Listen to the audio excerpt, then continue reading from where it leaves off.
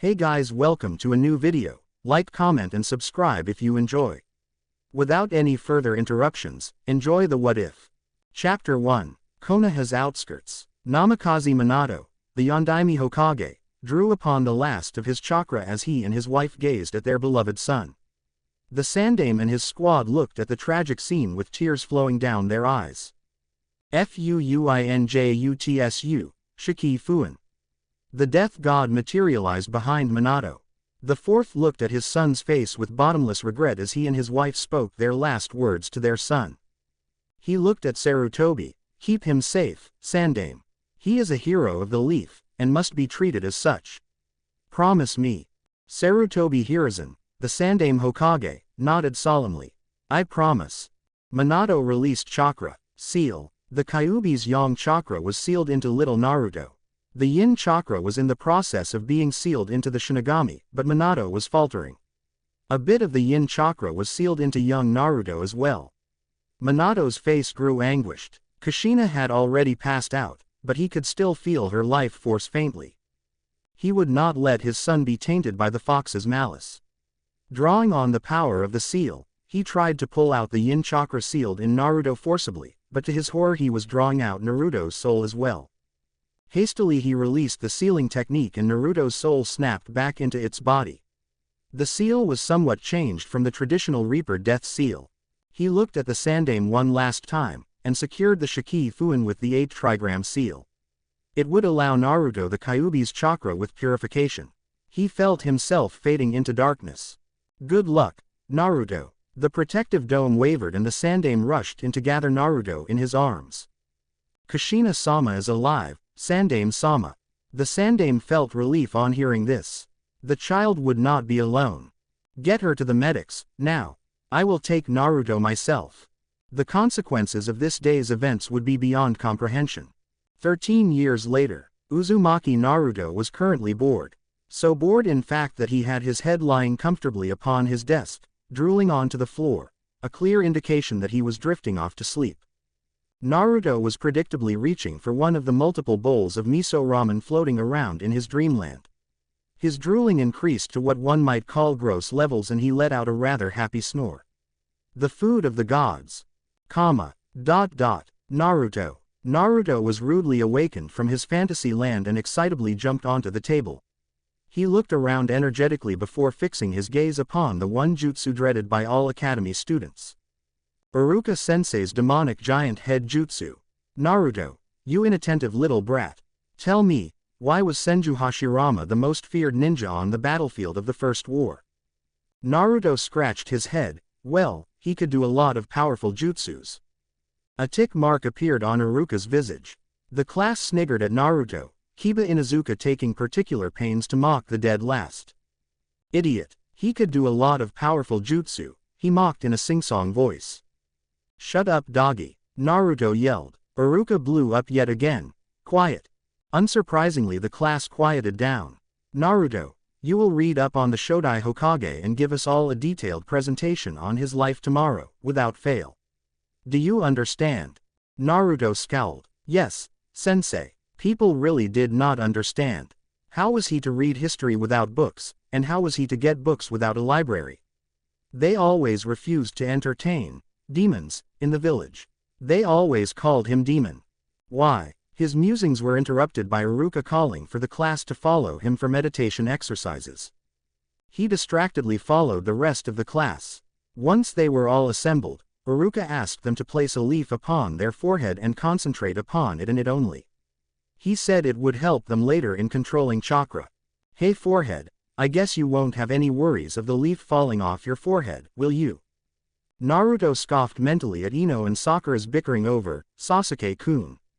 He had seen 2 graduating classes come and go, and this class was by far the worst to him.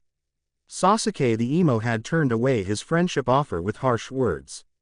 Sakura and Ino, intent on pleasing Broody, had always shot him down. Hinata fainted whenever he was within 3 feet of her. The other 2 batches were okay, compared to this one. He would have passed out with them too, if not for the Bunshin technique that needed to be demonstrated at the exams. Unfortunately, he always produced a sickly version of himself that looked ready to die. Thus he had endured in the academy as a failure, Adobe. Sasuke always reminded him of being Adobe, along with Kiba. Anger filled him as he thought of the multiple taunts he had endured, and the pointed glares he had received from the townsmen. Everyone seemed to hate him, and he did not know why. Concentrate, Naruto, Iruka snapped at him. Sighing, Naruto focused his attention upon the leaf on the center of his forehead. It was hard for him to remain still. No matter what others thought of him, he tried his best in the classes, never slacking off. He would command their respect in the end, no matter what. He closed his eyes and focused upon the leaf. It felt nice and calm. He showed himself to be a loudmouth and prankster for just one purpose only, to forget his childhood angst. If he kept thinking of his beatings and mistreatment, he would surely go mad. He had no happy memories, so he staved off his life's misery with pranks and such. Shrugging off his melancholy, he focused again. As usual, he felt the chakra of everyone in the room. He concentrated even more, and he could feel it. Calm and flowing. It was chakra, undoubtedly. But it felt so very different from his own. This felt powerful yet peaceful, intimidating but soothing. He felt connected to everybody. He could even feel the emotions of people around him. His always hyper-agitated mind felt calm for the first time, and he loved this feeling. He calmly let a dopey smile show on his face. Naruto. Naruto lazily opened his eyes. What, Iruka-sensei? That felt so nice and you had to break me. What were you doing, Naruto? There was blue chakra coming out of your body. Huh, there was. I felt so good, I could feel what all of you felt, and their chakras. Iruka's eyes bugged out. Tell me then, Naruto, what was I feeling? Proud yet frustrated. Sasuke here was frustrated yet angry. Sakura was eager and horny. Ino was. Enough, Naruto. Iruka said, a tinge of pink in his cheeks.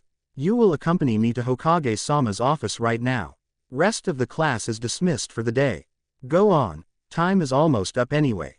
With a giant cheer the class ran to the door, but the angry Sakura rushed at Naruto with her fist cocked. Sakura reached Naruto and swung her fist. Much to the surprise of the entire class, Naruto ducked calmly even without looking, causing Sakura to barrel into the desk and yell out in pain. The class was silent. Naruto had dodged that punch even without looking, as if he had eyes in the back of his head. Ha ha ha ha ha. Naruto was laughing, pointing at Sakura who was crying. The class too broke out in smiles, even Emo's mouth twitched a bit. Sakura gave Naruto a nasty glare and left sniffling. The class was empty at last, with only Naruto and Iruka in it. How did you dodge that punch, Naruto? Iruka asked curiously. Oh, I could feel that she was angry with me, and her chakra was getting nearer and nearer. And I know exactly how she punches. So it was easy for me to dodge her. Iruka looked impressed and beckoned him to follow to the Hokage's office. Naruto followed easily. God, he felt so much better after the leaf meditation thing. It was like he could feel the chakra of everyone within sight and their feelings to a certain degree. He could feel so many presences and their emotions as he proceeded towards the old man's office. Iruka knocked on the door and the old man's voice asked them to come in. Ah, Naruto, Iruka, to what do I owe this pleasure? Naruto, however, closed his eyes and extended his senses as he had done in the leaf exercise. 4 chakras. One felt like a raging fire, 2 felt like water, and the last felt like lightning. They all seemed bored yet aware, but the old man's chakra felt huge, like an ocean. He opened his eyes and looked at the old man in awe. Old man, I never knew you were so strong. The Hokage shot Iruka a questioning look. Ah, Hokage-sama, that is what I am here to talk about. It seems Naruto here has uncovered a very strong sensory ability during the leaf focus exercise. He could feel even the emotions of the people in the room along with chakra. The Hokage looked astonished at Naruto. Well, Naruto, what am I feeling? Proud, surprised, and anxious. Can you feel anything or anyone else, Naruto? Yeah, I can feel 4 other chakras in this room. 1 feels like fire, 2 like water, and the last like lightning, and they all seem bored but alert. Sarutobi looked stunned, as did Iruka. It seems you can sense natures as well, Naruto. This is an unexpected development. We need to test out the limits of this ability of yours. Close your eyes. Naruto closed his eyes. Now focus like you did in the leaf exercise. Keep your mind calm and try to imagine yourself as the leaf. You are floating on the wind, calmly, no anger, no emotions, just. Naruto followed the instructions of the old man diligently.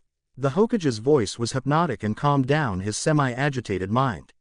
He was the leaf. Bright blue chakra exploded around Naruto. He could sense so many people. The feelings were so intense that he tuned them out.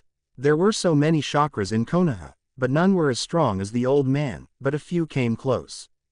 Now Naruto, can you tell me what the chakra of the people near the North Gate feel like? Naruto could visualize Konoha in his mind's eye. Casting his senses in the north direction, he glimpsed the gate. There were two chakras there. They were incredibly bored, and one felt like water and the other like fire. Opening his eyes, he said as much to the fire shadow. The old man nodded slowly. This is a very rare ability you have there, Naruto. It is called the sensory ability, and you seem to have an extremely strong one. To sense even natures and emotions, you are the second person I have seen could do that. Naruto looked excited. Who was the first, old man? Tell me, tell me. Sarutobi chuckled. It was my first sensei, Senju Hashirama. You know him as the Shodai Hokage. He had a special chakra that allowed him to sense like you do. At this, Sarutobi's eyes narrowed in thought. There was no reason for Naruto to have sensory abilities. True, Minato had the sensory abilities of the second, but that was not even close to the versatility of Naruto's ability. Naruto had both range and sense. The botched ceiling of the fox came to his mind. Sighing, he reached for one of the many scrolls stored in his desk. Listen carefully, Naruto. The ability you have should not go untrained. It can be a major asset for the village to have a sensor of your caliber. So to further your ability, I am giving you this scroll. It is a documentation of sensory skills penned by Hashirama Sensei himself. Here you might find ways of training your ability. Treat this carefully and keep it secret. Flabbergasted, Naruto received the scroll with reverence. A scroll written with the first Hokage's own hands. Thank you, old man. I will become the best sensor in Konoha, believe it. Naruto said excitedly. I know you will, Naruto. Now run along. Naruto walked out of the building, cradling the scroll to his chest closely. Naruto's apartment. Naruto unfurled the scroll carefully, restraining his excitement. His excitement dropped down considerably when he saw only a small paragraph on the scroll. Calm your mind, focus upon nature. Extend the sense inward, not outward. Enter your subconscious and face yourself. To be one with nature is to be one with yourself. The balance of yin and yang is the balance of chakra in nature. This is called harmony. What did this even mean? Naruto was getting very frustrated with the cryptic scroll. He decided to continue with what the Sandaime had taught him. Closing his eyes, he calmed himself as he did before. Again, he could feel the chakras around him. There were two chakras near his apartment that were large and felt like fire, both of them. Shelving his anger at being watched, he continued with his sensory exercises. It was the same as before. What was he doing wrong? Extend the sense inward, not outward. He tried to sense his own chakra and was able to do so faintly. He tried even more, and he was astonished. There seemed to be three chakras flowing in his body. One felt like pure malice, all anger and hate. The second chakra felt familiar and comfortable, like it was truly his own, but the third chakra felt soothing but so strong.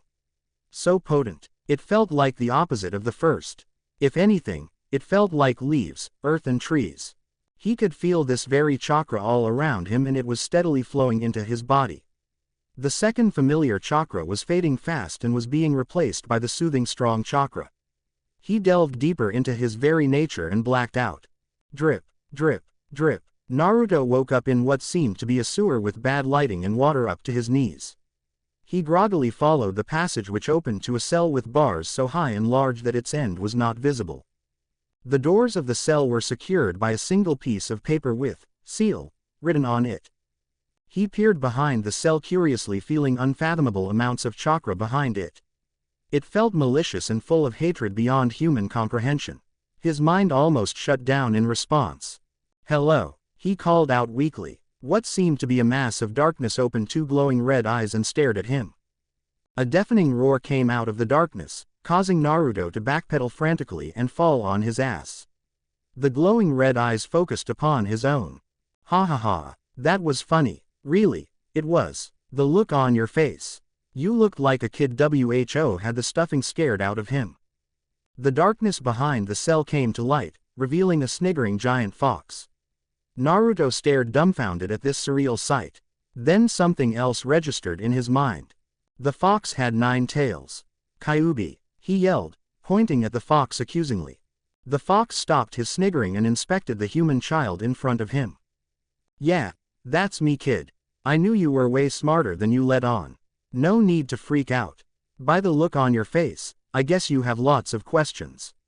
To eliminate the more obvious ones, we are currently in your mind. When you tried to trace my chakra, you ended up here. And yes, the angry chakra is mine.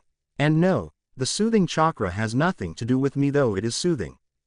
Naruto looked at the weird self-proclaimed Kyuubi in front of him and sweat dropped. Aren't you supposed to be an evil fox that threatens people and kills them for fun, and how are you in my mind? Kyuubi looked amused. Fine, let us begin at that point. Listen carefully, kid. Before I ended up in your cracked sewer of a mind, I was pretty normal, alright. No random rampages, though those are rather fun. I have near infinite chakra, but do you think I keep blowing things up forever? That is just hilarious. Naruto had to give the fox that point.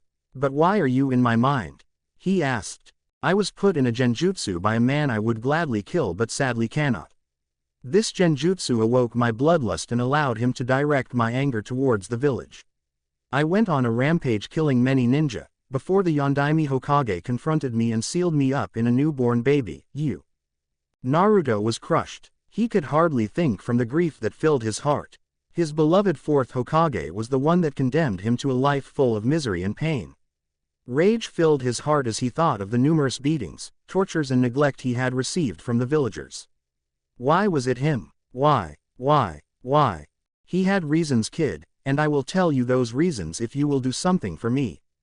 Naruto looked at the Kyuubi with grief-filled eyes. What do you want? Look around this place. Can you see the cracks everywhere? Naruto could indeed see the cracks, spider webbing everywhere. The place looked like it was about to fall apart, but still held firm. The cracks seemed to radiate the same soothing chakra he had felt. Yes, I can see it. Good. Let me explain to you what seals are briefly. Seals are constructs that allow extreme manipulation and programming of chakra. They are expressions of the mind. Your Yondaime sealed me in with an extremely powerful one. But something went wrong with the sealing, which is all I can remember. The cracks in this place indicate that there exists another aspect beneath this layer of the seal. Now, all you have to do is continue to try and sense only the nature chakra flowing through your body. Got that? Do that and I will be able to see just what it is that lies beneath this layer that allows me to get calm so fast. Naruto easily deduced that the calming potent chakra flowing through him was the nature chakra Kyuubi spoke of. His agitated mind sought the refuge of that chakra automatically. He focused upon the nature chakra and it alone. His mind calmed down fast and he could feel it building in his body. It was dominating the other 2 chakras. He dimly got the sensation that the Kyuubi was smiling peacefully. Shaking off his thoughts at such weirdness, he focused even more. The enormous chakra of the Kyuubi was sidelined till he could barely feel it, and the familiar chakra, which was probably his own, was fading away. With a final rush, all of his own chakra was replaced by the nature chakra. He could feel his body adapting to the new chakra, the network enormously changing to accommodate its new fluid. Wondrously, he felt little pain. It was as if his already formidable resilience and healing were magnified tenfold by the nature chakra. He felt complete. If he thought he could sense well before, it was nothing compared to what he could do now. He could sense everything. It was more reliable than his eyes, ears and smell. He could sense chakra and emotions to an acute level. Hell, he could even sense the wind caressing his body, the blissful moisture in the air and even the earth for miles and miles and all those connected to it. He opened his eyes and saw the smiling Kyuubi in its cell. His mind, as the Kyuubi put it, was now almost covered with cracks and the water in the sewer was rushing chaotically in a rage. He had never felt this calm or strong before, his mind felt so clear and his thoughts so fluid. Now what, Kyuubi? The Kyuubi smiled beatifically. Kid, what you have done, only one person has ever done in history. Continue what you did before, turn your senses inward, go on. Naruto determinedly turned his sense right back inward. Something was just beyond his reach, just there. He began reaching for it. Unknown to him, the walls of his mindscape were close to bursting, but the Kyuubi's cell was intact. Naruto was in ecstasy. He had never felt this good before. So powerful, so strong. The forests around Konoha seemed alive. Each and every tree in Konoha seemed greener and glossier all of a sudden. It was almost as if nature itself was heralding a hitherto unseen event. Something sacred. Nature chakra filled Naruto's mind and body to the brim. He took in more and more. He could feel the imperfections of his body correcting themselves. His ramen-induced malnutrition was being erased completely. His pale and sickly skin was regaining its color. His pale yellow-colored hair was becoming burning gold in color. He could not even remember who he was in the torrent of potent nature chakra. Hashirama. The name floated in his head. He latched on to the name trying to regain his identity. The chakra was ecstasy so strong that it was painful. Hashirama. There was that name again. It meant something. What did it mean? He opened his eyes and could see the Kyuubi clearly. It seemed to be shocked, in a foxy sort of way. Suddenly the fox faded out of sight and visions assaulted his mind. So clear that he could say he lived them. Thousands upon thousands of them. An entire lifetime. Visions of wars and peace made by him. Of treaties and trust created by him. Of love and betrayal experienced by him. They all assaulted him with the force of a battering ram. He was reeling. But through it all, there was a sense of unfathomable power, indomitable will and bottomless compassion and love. A name. He needed a name. Who was he? The memories continued through childhood, youth and up to a battle with his dearest friend. Battles fought and lost. Comrades gone and saved. These were too vivid and the feelings too personal to be just visions. They were memories. He could not stand it anymore. It was too much. He was dimly aware of himself screaming at the top of his voice and he could sense inconceivable amounts of chakra being released by him. Naruto. He was Naruto. Names were beginning to associate themselves to the memories he had just experienced. Sarutobi Hiruzen, Uchiha Izuna, Mitokado Homura, Shimura Danzo, Senju Toka, Tsunade, Nawaki, Senju Tobarama, Uchiha Madara. The names went on and on with the memories associating themselves again with names and integrating themselves into his persona firmly. He had now lived two lives, a short life of a child called Naruto, and the illustrious life of a man, no a legend. Senju Hashirama. He was both Senju Hashirama and Uzumaki Naruto. His personalities were merging, both old and new. He suddenly gave out, wanting to escape the strain of two lives lived. He blissfully slipped into slumber.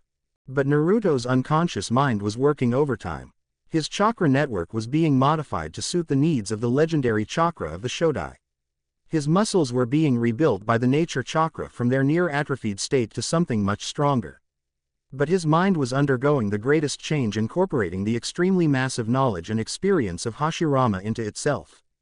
Any saplings planted in Konoha suddenly burst into trees. Flowers bloomed everywhere in Konoha's forests as if it were springtime. Something wonderful was being returned to the world. The next day, the alarm clock blared hard, causing Naruto to wake up abruptly and bring down his fist hard on the damn thing. Crash! The clock and the table on which it was seated broke into pieces, splinters flying everywhere. The noise caused Naruto to wake up with a rush. He stared blearily at his wall clock, noting that he had around 10 minutes to get to the academy. His return to consciousness brought to attention the unmasking of his previous life. He knew somehow that it was no transfer of memories or skills, no experiment gone right or wrong. It was him remembering his previous life.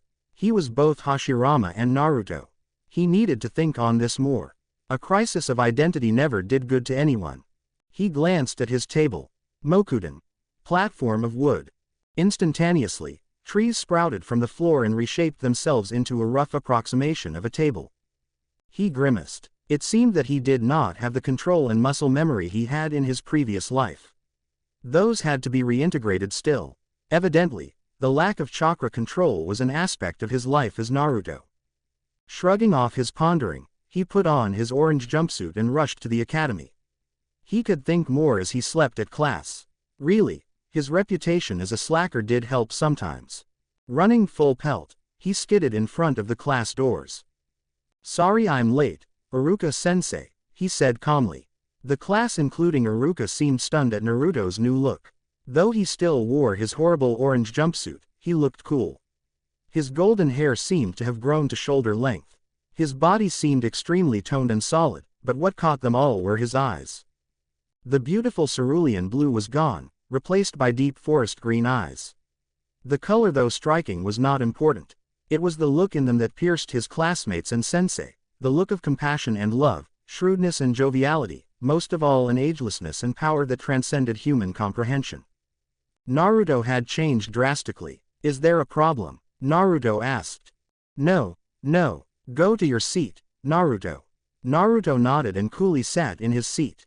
Then he laid his head on the bench and started snoring softly as Iruka continued his lecture.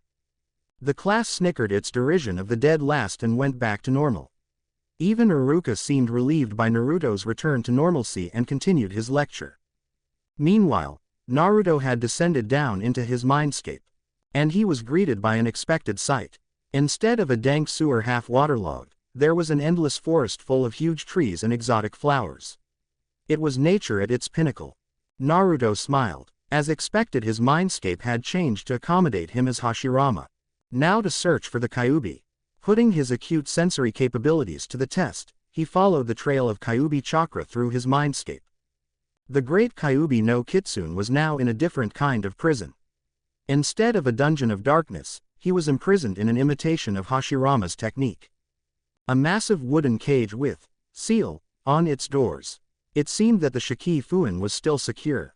The Kyuubi opened its eyes and looked at Naruto. It seemed a lot calmer. In fact, Naruto could sense no malice in its chakra. In fact, it seemed a lot like his own Mokuden chakra. "Greetings, Naruto, or should I say Hashirama." "Hello, Kurama. Yeah, I used to be Hashirama in my previous life. I am both, actually. I am for a name, I am Naruto as I wish to be defined by this life alone. I acknowledge myself as Hashirama, but he is of the past. I must look to the future. Anyway, I know next to nothing after the world as it is now. So tell me, Kurama, what happened to Mito?" Kurama sighed. "I was sealed in Mito for a long time. Later I was transferred to another Uzumaki girl, Kushina. Your mother in this life. Your father is Namikaze Minato, Yondaime Hokage. Before your birth, I was brought forcibly out of the seal, and forced to destroy Konoha." Naruto sighed. "Sharingan. It was always a troublesome dujutsu. Do you have an idea who it was?" "He claimed to be Madara. He fought the fourth Hokage and lost. He had some good space-time ninjutsu. It cannot be Madara. I killed him during our final battle. It is obviously an imitator. Something else is afoot in the world. I need to find out what. But first, I need to resurrect the true Konoha." Sarutobi has grown complacent. Yeah, do what you want. Anyway, do you think you could free me from this seal? I am sure you could suppress me anyway, and I wouldn't mind having at least an illusion of freedom." Naruto scratched his head. "No can do. I have only a small fraction of the chakra I had when I died and my control is atrocious. I had perfect control of my chakra and smooth flow. I can gain back my old control and regain a considerable amount of my old chakra capacity in a matter of months. It is only an issue of reconciling my old self with this self. So you'll have to wait a bit." "Fine, anyway, it's good to see you back, Hashirama. Your brat self was really annoying." Naruto grinned. "I suppose. It is quite close to how I was as a child in my life as Hashirama. It has been surprisingly easy to get adjusted to this new development." Naruto waved goodbye to Kurama and became conscious in the real world once more. Raising his head, he looked at his classmates. Children, they were just children in a horrifying world. Konoha had fallen far. He had to help these children become shinobi fast or they would die within months of becoming genin. The reformation of Konoha would start with this generation. His mistreatment for being Jinchuriki was evidence to Konoha's decline from what it used to be during his day. "Naruto, are you ready to talk about the Shodai Hokage?" Naruto smiled happily and walked down to the stage. It is not often one gets a chance to talk of oneself in such glorious terms. The Shodai Hokage was Senju Hashirama. He was called the strongest Hokage and shinobi of his time, and no one has ever surpassed him. He is called God of Shinobi due to his extreme power and intelligence. His closest family was Senju Tobirama, his little brother, who went on to become the Nidaime Hokage. Half an hour later, and he defeated Uchiha Madara at the Valley of End. Naruto finished smugly. The class was staring at Naruto stupefied. When did the Dobi suddenly know the life of the first Hokage so intimately? What happened to the hyperactive loser who was jumping around like a moron proclaiming he would be Hokage? Shikamaru stared at Naruto contemplatively. This was too much of a change for just one day. Naruto was no longer a loser, but he exuded a calm air of surety. His bearing was easygoing and almost noble. Troublesome. Hinata stared at her long-time crush. He seemed a new and deep person. Hyuga were trained to observe and conclude from a very young age, and the difference was apparent to the heiress. Activating her dujutsu, she looked at Naruto. And she was mesmerized. What used to be chaotic blue chakra was now gone. Instead, Naruto seemed to be shining bright with what seemed to be a pure silver chakra running through his network smoothly like the currents of a free-flowing river. Naruto, though, was smiling contentedly in his head. The children were given a small overview of his life and they would remember it. That reminded him, he had to find out what happened to his clan. There were no Senju children in the classroom. So much to do. Well, he had to lay low until he was a genin. Then he would have access to shinobi resources and he could gather information. Till then he would perfect his chakra control, and that would help his instinctive healing as well. Ignoring the lectures of Iruka, he focused once more upon his life as Hashirama, ordering and remembering with increasing clarity. He would continue to remember and regain as time went by and he trained. TIMESKIP, Genin Exam Day. Naruto yawned as he saw Iruka calling for students to administer their qualifying exams. He sighed as he thought of the falling standards at Konoha. In the months since his awakening, Naruto had fully integrated the memories of his past life. He was not Hashirama or Naruto alone, but both. His chakra control had skyrocketed and it was almost the level it had been near his death. Absolute perfection. He had not yet tried his Mokuden Jutsu on a large scale, but he could feel that it would be easy as before. His chakra capacity was about 1/10 his original capacity and growing rapidly, and his affinity to Doden and Sweden was as strong as ever. Surprisingly, he had sensed in himself a Fuden affinity but not trained in it. It would look less suspicious anyway when he would have to actually work for something. His conversations with Kurama were most enlightening. He learned a lot of his mother, Uzumaki Kushina, and her life. Evidently she was quite the Kenjutsu and Sweden user, strong enough to rival the Yondaime. She also taught the Yondaime the art of Fuinjutsu. Her fate was still not clear to him. Kurama said she was still alive at the end of the ceiling. Which meant she could have abandoned him. Not that he had any need for a parental figure. He had outgrown that in a different lifetime. Sighing, he put away any thoughts of Uzumaki Kushina. He had studied the books of history to catch up on what was happening in the shinobi world since his death. Apparently, the Uchiha were all slaughtered by their own prodigy Itachi. Itachi had then gone on to torture his brother mentally before sparing him. He certainly sympathized with the poor Uchiha child and held no ill will towards him for his broody and ill-tempered nature. He needed to help the Uchiha child most of all, so he remained a dead last so he could be placed on that team. Uzumaki Naruto, Mizuki called. Naruto always knew there was something about Mizuki that set him on edge. After his awakening it became even more apparent as he could sense the Chunin's hostile intent from about a mile away. He pushed away thoughts of traitorous ninja and went to his teachers. He had a test to clear. He faced Iruka. All right, Naruto, perform the Bunshin, Henge and Kawarimi in that order, and you will pass. Naruto smiled. He performed the Bunshin all right. He did the perverted Oroku no Jutsu version of Henge that amused him to no end. After waking up from a nosebleed that knocked him out, Iruka cajoled him into performing a perfect Henge, which he did, transforming himself to Hashirama. He then did a proper Kawarimi and walked out with a Konoha Hitai 8. After many skeptical responses from the children at the fact that he had actually passed and congratulations from Hinata, he settled down in front of the academy. Closing his eyes, he extended his sensory abilities all over Konoha. His sensing range was greater than in his previous life, and he could sense 20 kilometers in every direction. He could tell the chakra natures of the ninja, their emotions, their capacity, and he could even visualize the world in great detail for 3 kilometers in all directions. It was like a Byakugan without the ability to see Tenketsu. He spread his calming chakra all over the village, feeling the effects on the village.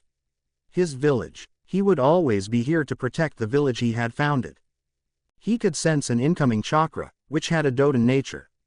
The emotions were hostile, and upon deeper sensing he concluded it was Mizuki. Naruto. Came Mizuki's voice. Mizuki-sensei, is there a problem? Naruto asked. No, I come here with an extra test for you, which upon passing you will be made the Rookie of the Year. Smooth, real smooth. I have deceived and destroyed entire armies during war. My power literally rearranged the map of Konoha. You think to fool me with such pathetic excuses?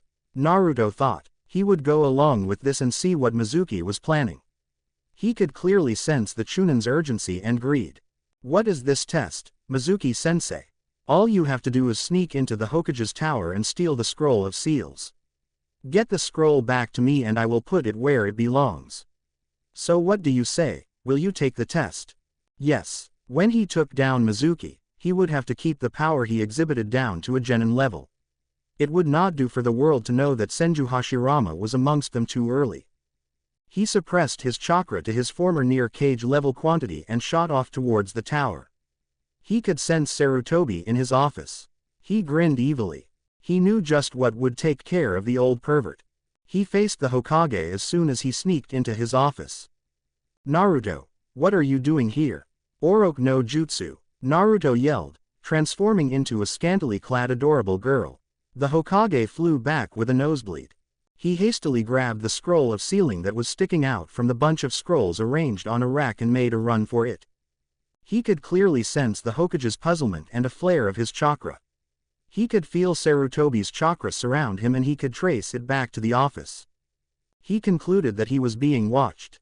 Anyway, he happily opened the scroll of sealing and scanned the jutsu inside. All were familiar to him.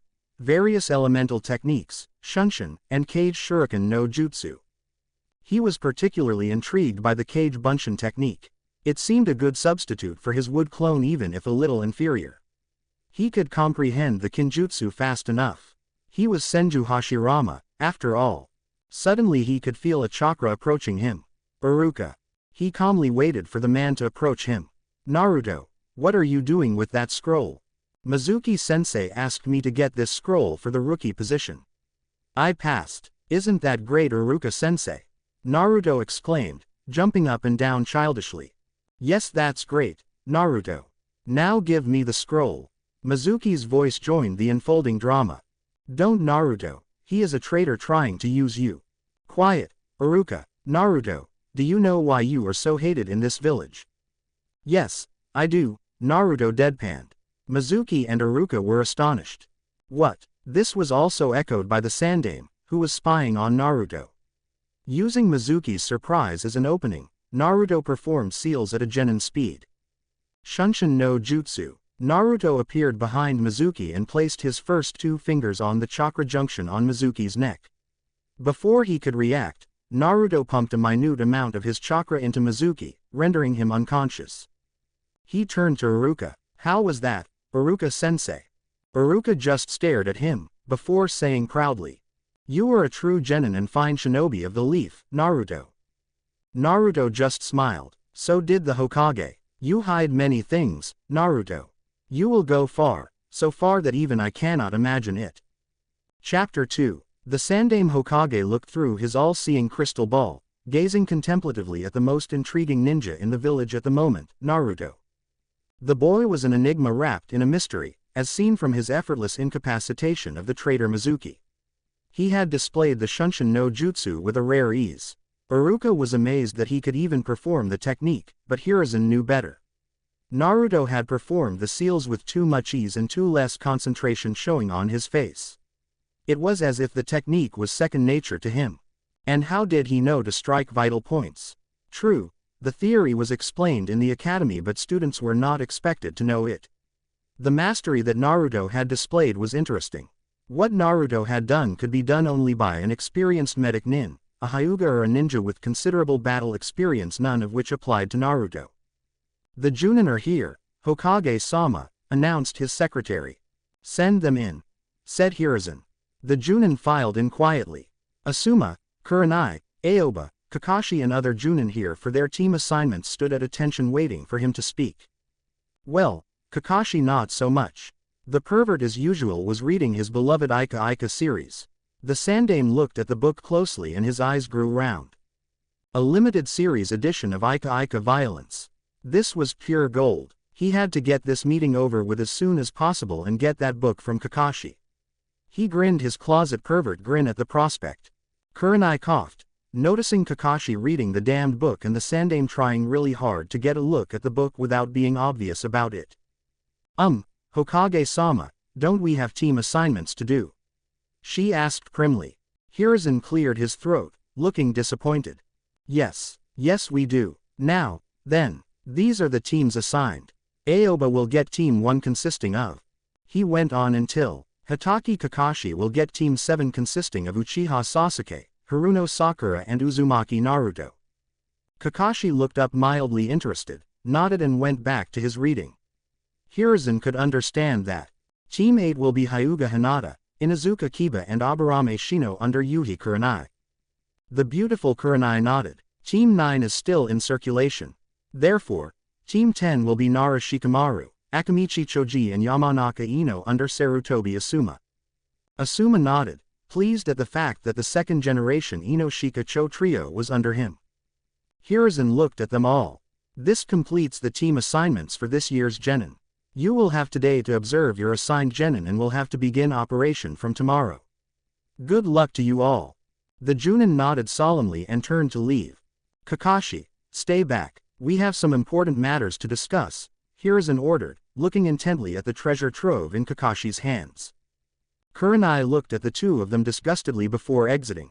Next day at the academy, Naruto waited patiently for his sensei Hitaki Kakashi to make his appearance. He was assigned to Team 7 along with Sasuke and Sakura. This would be an excellent opportunity for him to test the strength of the current Chunin of the village. He had to take care not to let loose though. He had a tendency to do that in a good fight. He knew well that he had Hiruzen's eye on him even more than usual from his display with Mizuki. The secret of his true identity could not be given out lightly, even to his former student. He would have to probe Hiruzen closely and judge how much his student had changed over the years. Kakashi was already running late by 2 hours and the irritation from this fact was showing on the faces of both his teammates. Sasuke looked like a thundercloud. Naruto observed him closely and suppressed a smile. The kid looked exactly like Tobirama did when he was that age. Same stoic demeanor, same lack of speech and irritation with fangirls. The only thing difference was a sense of arrogance Sasuke had picked up along the way. Oh, well, he could change that. After all, he had mentored far more stubborn kids and turned them into great ninja. Hiruzen himself was a case in point. The boy was obviously slightly unstable. The mental torture he had purportedly suffered could be an effect of Tsukuyomi and that would be bad. The whole Uchiha affair felt wrong to him. Clan prodigies don't usually go nuts and slaughter their clan at the drop of a hat. Uchiha Itachi obviously had a good reason for doing what he did and he had also incited Sasuke's hatred for a reason. Sasuke, like the impressionable child he was, had fallen neck deep into hatred and vengeance. The child was suffering. The Uchiha mess bore more investigation. He still had little knowledge of what happened after he was gone. Hearsay, books and rumors were not real sources of knowledge as they were always fabricated. He would know, as he had done the fabricating himself when he was Hokage. What unnerved him was that the Senju clan had just disappeared and the only known descendant was Tsunade. He smiled again as he thought of his granddaughter. He had spoiled her so much when she was little. It made him proud when he found out that Tsunade had made such a name for herself in the shinobi world. His little girl had grown so much. His thoughts were interrupted as the door opened and a tall, lean man with gravity-defying spiky white hair walked in. Opening his senses, he began to investigate the chakra of Hitaki Kakashi. Team 7, you are late, Sakura yelled. Hi, Kakashi's eyes smiled lazily. My first impression of you, you are all boring. Meet me on the roof. He disappeared with a leaf shunshin. Naruto too disappeared with a shunshin, stunning his teammates. On the roof, Naruto stared at Kakashi as he appeared on the roof with his jutsu. The Chunin hardly looked surprised, which meant that he was informed of what little capability he had shown. He was intensely reading an orange-colored book, but Naruto could see that he was very aware of his surroundings and was watching his student closely. He continued sensing Kakashi's chakra. The Chunin had about as much chakra as he did before his awakening, which was good. He could sense 3 natures in the man's chakra: Raiden, Doden and Suiden. Not bad. And he could sense something all too familiar about his covered eye. Sharingan. He sensed the chakra surrounding the eye carefully. The chakra emanating from the eye was far more sinister than a normal Sharingan. Mangekyo Sharingan. Either his sensei was a power-hungry maniac, or he had experienced intense loss. The latter option seemed more plausible, as he was a shinobi under Hiruzen. Also his emotions were all over the place. Surprise, regret, pride. Why would the man feel pride? This man was intriguing. He would have to find out more about him. His musings were interrupted when Sakura and Sasuke joined them. Kakashi put down the book and began speaking. Good, you are here. Took you long enough. Anyway, start introducing yourselves. You, Pinky, start. Scowling at being christened, Pinky, Sakura replied. Why don't you go first and give us an example, sensei? Kakashi sighed. Fine, my name is Hitaki Kakashi. I have many likes, dislikes are too many to name. My dream is none of your business, I have many hobbies, he finished and stared expectantly at Sakura. Naruto's sweat dropped. He had just gotten the name of the man. My name is Haruno Sakura. I like. She blushed and stared at Sasuke. I dislike Naruto. Naruto shook his head. Children. My hobbies are. She glanced at Sasuke again. My dream for the future is, a final glance at Sasuke. Kakashi sighed once more. You next, Blondie. Naruto stared at Kakashi, and began his own introduction. My name is Uzumaki Naruto. I like forests and gardening. I dislike traitors and power-hungry maniacs. My dream for the future is to increase Konoha's power and prestige as its Hokage. My hobbies are practicing my jutsu and reading research texts on the nature of chakra. Kakashi stared at him. There was much more to Naruto than those academy reports said. Those forest green eyes of his were too unnerving. They were ageless and compassionate, and the boy himself radiated unbridled power. Kakashi wasn't a Chunin for nothing. He knew Naruto was suppressing his chakra to seem like it was at its previous levels. He had observed the boy with his Sharingan the previous day and found that his chakra network was extremely superior, even more so than Minato-sensei. He was obviously letting only a fraction of his true strength show, and it alarmed Kakashi that what chakra he allowed to manifest was about as much as the Sandaime. There was the matter of his chakra itself. It was pure shining silver, instead of the usual bright blue. The Kyuubi chakra was nowhere to be found in his network. It was as if he was not a Jinchuriki. He had to watch out for his sensei's son. You go next, Broody. Sasuke snorted. My name is Uchiha Sasuke. I like nothing and hate everything. My dream, no, my ambition is to kill a certain man and restore my clan. Kakashi stared at them a moment longer. All right, the 3 of you are interesting and that is good. Meet me tomorrow at Training Ground 7 at 6 a.m. for the real Genin test. What? Sakura yelled. Naruto sighed. The girl did not know the meaning of calm speech. The exam you took at the academy was merely a filter. This is the real survival test, and I warn you, the pass rate is not very encouraging. Oh, and do not eat any breakfast. You don't want to puke all over the ground, do you? Kakashi waved at them and disappeared. Naruto turned to his teammates.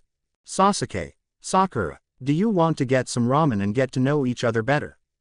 Sasuke snorted a no and turned away. Sakura didn't even look at Naruto and ran after Sasuke. Children these days, Naruto thought disappointedly. The next day, Training Ground 7. Naruto looked at his teammates. Sasuke was here early and was practicing the routines of the Uchiha Taijutsu style.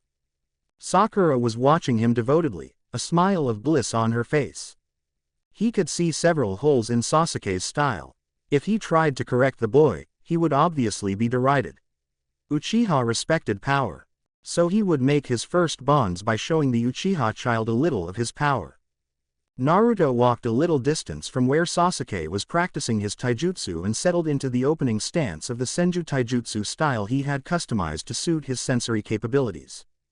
As the Shodai Hokage, he was feared for his taijutsu as well, but he rarely had to use it outside training. His enemies usually ran instead of confronting him. The last good taijutsu fight he had was with his rival Madara. Even his taijutsu fights with Madara were highly destructive. Casting off thoughts of Madara, he began flowing through the stances of the nature style, as he had named it. It emphasized speed, grace and power. Counterattacks were made by sensing the opponent's approach and intentions. Sasuke and Sakura had stopped their activities and began watching Naruto. They were stunned. The so-called dead last flew through the stances of a taijutsu style unknown with increasing speed. He struck gracefully at an imaginary opponent with his palm and pivoted smoothly to kick another phantom in the face. His speed too was increasing, he seemed like a blur to them almost. Naruto flared his chakra as he flew through his stances. Bright silver chakra became visible around his gracefully moving form. He was saturating the air with his chakra. The whole area around him started to feel charged with potent chakra. His strikes were becoming faster and faster. Naruto almost laughed in joy. It seemed that the muscle memory and grace he had developed as Hashirama were still as strong as ever.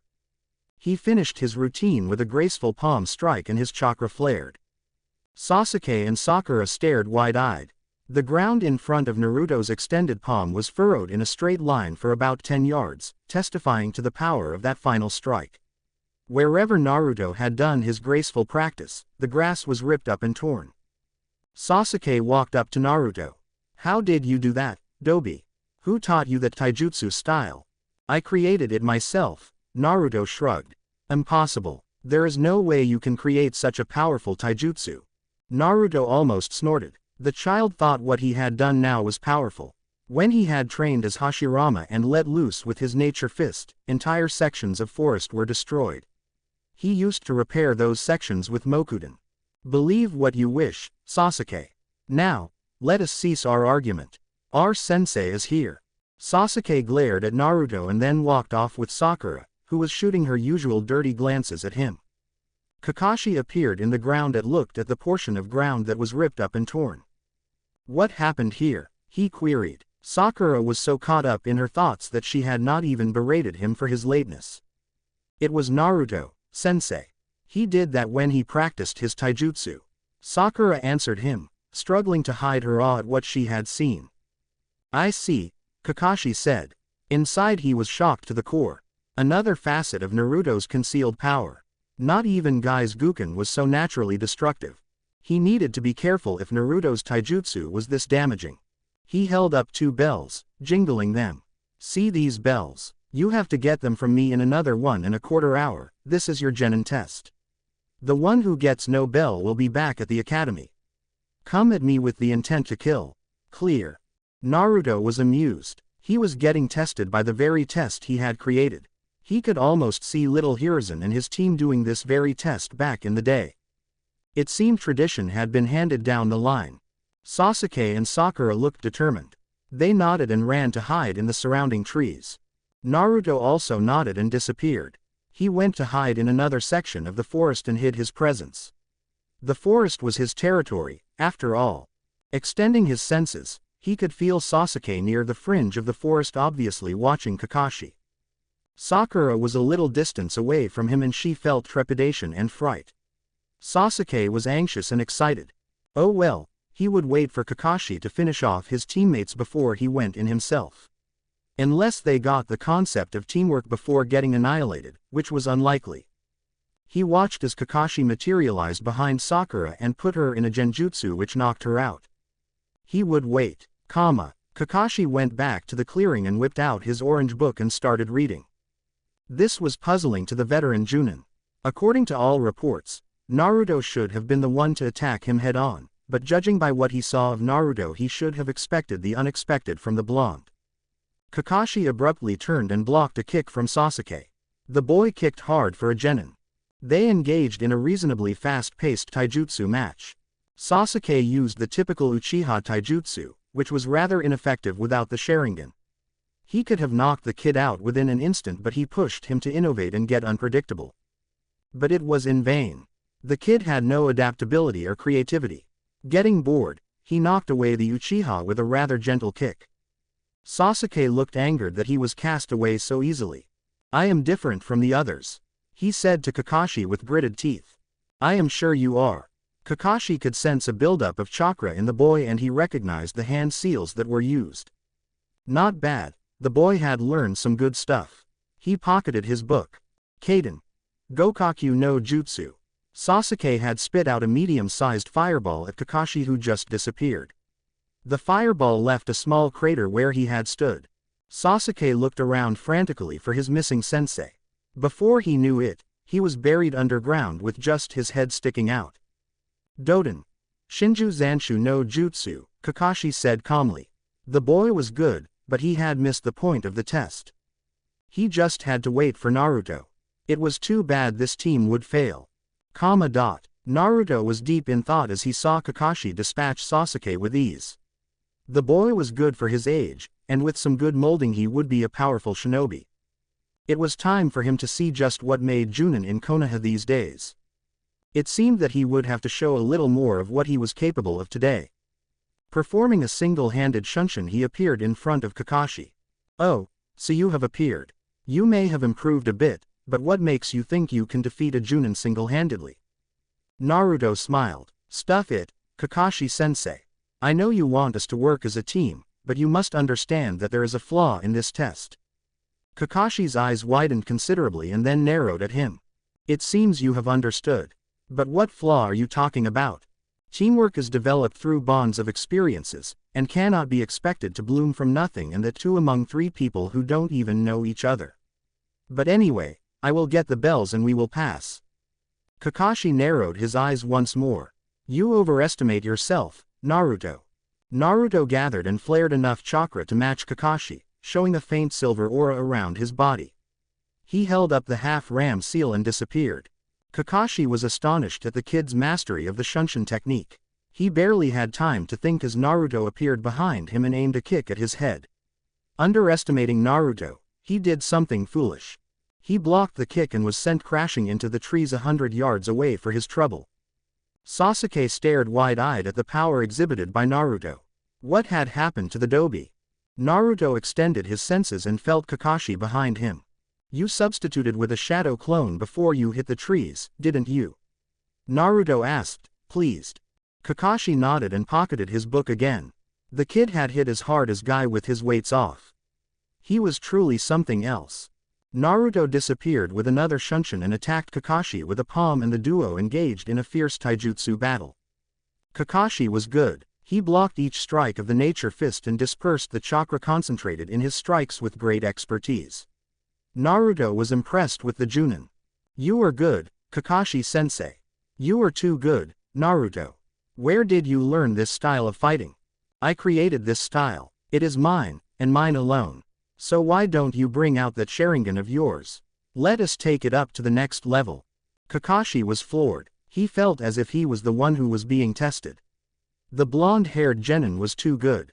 Way too good. He had landed debilitating strikes and was obviously holding back massively.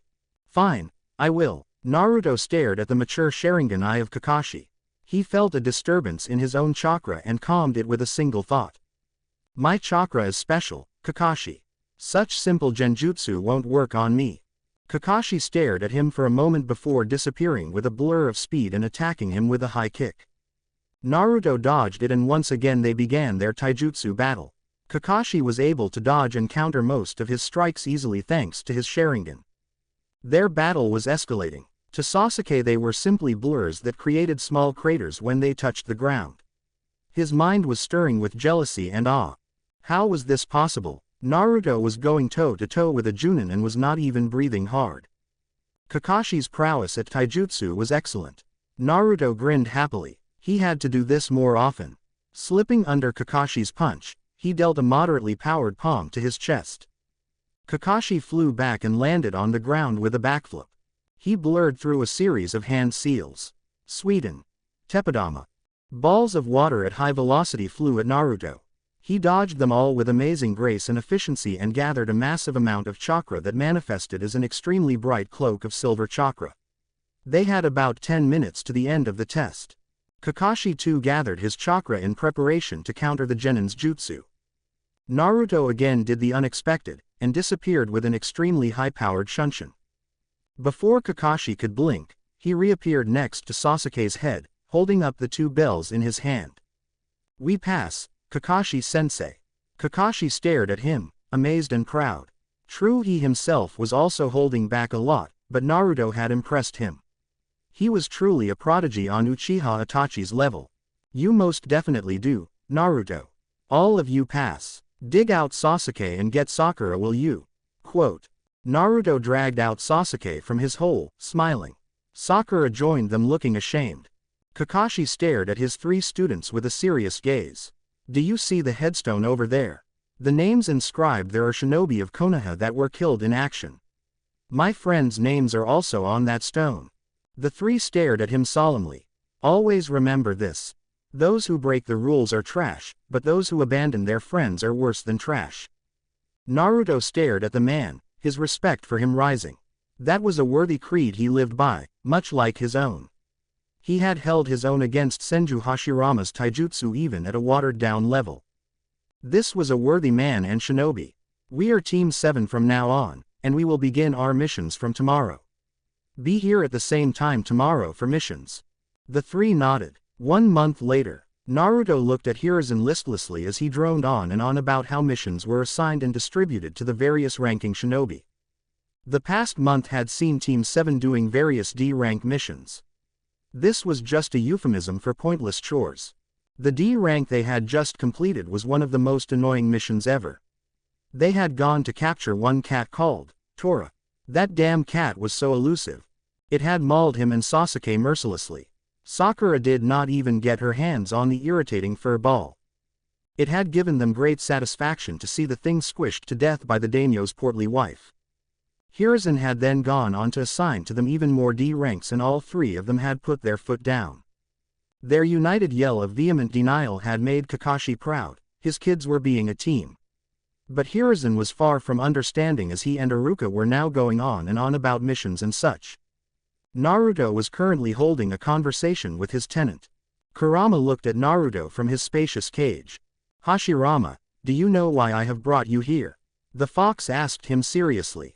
"No. Why? I know a way you can kill the masked man easily. Listen carefully." Naruto lavished his complete attention on the fox.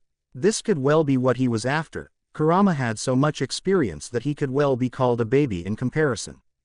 "Just tell him about how you, the great Senju Hashirama, ran all around Konoha to catch a cat. He will die laughing." Naruto had a tick mark on his face as he stared at the fox that was laughing heartily at his expense.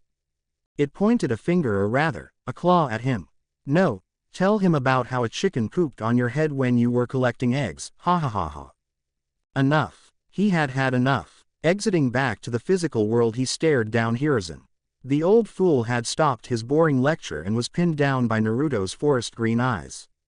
"Enough, old man. Give us a C rank mission now." Hiruzen looked amused and a bit harried. He looked at Kakashi. Iruka was looking at Naruto and mouthing at him frantically to show proper respect to the Hokage.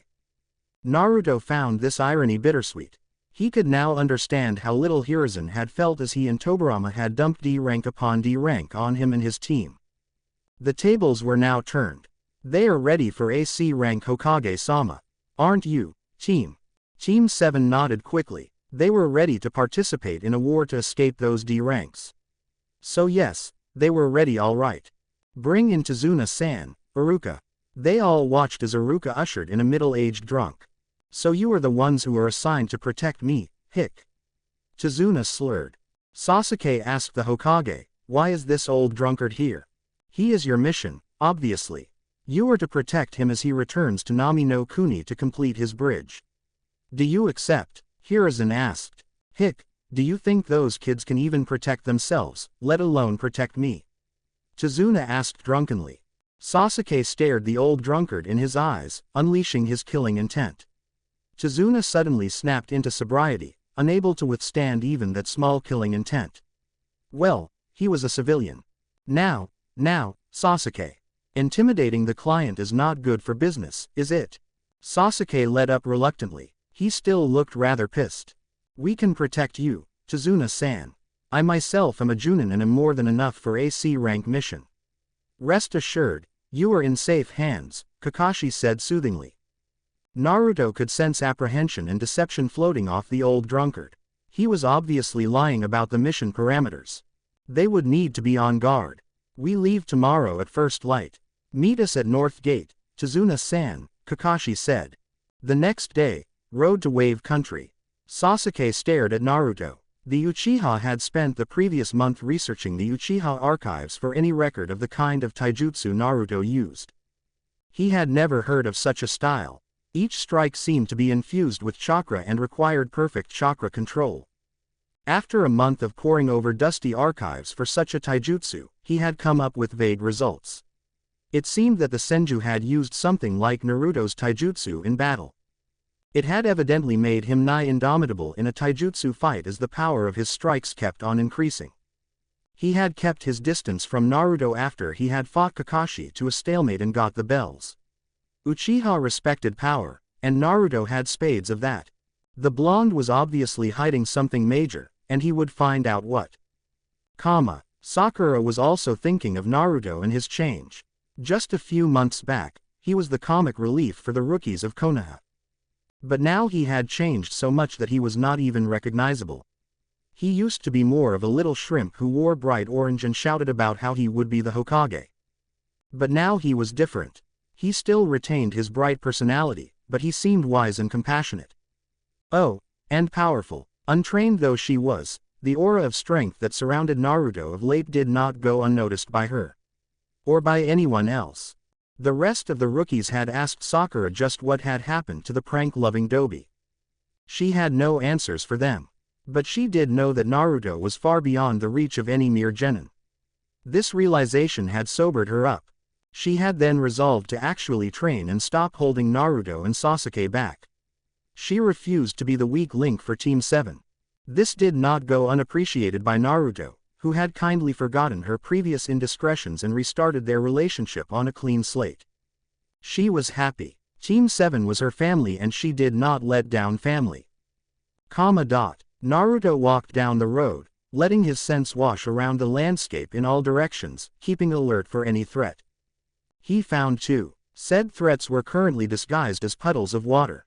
He smirked in his mind. Seriously, that was a very substandard genjutsu.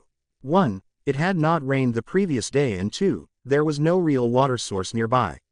Any ninja worth his salt would have noticed the two idiots. Both had water-natured chakras. He knew Sasuke and Kakashi had also noticed the puddles by the fluctuation in their emotions. He looked at Sasuke and nodded. He received a nod in acknowledgement. Kakashi seemed as oblivious as ever. Suddenly the two puddles became ninja who wielded chained blades. They pounced upon Kakashi and tore him to shreds.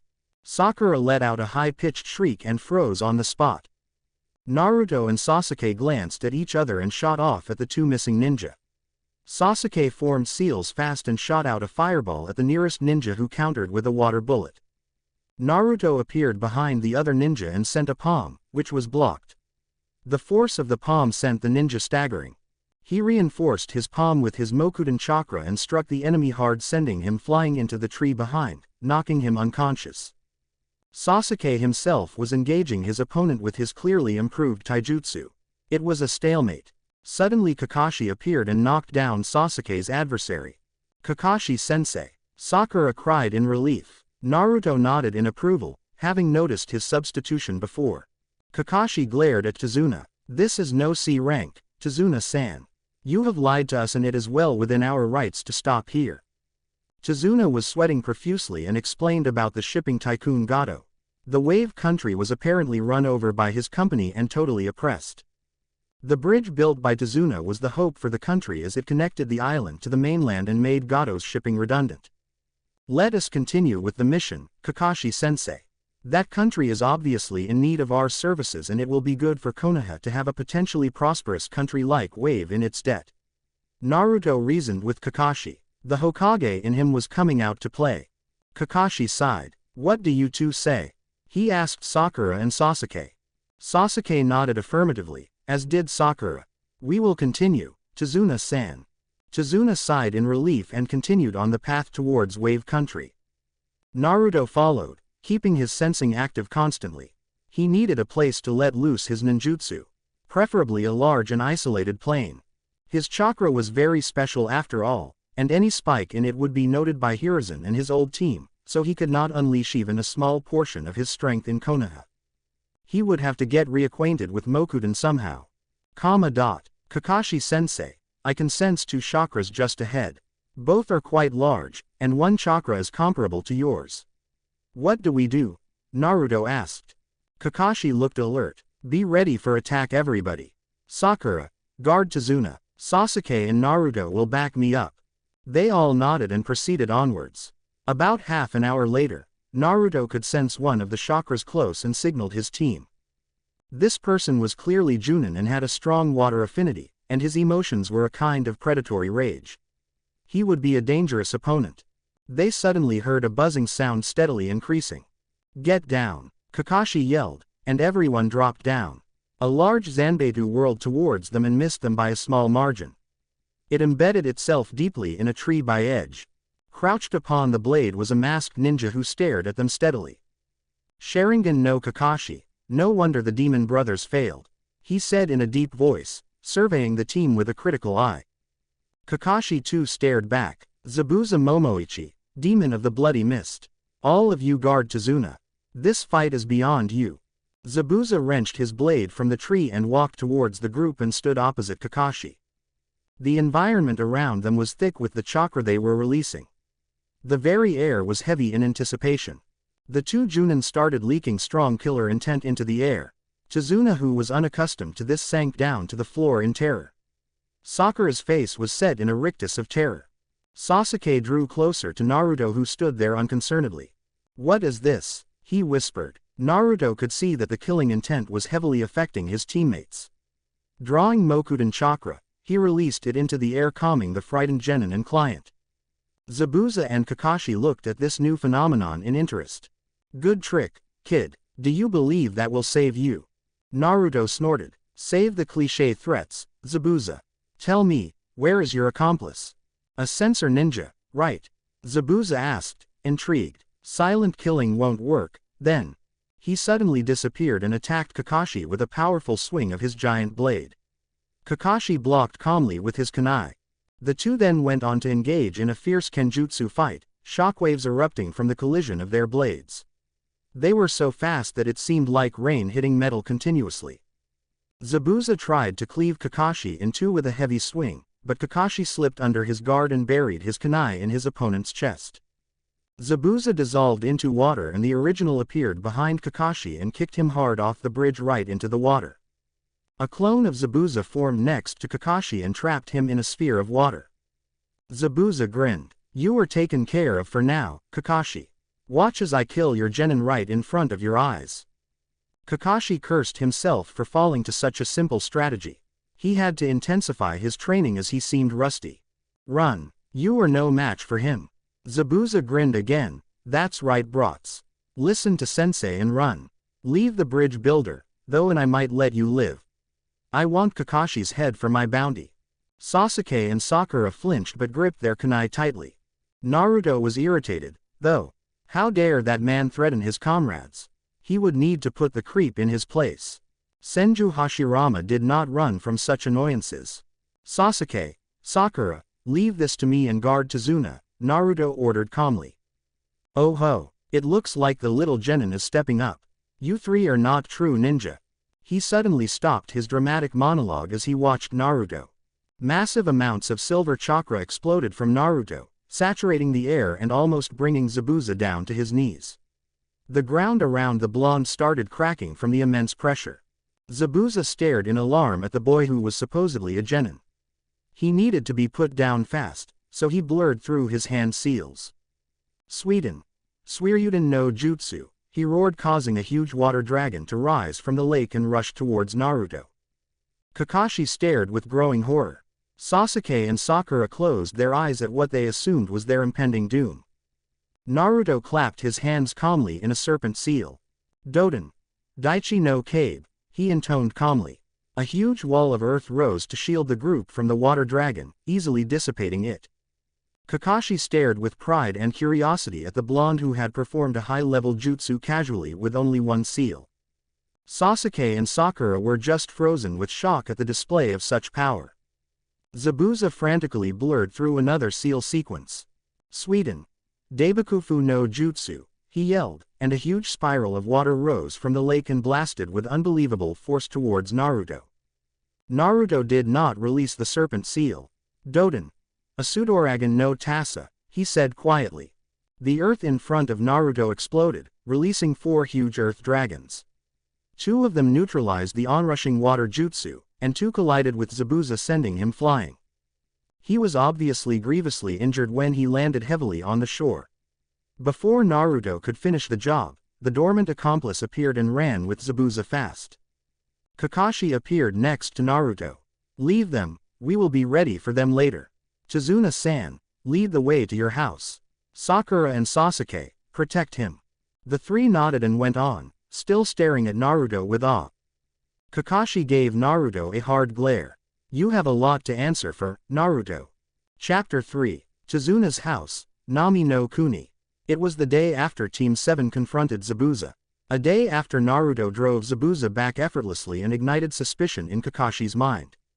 Naruto sat at the shore of Wave Country, the wind ruffling his hair. He waited for sunrise and Kakashi with a calm look on his face. He had thought long and hard as to what to say to Kakashi and decided upon a course of action. Since the awakening of his previous life, he had given himself little time for self-introspection.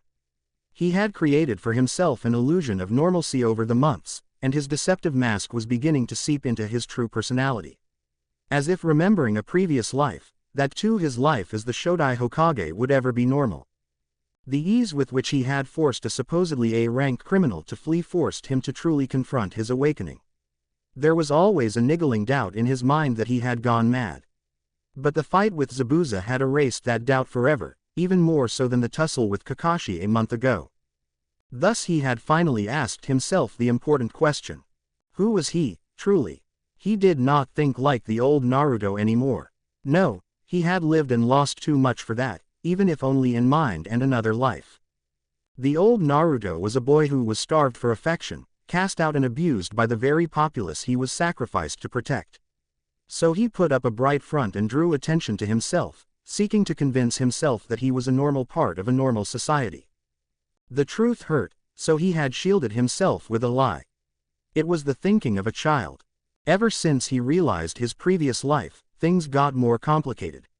He had grown into the experienced and the highly cultured mind he had developed as Hashirama rather abruptly. During the months he spent sorting the 2 lives he had lived, he was flitting between the personalities he possessed during this life and his previous. He knew that was not healthy, and that he was developing a psychological disorder. Luckily, Senju Hashirama also knew a way to treat this disorder. He used to be the foremost medic of his age, after all, and had a working knowledge of psychology. Thus he had come here to the quiet shores of Nami to meditate and accept himself, to stop just using his life as Hashirama. He was here to become the person he used to be as Hashirama. Naruto's life was too melancholy to be dwelt upon. The scars, mental or physical, endured during childhood went deeper than those gained as an adult. They healed faster as well, but he was denied the innocent forgetfulness and forgiveness of a child. No, he was forced into the thinking and strength of his legendary previous life, and that had changed him in unexpected ways. Senju Hashirama, despite his life and losses, was extremely strong. Both as a shinobi and as a man. He had taken all the challenges life threw at him with fortitude and cheerfulness, and he was extremely easygoing. He had refused to give in to the dark side of a shinobi, strongly remaining a beacon of solace and hope to the village he had founded. He was the light of Konoha, an unassailable force that kept the village strong and prosperous. A guiding force of mercy and compassion.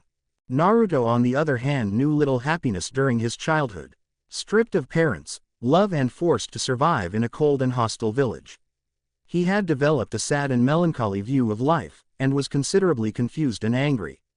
He now drew solace from his life as Hashirama. The love Hashirama had in his life was enough to heal the hatred in Naruto's. He would stop letting this life's trauma darkening his true self. The first light of dawn washed over the shore, causing Naruto to look up at the beautiful scene with a smile on his face. An epiphany struck him at that point. He did not have to answer the question of who he was, not yet. He was still a child now. He would continue as the Shodai Hokage in mind and let the future shape him into a new person.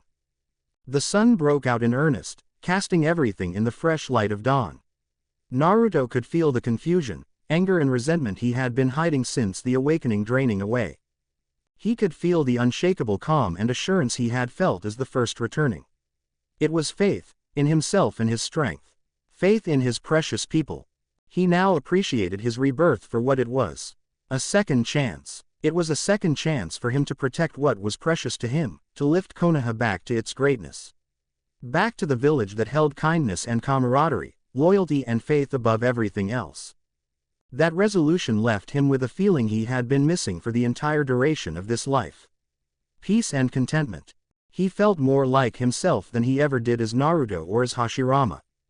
The golden age of Konoha would be back, and he would do his best to make that happen. This time he would guide Konoha to be stronger than ever before.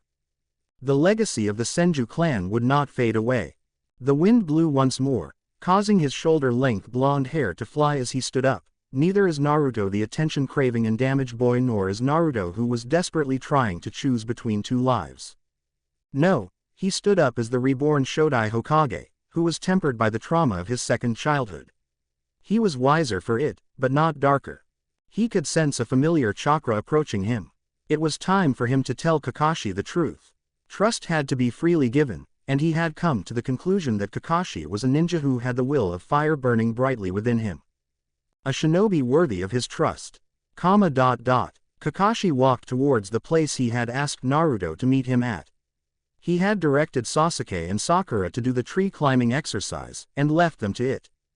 He knew that Naruto had extremely perfect chakra control. One could not perform those earth jutsu with just a single seal without that much control, even if one had a very strong affinity. Naruto was an enigma, and he would get his answers today. He would care for Naruto the way Minato had taken care of him. Kakashi made his way beside Naruto who was calmly staring at the newly risen sun, and tapped him on the shoulder. "Well, Naruto." Naruto turned to face him and Kakashi gave a gasp. Naruto had changed even more. His blazing forest green eyes had held compassion that should not be seen on any child. But now they held resolve as well, unearthly resolve. Those eyes at least were old. His face though was quite cheerful. He seemed to have thrown a great weight off his soul. He almost looked like Minato-sensei.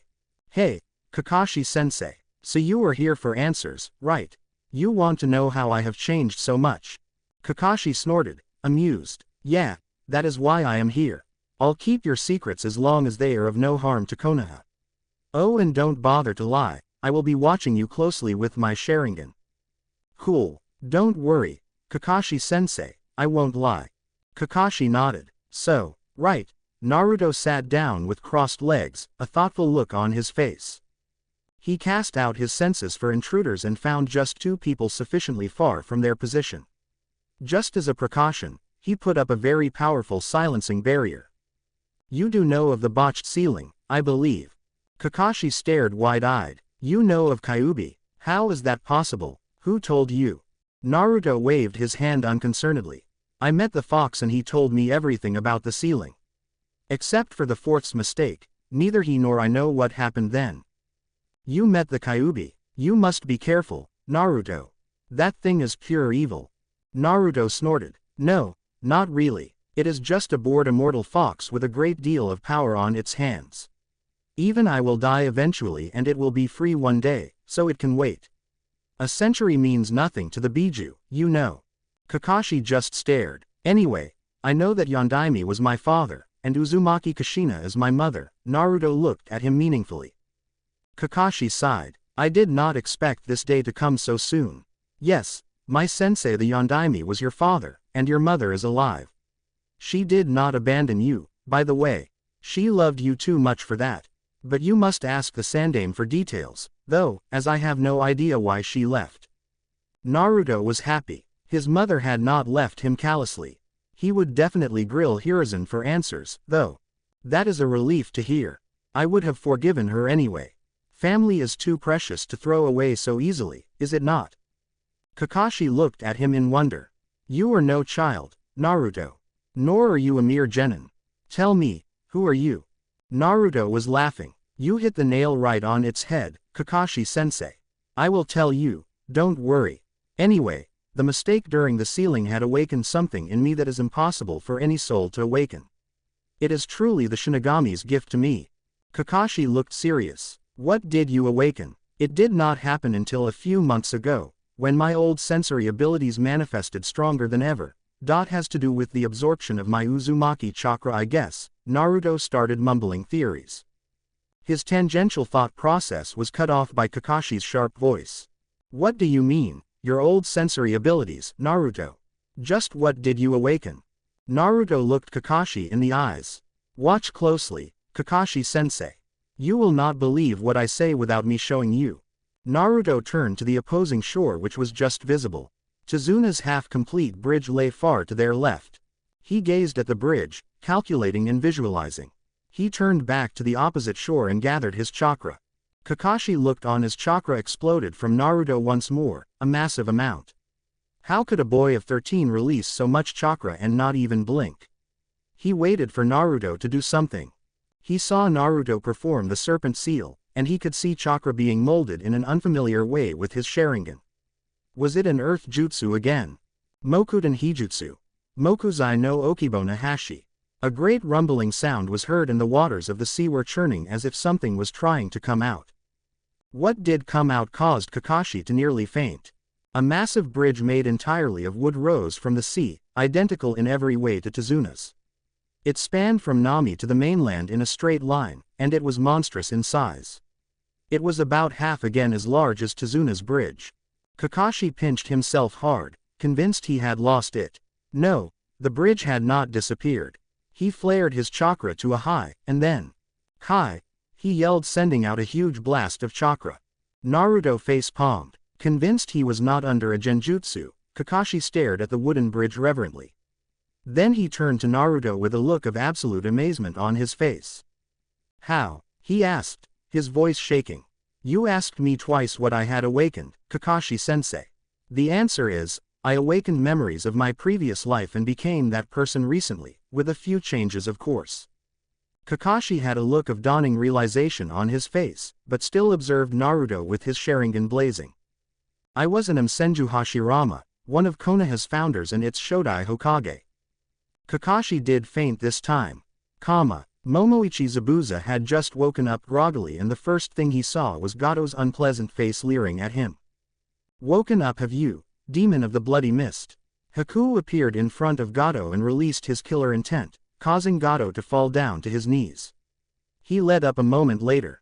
Leave, scum, like you don't even deserve to lick the feet of Zabuza-sama. Gato scowled as well. Make sure you get the job done, or else. Zabuza turned to Gato slowly. The blonde boy is very strong. He and Kakashi together cannot be defeated by just me and Haku. You will need to reinforce us with more shinobi. And where am I to get more shinobi? It was hard enough to get hold of you two. Missing nin are tough to find.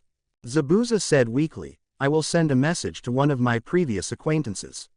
He is strong enough to get the job done providing you pay him well, Gato. Haku just looked worried, but Gato ignored her, and looked directly at Zabuza. And who is this ninja you have so much faith in? Zabuza closed his eyes, preparing once more to rest. Hoshigaki Kisame, Sasuke had just finished with the tree climbing exercise and was quietly eating his breakfast with Sakura. Eating alongside them were Tsunade, Tsunade's daughter, and Inari, her son. The door opened to allow Kakashi and Naruto inside. Sasuke threw a glance in their direction and was startled. Something had evidently changed between sensei and student. Where Kakashi used to look at Naruto with pride and appreciation, he now gave Naruto a look full of respect, awe and reverence. This did not go unnoticed by Sakura either. What happened, Kakashi-sensei? Sakura asked. Kakashi glanced at them and his expression changed to his usual bored face. Things happened, he said listlessly. Sasuke gave his trademark response, HN. Sakura looked at Naruto. Why were you not there for training, Naruto? The tree climbing exercise. I already know it, Sakura-chan. Naruto said cheerfully. Sakura was about to retort, but remembered Naruto's exploits at the bridge again. He would probably know the exercise at that. Inari suddenly spoke up. Why do you all bother, anyway? Gato is going to kill you all. He is too strong for anybody.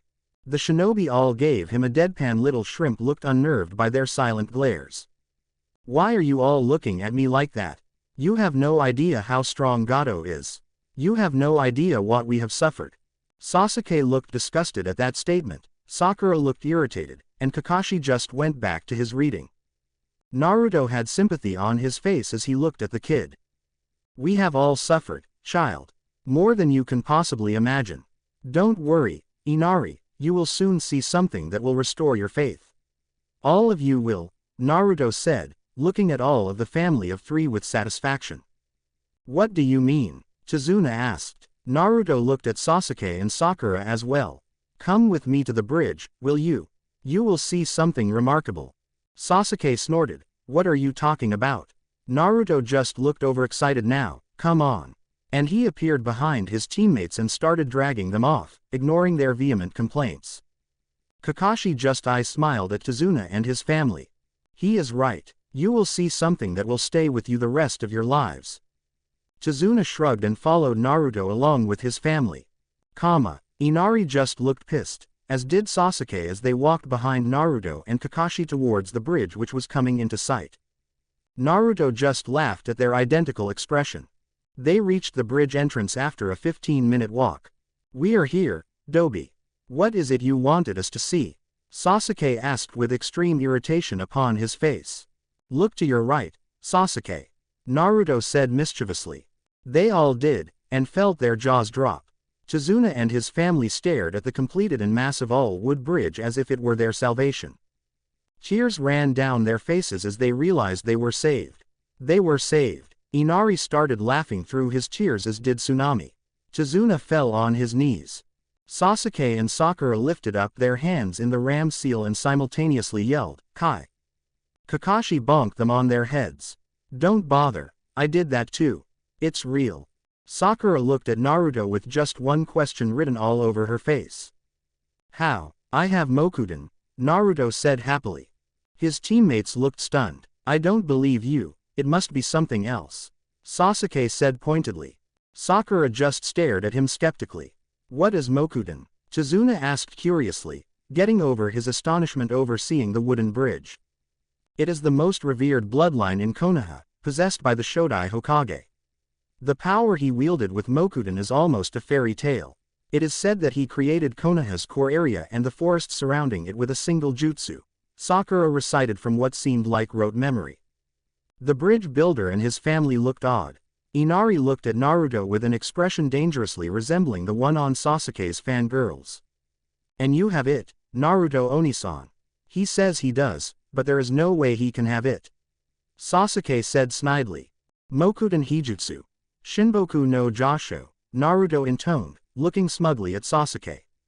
A beautiful cherry tree rose up from the earth behind them and stood about 30 feet high, spreading its branches over them all. Its bright pink blossoms showered down upon them softly, thanks to the force of its birth. Beautiful, Sakura whispered in reverent awe. Dobi. Sasuke seemed lost for words, as did Tsunade and family. Kakashi pitied them all. If only they knew that it was the Shodai himself who was wielding the wood release in front of them.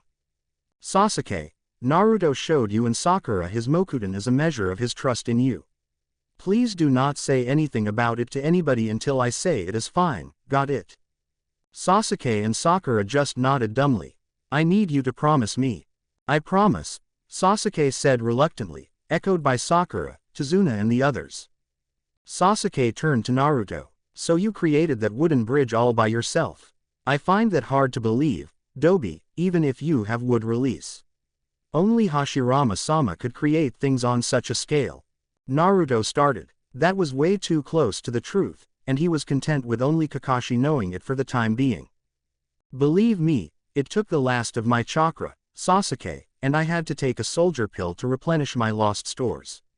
I was literally crawling after doing that, Naruto lied unconvincingly. If he had one thing common in both lives, it was that he could not lie to save his life. Fortunately, Sasuke swallowed up that lame excuse, but Sakura looked skeptical still. But one look from Kakashi told her to drop the matter. Kakashi stared hard at Sasuke. Naruto will use Mokudan only in the direst of situations, so do not bother him about it. It is not something to be used frivolously, as it is the most sacred and coveted of Konoha's bloodlines. Clear. Sasuke nodded again. Naruto heaved a sigh of relief.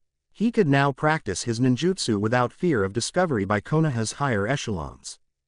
Tsunade turned to Naruto and spoke, "Is wood not easily combustible? That bridge can be burnt down easily." Naruto replied nonchalantly, "Relax, Tsunade-san. That bridge is as durable as stone and about as combustible, so you need not worry about it." Tsunade was convinced. He bowed low to Naruto. "You are a hero to Nami, Naruto-san. My capabilities must not be revealed, Tsunade-san.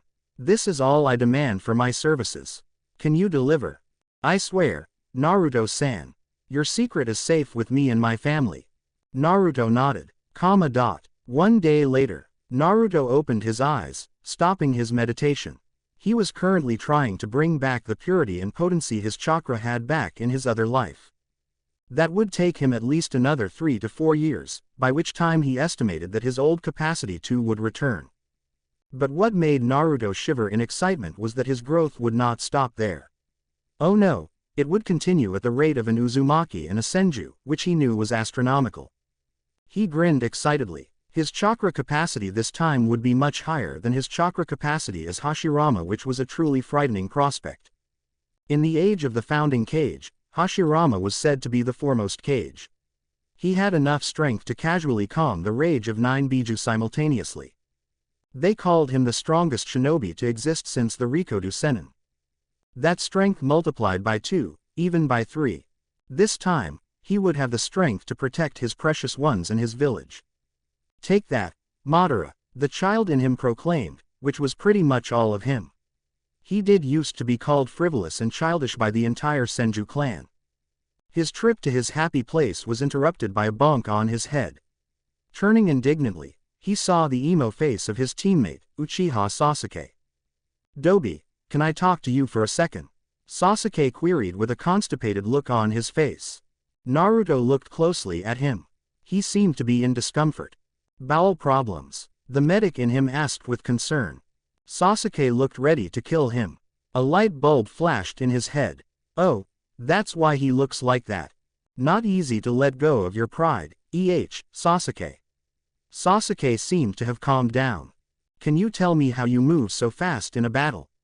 I know it is a ninjutsu. What is it called?" Naruto looked at him in interest. A polite Sasuke. It is called the Shunshin no Jutsu. Yes, you can use it too. But to use it like I do with just one seal requires absolute mastery of chakra control, or to dedicate a lot of time to the Shunshin itself. Why do you ask? Can you teach me, Dobi? In exchange, I will teach you the Grand Fireball. What do you say? Sasuke asked Naruto with that pained expression still on his face. Naruto stared at Sasuke. The child was able to fight down his own pride, Uchiha pride stoked by the village for years. If he kept up this attitude, he would become strong indeed. One sensing of Sasuke's emotions told Naruto that he was sincere, even if reluctant. He had never bothered with Kaden himself, as mastery over Doden and Suiden was enough for him. This was perfect. This was the way to engender long-lasting camaraderie, not by some impromptu test. He made a mistake with that test, really. So, he decided, teaching Sasuke and learning from him would be great training for the team. He would rope Sakura in as well, and teach her how to use that excellent chakra control of hers. I agree, Sasuke. I will teach you Shunshin in exchange for your fire technique. Let's get Sakura. I have a few ideas for her as well. The two of them trotted off, a tentative new bond forming between them. Naruto was quite happy inside. Sasuke was the first friend he had made in this life. Even the experience and maturity of him being Hashirama reborn did not fill the void left by lack of friends. It intensified it actually. Hashirama had thrived on friendship, love and loyalty. Resolve filled Naruto. I will make him a powerful shinobi. 3 days later. Naruto looked at Sasuke with satisfaction. The Uchiha could now perform a Shunshin with the proper hand seal sequence. He was quite slow with it by his standards, but it would do. Sakura had also progressed well with Genjutsu. Naruto was considering teaching her how to augment her strength with chakra, seeing she had good control. She even had good enough control to be a good medic. But time was lacking before Gato attacked them, tried to destroy the bridge or both. Presumably he would go recruit much more powerful ninja. So he always kept his senses extended so he could sense any threats. Kakashi was being annoying as well. The Chunin had insisted on deferring to him whenever they were in private, calling him Shodai-sama. That had irritated him to no end, and he had put his foot down firmly, telling Kakashi that he was still Naruto, albeit one that remembered his previous life. That definitely did not change who he was at the core. Kakashi had finally understood, but insisted that they were equals at least. The thought of treating the legendary Shodai as a subordinate made him really uncomfortable. Naruto had conceded, but he had re-emphasized his point that he was the Shodai reborn into this life, so he would try to redefine himself into something more. As he looked around at the training ground idly, an anomaly came to his attention. It seemed that a massive chakra with a water affiliation was rapidly approaching the bridges. Presumably to destroy them. Gato had made his move.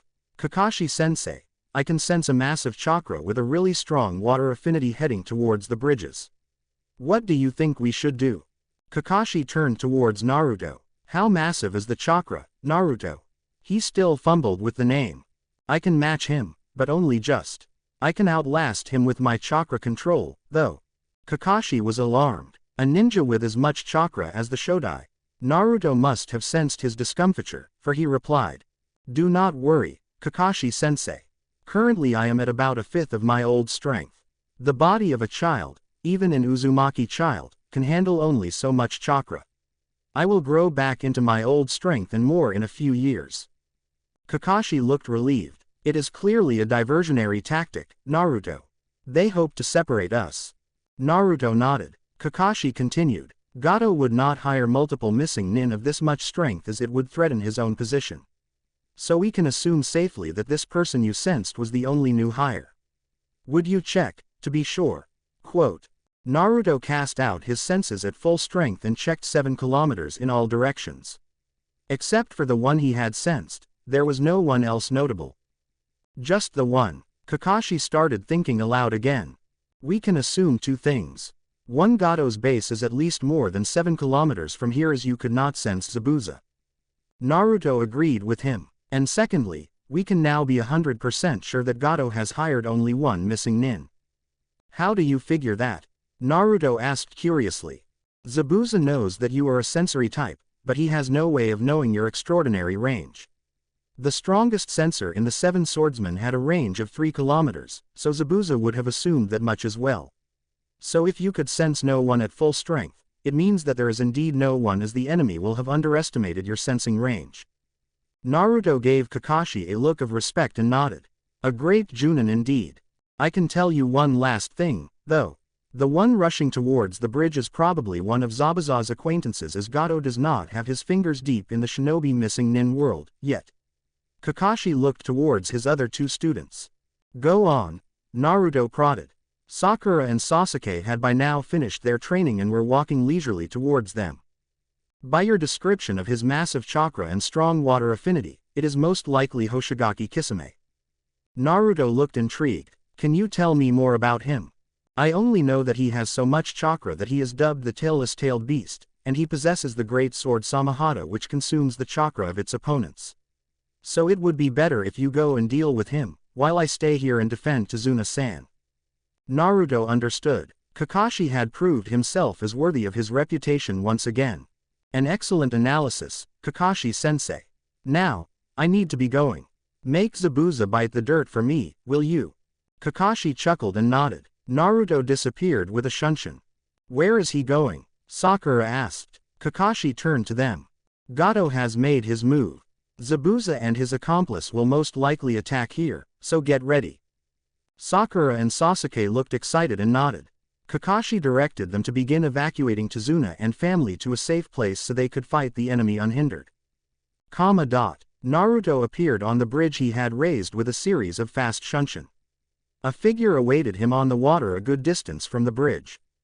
He appeared before the ninja with another shunshin. In both his lives, he had never come across an odd specimen like him. Naruto contained his impulse to just start laughing out. He was blue-skinned and looked like a shark taken human form. Oh, and he wore a black cloak with red clouds stitched upon it with a porcupine-like sword slung across his shoulder.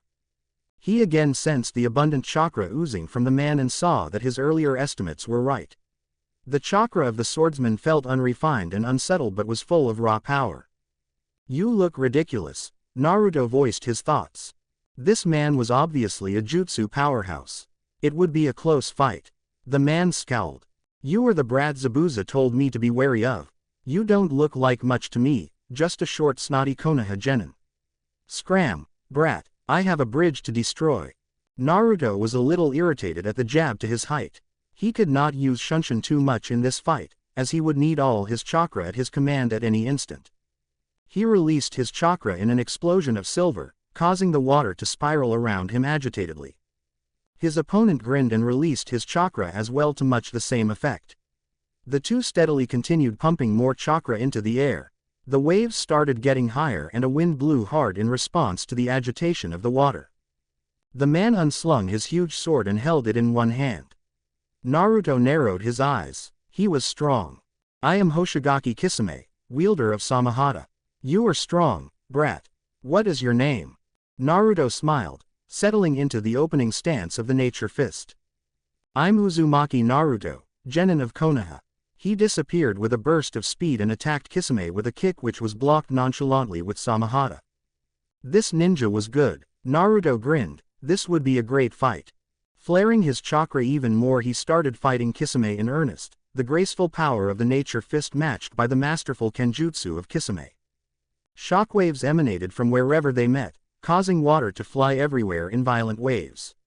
Naruto was unleashing more and more strength in his blows and Kisame seemed to be blocking them all with some effort. Naruto flared his chakra even more, his blazing green eyes settling on Kisame's fish-like ones. Kisame had unwrapped the bindings on Samahata and held it towards Naruto. They both disappeared once more, and met with a resounding impact, causing water to fly outwards in a huge circular wave. Kisame grinned as the unwrapped Samahata absorbed the monstrous impact of Naruto's strike. Naruto sagged suddenly and looked at Samahata in realization. "Samahata likes chakra, brat. Allow me to feed it with yours." But Samahata suddenly started coughing as it started going limp. Naruto wanted to laugh as he saw the sword acting sick. The stupid thing had taken in a healthy dose of his nature chakra. "Looks like Samahata has a bad case of indigestion, Kisame," Naruto said, laughing. Kisame looked incensed, and flew back a good distance and started going through hand seals rapidly. "Sweden. Bakusui Shoha," Kisame yelled. A humongous water wave rose from the sea and hurtled towards Naruto seeking to crush him. Naruto too gathered chakra and held out his hands in the tiger seal. "Sweden. Shvijineki," he responded. A massive water wall rose up to absorb the impact of the wave, rendering Kisame's jutsu useless. Kisame stared at Naruto with a raised eyebrow as the water settled down. "A jutsu like that with a single seal. Not bad, brat. You have a very strong affinity to water, I see." But Tobirama's was always a bit stronger, he thought nostalgically, watching Kisame clap his hand palms together and slam one hand on the water surface. "Sweden. Goshokuzume." 5 ferocious sharks shot towards Naruto from his palm. A cool jutsu, thought Naruto absently as he felt a large spike in Kakashi's and Sasuke's anger. His heart skipped a beat. He could no longer sense Sakura's chakra. He had to finish this fast. He held out the dragon seal and yelled out his jutsu. "Sweden. Mizu no Uzu o Kakudai." A huge whirlpool whose diameter spanned a third of the entire length of his bridge started forming around Naruto rapidly, so powerful that it even exposed a bit of the ocean floor deep beneath him. Kisame's sharks were snuffed out of existence like little gnats, and the whirlpool kept on expanding ominously towards Kisame, who was retreating hastily and prepared to counter with his own jutsu. Naruto heard a tremendous explosion behind him, but paid little attention to it. Naruto abruptly released his jutsu, causing the water of the sea to roll around chaotically, generating powerful currents. He used the distraction to catch Kisame in his genjutsu. Kokuongyo no Jutsu. Kisame suddenly flailed around blindly, caught in a genjutsu of absolute swirling darkness. He flared his chakra continuously in massive pulses, trying to break out in vain. Naruto held too firm, though, pouring most of his chakra into the bringer of darkness technique. He appeared behind the essentially blind Kisame and struck with his forefinger at a vital point on his head with great precision, knocking him out instantly. He suddenly felt unbearable pain in his back, causing him to fall to one knee. He reached behind and pulled out the kunai embedded in his back. Blood flowed down his back. The wound was quite deep. His spine was nicked, and only pain tolerance built over decades allowed him to think clearly. He looked up and saw a young man wearing a black cloak stitched with red clouds in the process of slinging Kisame on his back. He routed pure medical chakra towards his injury and healed himself almost instantly, and stood up. The young man had turned to leave. As if a wound like that could keep him down. Sharingan. The young man had a Sharingan. No deeper sensing told him that he possessed the Mangekyo as well, and that it was used frequently. Uchiha Itachi, Naruto said calmly. This youngster was a real enigma. He could wait a bit to talk, as he could sense that his teammates had ended their fight. A face closely resembling Sasuke's, check. Mangekyo Sharingan most likely obtained from clan slaughter, check. The man turned around abruptly, his eyes widening at the sound of the boy who he thought was seriously injured. I thought I had neutralized you, Naruto-kun, Itachi said, his stoic face expertly hiding his emotions. You seem to be making a habit of killing unwary people, Uchiha Itachi. Naruto said, silver chakra exploding from him again. The Kyuubi healed you, I assume. Let him believe that. A reasonable assumption. You are a real prodigy to have escaped my sensory perception so thoroughly. Good job, Naruto said admiringly. Itachi did not acknowledge that in any way. He studied Naruto carefully with his Sharingan. You are very strong to have defeated Kisame, Naruto-kun. He was not really giving it his all, but I can see that you weren't either. Naruto's expression became cheerful, his silver chakra receding. Yeah, that was a good fight. Tell Kisame that it was fun. Itachi did not respond except to raise his eyebrow and disappear.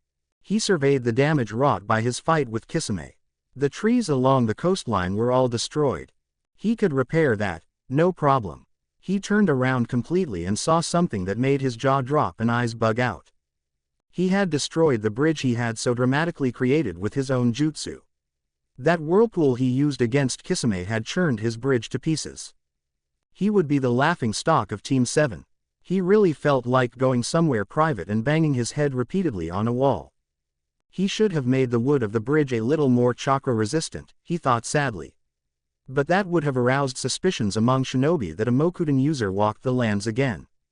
It would completely destroy the rumors Kakashi had planted about his multiple shadow clones building a bridge in 2 days. Deciding to forget this embarrassment, he shunshined quickly towards Tsunade's house.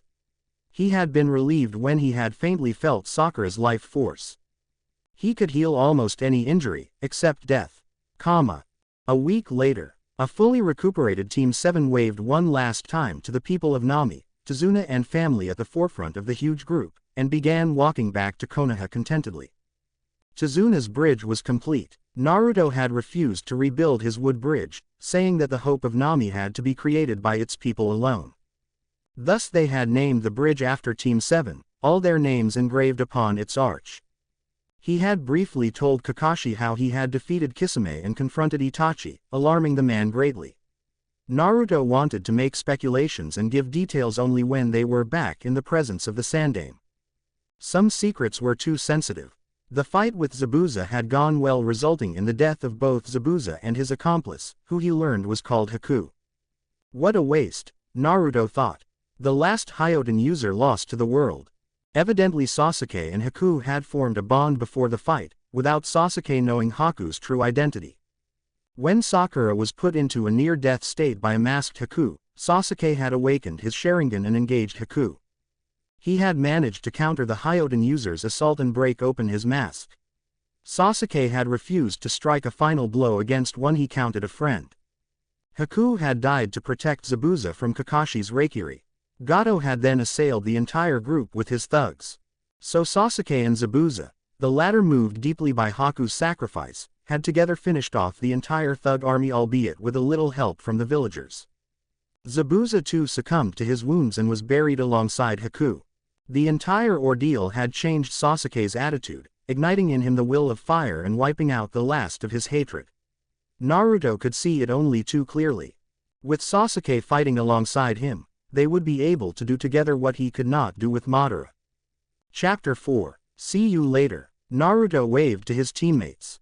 They had just returned to Konoha from a very educational mission in Wave Country. Kakashi and Naruto made their way towards the Hokage Tower leisurely. Will you tell the third everything? Kakashi asked Naruto. I will. He could pick up signs of deception extremely well even as a boy, and I am not really good at deceiving my precious people. Truth is the strongest weapon, Kakashi-sensei. Lies can be twisted against you always, as you may know from your own experience as a shinobi. Kakashi nodded as they stood in front of the Sandame's secretary. We are here to report the success of our mission to the third. Kakashi stated lazily. The secretary gave her customary dirty glance to Naruto and went to find out if the third was free. Doesn't it bother you, the way you are treated in the village? Kakashi asked Naruto regretfully. He had to have been there for the boy, but it was impossible. The village had needed every ninja on call to recover from the Kyuubi attack, and Naruto would have been as good as neglected in Kakashi's home. Not really. As Naruto the child, I learned to disregard the glares of the people, though it really caused me unutterable sadness. But now, I really feel sad for the village I founded. They are just like sheep, unwilling and unable to think for themselves. That was not my intention for the shinobi of Konoha. The secretary came back. The Sandame will see you now. Naruto followed Kakashi into the office of the third Hokage. The more Naruto saw this place, the more he felt the change Konoha had undergone. This office, which had exuded a sense of loyalty and patriotism to the village during his reign, now gave off a sense of bureaucratic power-mongering. Hiruzen, his student, had sacrificed much for the sake of the village, but one glance at him told Naruto that he was weary. The will of fire burned in him still, but the village had asked too much of this man. He had given up family, love, and much more for Konoha. Hiruzen, at least, was everything he had hoped to see in the future generation. Report, Kakashi, the third ordered, looking at Naruto and Kakashi with a discerning eye. Hi, Sandame-sama, nodded Kakashi, and began his report. On the road to Nami, we were attacked by the demon brothers of Kiri, who were dealt with easily by Sasuke and Sakura. Turns out that Tsunade was lying about the mission. Kakashi related the events of the mission up to when Zabuza attacked them on the bridge and Naruto drove him off. Hiruzen looked surprised. How do you know those jutsus, Naruto? Naruto took a deep breath. Old man, this is private. Very confidential. I suggest you send off the 4 Anbu guarding you. It is only for your ears and will only take a moment. Hiruzen signaled, sending off the Anbu. If he couldn't trust Naruto, he could trust no one. Naruto went to the wall behind Hiruzen's desk and placed his hand on it, watched carefully by Hiruzen and an amused Kakashi. He flared his chakra and caused a glowing seal array to appear on the wall. Hiruzen's eyes grew wide and he stared at Naruto with the full authority of a battle-hardened warrior. How can you know the existence of those seals, Naruto? How can you use them? Naruto unleashed the full might of his chakra, causing cracks to appear on the wall and the plastering to peel off. Hiruzen's table was cracking up. It felt a smothering, as if the air itself had thickened. Kakashi found it difficult to breathe as he stared with awe at the Shodai Hokage unleashing his chakra. And to think it was only a fraction of his strength. Hiruzen had his hand upon his heart as he felt a chakra he thought he would never feel again in his life. It was impossible, he convinced himself. It was impossible for Naruto to have nearly the exact same chakra as his beloved departed sensei. But the boy's actions spoke different. He had activated that seal. The seal array on the wall glowed a blinding white and the room lurched violently, causing its 3 occupants to stick their feet to the ground with chakra to stay firm. The light receded and Naruto turned to look at Hiruzen with an expression of compassion and pride on his face. It is safe to talk. Hiruzen stared hard at Naruto, disbelief written clearly upon his face. How is this possible? You should not even know of that seal's existence. No one should, except the Hokage. Naruto smiled. I will answer you, Sandaime. When the mistake happened with the sealing of the Kyuubi into my infant body. How do you know of the Kyuubi? Hiruzen asked, alarmed. I know about my parents too. As I said to Kakashi, I spoke to the Kyuubi. Please, Sandaime, listen to the rest. Hiruzen nodded, withholding his turbulent emotions at the sudden onslaught of information. Go on, I will withhold my questions for now. The mistake awakened a new aspect for me. I found myself remembering my previous life, old man. That should be impossible, but it happened. I think you can deduce the rest, can't you? Naruto said, looking at the wondrous realization blooming on the Hokage's face. Hashirama-sama, Hiruzen asked with a hushed voice, his eyes shining. Naruto looked at Hiruzen with happiness and nodded. I am him, but I am Naruto as well. I think you can appreciate the merging of my 2 lives better than anyone, as you knew me intimately in both lives. I am proud of you, Hiruzen. Kakashi looked at the reunion between sensei and student with his hairs standing on end. He was watching history unfold here in this room. 2 of Konoha's greatest figures, who should have met again only in the afterlife, stood facing each other in the most unlikely reunion of all. Sarutobi Hiruzen was lost for words. He sat dumbly, staring with awe at the legendary first. That is how you could activate the seal. I guess I have no choice but to believe you, Hashirama-sama, or Naruto. What should I call you? I am Naruto, Hiruzen. I should never have remembered my old life normally. It was a 1 in a million chance, and it happened to me. I am Naruto who remembers his old life as Hashirama. I am both Hashirama and Naruto in essence. Hiruzen stared at his mentor as he described himself. He could see both Naruto and the Shodai in the boy. This is most unexpected. Forgive me, Sandaime-sama. What was that seal Naruto just activated? Sarutobi cleared his throat. It is a most advanced seal created by Mito-sama and Tobirama-sensei for Hashirama-sama's use. It was attuned to his chakra and his chakra alone. This is irrefutable proof of Naruto's claims. Kakashi looked at Naruto, seeing as the Sandaime was off on a mental tangent. Why is it safe to talk after the seal was activated? Naruto's eyes glazed over as he recalled the memories of past days. My wife Mito and my brother Tobirama made that seal for me to insulate the Hokage's office totally from the outside world. It is a space-time seal. The way Tobirama explained it to me, it transports those occupants of the room I choose into the space between moments. Kakashi looked confused. What does that even mean? Don't ask me. Tobirama and Mito-chan designed that thing. It was Tobirama who was always into things like space-time techniques, and my wife's mastery over seals was unheard of even during the Age of Founders. Kakashi still looked quizzical. Fine, all I really understand is this. As long as I hold this seal active, whatever happens between the chosen occupants of this office for that duration will happen in a single instant of the flow of time in the world outside, effectively sealing the required conversation completely from the outside world. Kakashi looked at the clock, which had frozen. But on close observation with Sharingan he could see that the second hand was moving very slowly. Kakashi's eyes smiled. Now I understand. To be able to do something like that, not even Sensei would have been able to do that. Hiruzen, who had come out of his funk, shook his head in disagreement.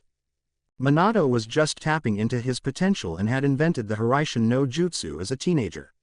I think he would have surpassed Tobirama-sensei if he were to still live. Naruto could feel the drain on his chakra as he held the seal active. Hiruzen, let us get on with it please. I think I can hold the seal for another quarter-hour maximum. I don't yet have the amount of chakra I possessed as Hashirama, and this seal is very draining. Let me tell you of what happened in Wave from my perspective. Naruto launched into a narrative of how he had drove off Zabuza the first time, and how he had defeated Kisame. He also told the Hokage of how he had confronted Sasuke's brother. You need to tell me what is up with that Itachi kid later, Hiruzen. He is really not the sort to kill needlessly from what I sensed of him. I can smell something wrong with the entire Uchiha affair. Hiruzen sighed sadly. You are right. The Uchiha slaughter was not the work of a maniacal shinobi. I will tell you of it later. Naruto nodded. We will need to speak of my mother as well, but we do not need the seal active for that anyway. It is my right to have that information. Kakashi interjected smoothly. I believe our time is running out. Let me complete my report. Kakashi finally finished relating his part of the mission. This is troubling indeed. I must ask Jiraiya of the connection between Itachi and Kisame and their similar clothing. It implies that they are part of an organization, and any organization that employs such powerful ninja is to be treated with caution. Naruto agreed completely. I have to release the seal soon, Hiruzen. Is there anything else that is to be confined to this room, anyone? Kakashi and Hiruzen shook their heads. One last thing, Hiruzen. Let me tell you that I am truly proud of you. But do not worry, I will get that hat back from you in no time. Hiruzen looked 10 years younger after the day's happenings.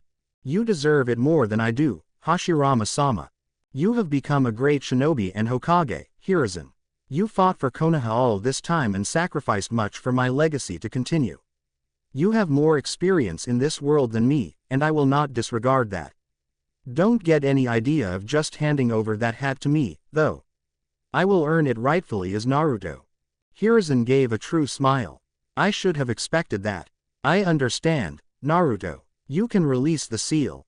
Naruto deactivated the seal with a sigh of relief and the room lurched again, denoting them slipping back into the true flow of time. To the Anbu outside it had just been 2 seconds. Naruto now looked at Hiruzen seriously. Tell me of why my mother left, old man. I need to know. Please tell me. Hiruzen looked sad. I will tell you, Naruto. It is a long story, and I need you to listen carefully. You do know of the reputation of the fourth, don't you? Naruto nodded impatiently. Alongside the fourth fought a kunoichi almost as strong as him. It was your mother, Uzumaki Kushina, also known as the Red Death of Konoha. Together the couple were so strong that they ended the third war almost by themselves. Naruto knew all this, but listened proudly as Hiruzen described his parents. They were strong indeed. Your father's name was feared in Iwa beyond anything else. Namikaze Minato single-handedly destroyed an army of Iwa shinobi by his Hiraishin no Jutsu, earning him the name of Yellow Flash of Konoha, as all that the enemies of Konoha saw was a glimpse his yellow hair before he killed them in the hundreds. Your mother, however, inspired the same fear in Kumo. When Minato was engaged with the now Raikage of Kumo-e, who was then a Chunin, the army of Kumo which had assaulted Konoha was free to rampage through our thinly spread forces. Kushina then arrived on the battlefield and annihilated the entire army. She too was extremely fast and a master of Kenjutsu. Kushina's long red hair flying as she flashed through the battlefield and she cut down her enemies earned her the name Red Death. Naruto listened closely as Hiruzen continued. The war was ended after some time, and none of the other villages dared to aggravate Konoha again, fearing our strength.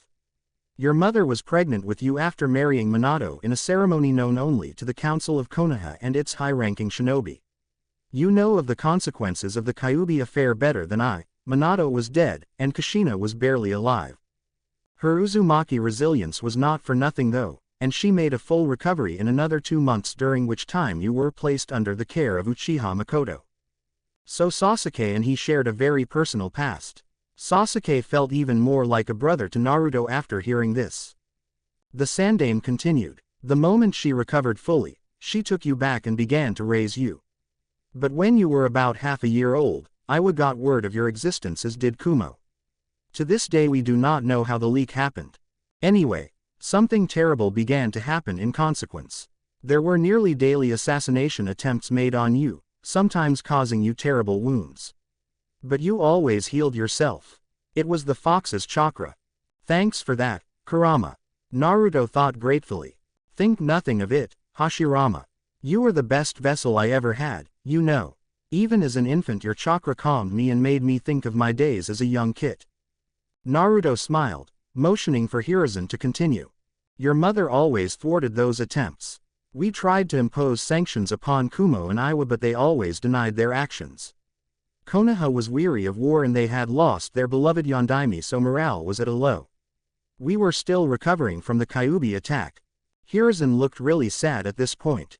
However, one day when you were about 1.5 years, an assassin stabbed you right through your gut.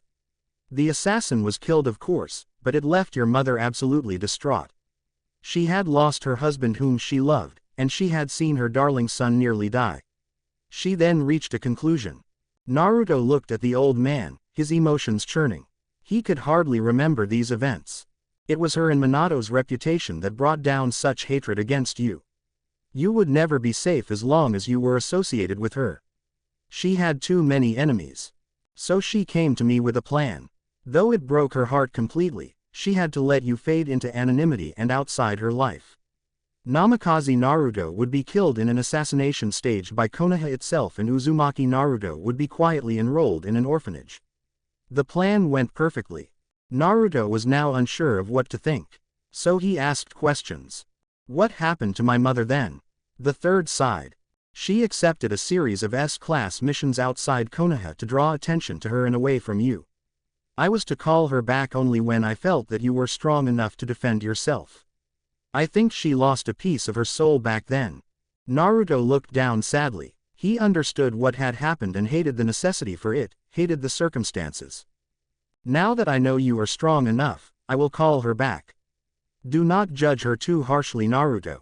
She sacrificed even your love for her to keep you safe, and that is a great sacrifice indeed. Naruto sighed. He did understand and deeply respected and admired Kushina's actions. But the suffering he had endured without her still lingered in the depths of his mind. He could not help but slightly resent her. But as the reborn Shodai, he could view the situation objectively. Kushina had indeed chosen the option that was most feasible, and the choice had to be made fast anyway. He could empathize as he had made many such choices in the first war. He needed to sort his feelings out a little more. When will she be back? Naruto asked Hiruzen. Within a fortnight. You will be reunited with her in a fortnight. Please treat her at least civilly, Naruto. She has suffered deeply. Being reunited with her son will heal at least a part of her. Naruto nodded. You have given me much to think about, old man. I need to go. So saying, Naruto walked out with a thoughtful face. Kakashi looked at Sandaime. He will be far greater than even the Shodai Hokage, won't he, Hiruzen-sama?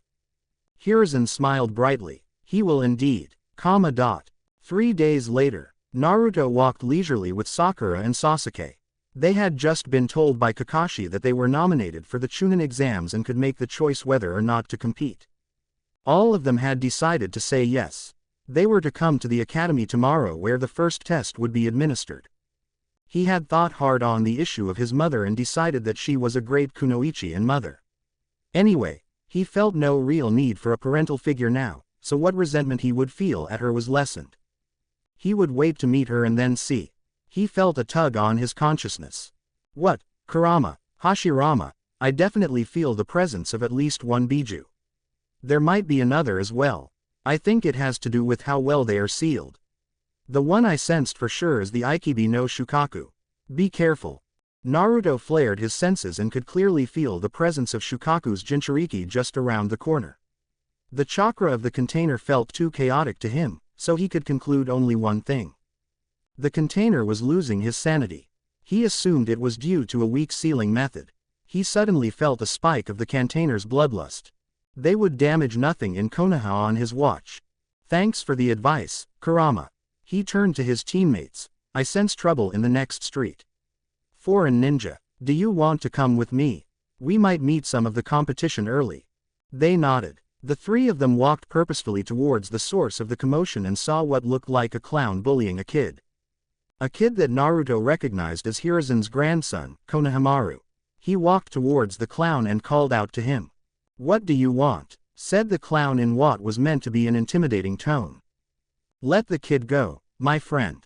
That is the Sandaime Hokage's grandson you are so busily bullying. It is not considered polite for visiting ninja to assault the relatives of the village's kage, is it? Naruto said calmly. The blonde girl turned to the clown. Kankuro, let the kid go. Imagine what would happen if Gaara finds us fooling around. The clown called Kankuro gave an involuntary shiver. His face then hardened. All right, Tamari. I will let the kid go if he begs for my forgiveness. Naruto looked at the boy exasperatedly. Sasuke stepped up and performed a fast series of hand seals. Shunshin no Jutsu. He disappeared, and only appeared on the other side some distance from the group, holding Konohamaru, who he set back on the ground. Kankuro's and Temari's eyes bugged out. The kid was fast. Naruto could sense the Jinchuriki of Shukaku within their proximity. Obviously he was trying to hide, suppressing his chakra as much as possible. That would not work on sensory-type ninja. Come out, Ikibi no Jinchuriki. Naruto said, looking directly at Gaara's hiding spot. Temari and Kankuro turned pale. The blonde knew Gaara's secret. This put the entire plan at jeopardy. They had to inform Baki-sensei of this development as soon as possible.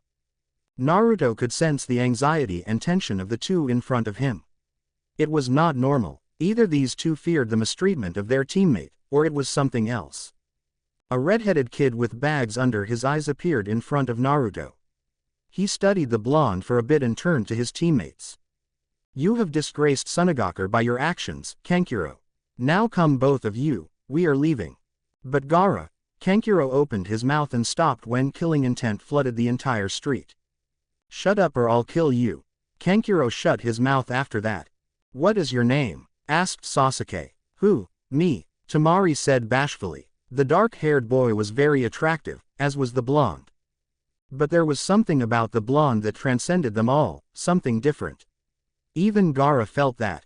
No, the one with the gourd, Sasuke clarified. I am Sabaku no Gaara. I am interested in learning your names as well. He looked at Sasuke and Naruto. Uchiha Sasuke, Uzumaki Naruto. I look forward to fighting you. Mother thirsts for your blood, Uchiha. And yours as well, Uzumaki. She craves yours, said Gaara ominously before leaving with his teammates. Sakura went to Konohamaru to confirm if he was all right, to which the boy nodded. The honored grandson then started ranting about Sasuke's and Naruto's awesomeness. It was obvious to Naruto that the kid was starting to idolize Team 7. Shukaku made his Jinchuriki think he was his mother. What happened to that raccoon? He was always a little on the loose side, but this is too much even for him, Kurama sniggered. Naruto though was a strange mix of emotions. He wanted to help his fellow Jinchuriki but could not do that as Shukaku would immediately recognize him as Hashirama. He could hardly let his secret out so easily. The poor kid would have to control the Biju himself, which meant he had to realize love and conquer hatred. That would be tough for him from what he saw. It would be nigh impossible with the Shukaku passing himself off as the kid's mother, of all things. He started laughing out loud at that, joined by Kurama in his mind, causing Sasuke and Sakura to look at him strangely. What's wrong with you, Dobi? Nothing, Sasuke. I need to go and train. See you tomorrow at the academy for the first round. Still laughing quietly to themselves, Biju and Jinchuriki made their way back home. Naruto sat happily on a seat in his beloved ramen shop, Ichiraku Ramen Bar. He was currently in the process of scarfing down his 11th bowl of the precious dish. Ayame turned to him and asked, You really have to stop eating so much, Naruto. It's not good for you, you know. I bet that if I stab you right now with my fork, you will bleed ramen soup. Naruto did not reply and began to stuff his mouth with his 12th bowl of the dish. He had definitely not lost his love for ramen after his awakening. Oh no, it had definitely increased. Do you really have to stuff yourself like that? Came a female voice to his right. Glancing, he saw two blonde females eating ramen sedately. Both had strong chakras, one with Raiden and the other with both Raiden and Kaden. They both seemed to be mildly irritated. The chakra of the one who had spoken to him felt familiar in a strange sort of way. He sensed deeper. Matabi, came the hugely surprised voice of Kurama. Naruto started. What was it with all these Jinchuriki popping up in Konoha at the same time? He looked at the Nibi Jinchuriki. Who are you? I am Ni Yugito, and this is Samui. We are Kunoichi from Kumogakure here for the Chunin exams along with our other team member, Omoi. I am Uzumaki Naruto. Naruto introduced himself. Samui just waved at him. Naruto waved back at her enthusiastically and focused on Yugito. You are special, aren't you, Yugito-san? Yugito narrowed her eyes at him. You too are special, Naruto-san. A sensory type, are you?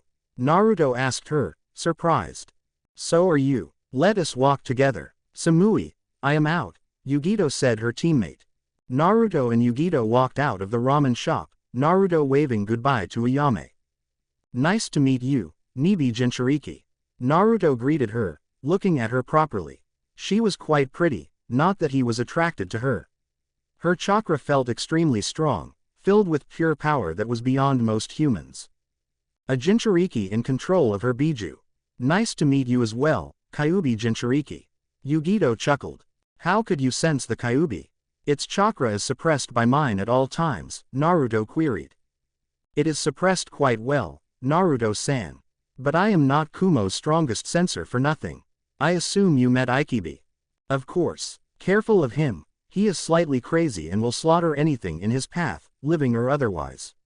I didn't sense any other Jinchuriki in this exam, did you? No, I believe it is just the three of us. See you later, Naruto-san. We have a team meeting about now, let's meet in the exams. See you. Naruto waved back, watching her thoughtfully. He had no doubt Sarutobi knew of these developments. 3 Jinchuriki competing in a Chunin exam. He had to be on his guard and watch out for Konoha's sake. The next day, Naruto stared exasperatedly as Sasuke accepted a challenge to fight from a weird green spandex-wearing genin called Rock Lee. They had successfully detected a genjutsu on the entrance to the exam antechamber and Sasuke had in his usual style attacked the door guards. But their fight was interrupted by Rock Lee, who caught them with his superior speed. Naruto sensed little chakra in the kid, so he concluded that his speed was pure taijutsu. The work that must have taken, the kid had his utmost respect for his hard work. He was a genius of hard work indeed.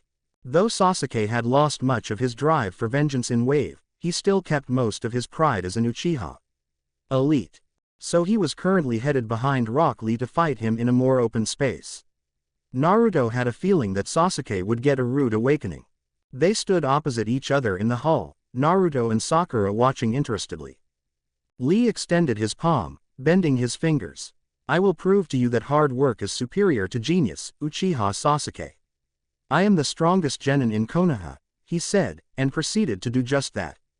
He absolutely pummeled Sasuke, kicking him all over the place. Sasuke could see the kicks but could not keep up with his body. Lee suddenly unwrapped his hand's bandage, yelling, I will show you the meaning of effort with this move, Sasuke-kun, and leapt into the air. Lee, came the voice of a tortoise, and an older clone of Lee. You were told not to use that move. Lee, who was back on the ground, stared with a devastated expression, crying anime tears. I am sorry, Guy-sensei. I only wanted to prove myself. I accept any punishment you give me.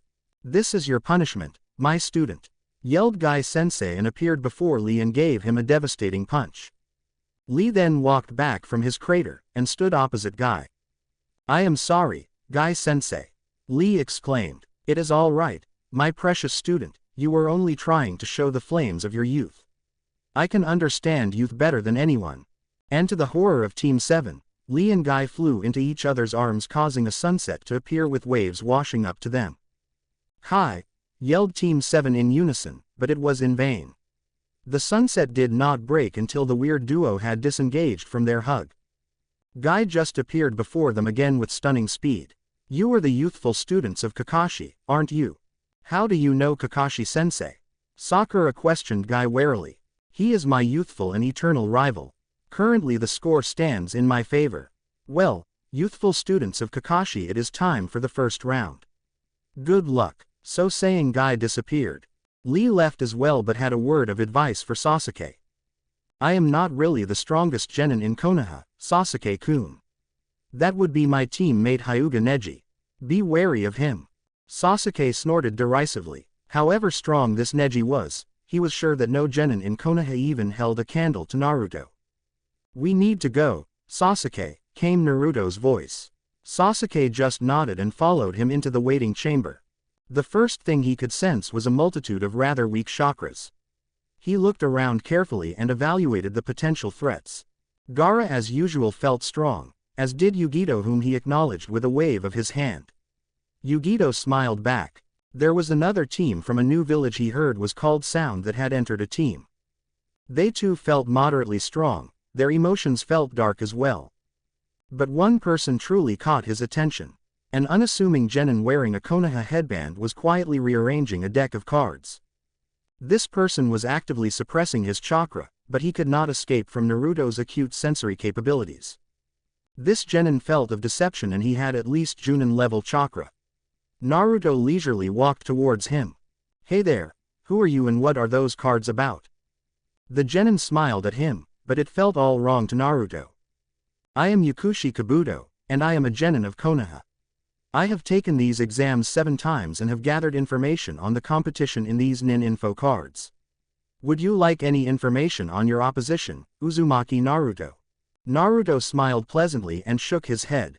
But Sasuke queried. "I would like information on Gaara of the Sand, Yugito ni, Rock Lee and Hyuga Neji. You even know their names. That will make this easy. Gaara, yes, 10 B ranks and 30 C ranks, not even a scratch on him and has strong ninjutsu." Everybody's eyes widened. Ni Yugito, great taijutsu, powerful ninjutsu, a kunoichi to watch out for. Her mission stats are unknown. Naruto looked at Yugito curiously. The Nibi Jinchuriki winked at him. Finally we have Hyuga Neji and Rock Lee both on Team Guy. 33 D rank and 5 C rank missions completed. Rock Lee is a powerful taijutsu specialist, ninjutsu unknown. Hyuga Neji is a known prodigy of the Juken style and a strong competitor. Naruto just glanced at them all. They were all quite powerful for genin. He could feel killer intent coming from the team from sound. Play time is over, now it is time for the first round of the Chunin exams, brats. "Follow me," came the gruff voice of a burly scar-faced examiner who gave off an air of extreme intimidation. They nervously followed Scarface into a spacious hall full of desks. "I am Morino Ibiki. First round will be a written round. You need to answer at least 1 question to pass and there will be 9 questions. At the end of the examination, there will also be a 10th question, the rules for which will be defined on the spot." The genin just stared at him, surprised at the strange rules. "There will be observers for this test, and if you are caught more than 5 times you will be disqualified. Clear?" They all nodded. "Then let us get started. Naruto stared at their newest proctor, a kunoichi named Mitarashi Anko who was passing around waivers of death for the genin to sign. They were to enter the forest of death with a scroll and survive there for 3 days. Their objective was to get a scroll, heaven or earth, to complete their set. With both scrolls, they were to head for the tower to complete the test. "Great, I get to see what has happened to my forest." The first exam was quite innovative, really. Ibiki had put together a good information gathering test, as the questions were all well above genin level. He had cleverly planted a few Chunin test takers from whom the genin were expected to gather information. The ways of gathering information too really surprised him. He of course could answer all the questions. They were too simple to him. Sasuke had predictably used Sharingan, the Hyuga their Byakugan, and Sakura of course actually knew the answers to the questions. Gaara though had used an innovative trick, he made an eye out of sand to spy on the others. That left him impressed. The Jinchuriki was good. Ibiki had ended their party though, asking if they were confident enough to take the 10th question. Those who answered the question wrong would never be Chunin, he said. Those who left right then would have a shot next year. To Naruto it was obvious that it was a test of confidence, so he stayed right where he was. Most of the competitors had stayed too. Ibiki then ended the test abruptly, saying they had all passed. Apparently, the question he had asked just then was the mysterious 10th question and the remaining had all proved that they were worthy of continuing with their conviction in remaining. Putting off thoughts of the first exam, he glanced at Mitarashi Anko. This kunoichi's chakra felt essentially the same as Kabuto's. That was intriguing. What was the connection between those two? His attention was occupied suddenly by Akusa Kunoichi who handed Anko back her dagger. Her chakra felt full of malice. What was more, her chakra felt a bit like his own. Just what was such a shinobi doing in the Chunin exams? She easily had Kage-level chakra. No, that was no normal genin and she seemed to be shooting unhealthy glances at Sasuke. They would need to be careful with that kunoichi. She was a real danger, unlike these other children. Be careful of that Kunoichi, Sasuke. She seems really strong. Sasuke turned to him and nodded discreetly. Sakura just looked intimidated. Alright, brats, it is time for you to begin. Enter the forest through your designated gates, now. Anko yelled. They shot through their designated gates, entering the forest in rapid blurs. Naruto signaled them to stop after about half an hour of traveling. We are deep enough into the forest, and we really need a plan. What do you say we do? Sakura spoke. I say we follow the river. We have a heaven scroll, and we may encounter some team eventually as they too would naturally gravitate towards the river. We can take the scroll from them easily by ambush as we have a sensor on our team. An excellent plan, Sasuke said, nodding to Sakura, causing her to blush.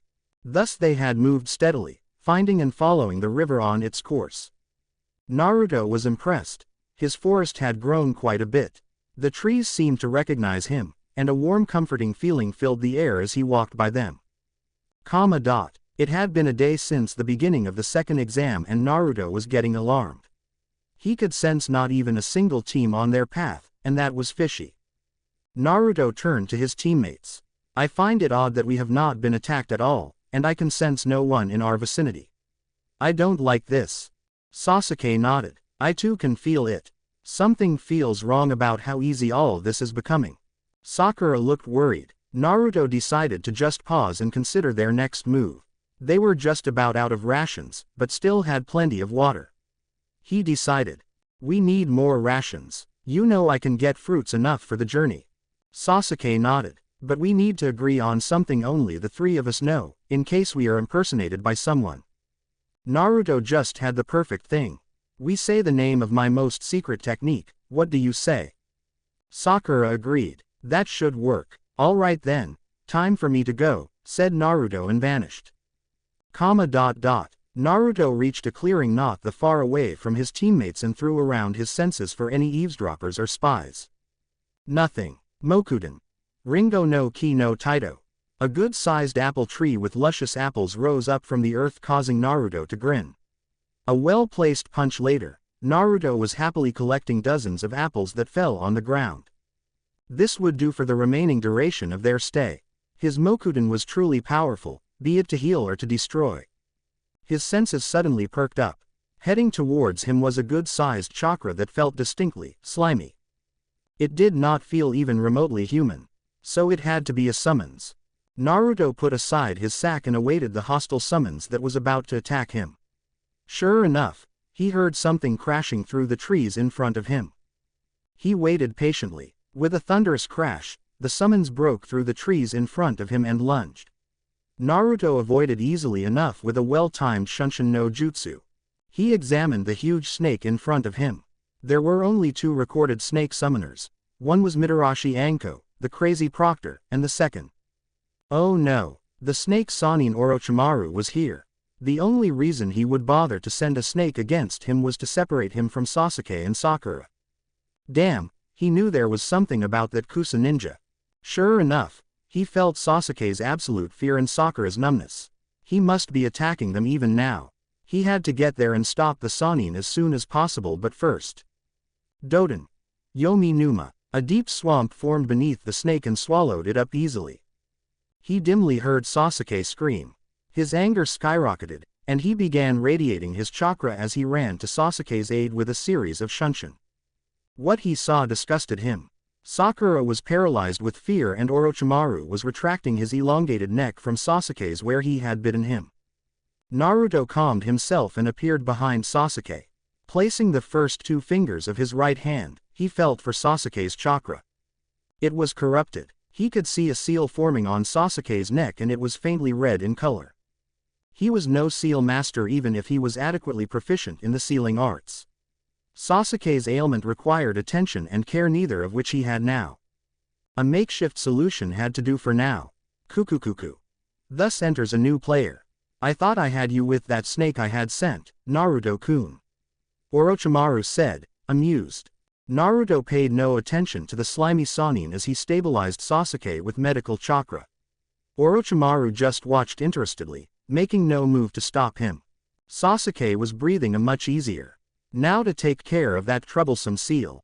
Naruto gathered up his chakra to his fingertips, forming 5 kanji characters for sealing. Orochimaru's eyes widened. No, that would waste all his effort. He gathered his chakra and appeared before Naruto, intending to stop him. But before he could do anything, the sealing was done. Fuinjutsu. Fujihoin. Orochimaru's seal was surrounded by an outpouring of other characters. That would contain the snake's corruption for the time being. Orochimaru kicked out too late at Naruto, but Naruto stopped his leg nonchalantly with one hand. He faced the enraged Sannin and tossed him so hard into the tree beside him that it shook. Hello, Orochimaru. Chapter 5. Hello, Orochimaru. Naruto greeted the Sannin flatly. Orochimaru shook himself out of his daze, seeming stunned at being cast aside so easily by a genin. He looked at Naruto with rage contorting his face. He walked slowly towards Naruto, trying to assess him. You are no genin, Uzumaki Naruto. To know the Fujihoin, to defeat my summons so easily and not to mention, stopping my kick so casually, you have much power. Why not join me? Naruto's forest green eyes met Orochimaru's snake-like ones. Thank you for the offer, Orochimaru. But no, I am content here. You however attacked my comrade and nearly killed him, so. Naruto appeared in front of Orochimaru and kicked him with tremendous force, sending the Sannin hurtling back into the forest for about a mile, crashing through the trees and foliage. Sakura stared at Naruto disbelievingly, finally out of her mental paralysis. Defeating Zabuza easily was nothing, but matching a Sannin just as easily. Naruto started to leak Mokudan chakra, a faint silver shroud around his body. He turned to Sakura. Sakura, take Sasuke and get up onto the highest tree here. This fight will be harmful to you if you stay at ground level. Sasuke will wake up any moment now. Sakura couldn't move. This was getting too much for her. I can sense Orochimaru returning, Sakura. Move now.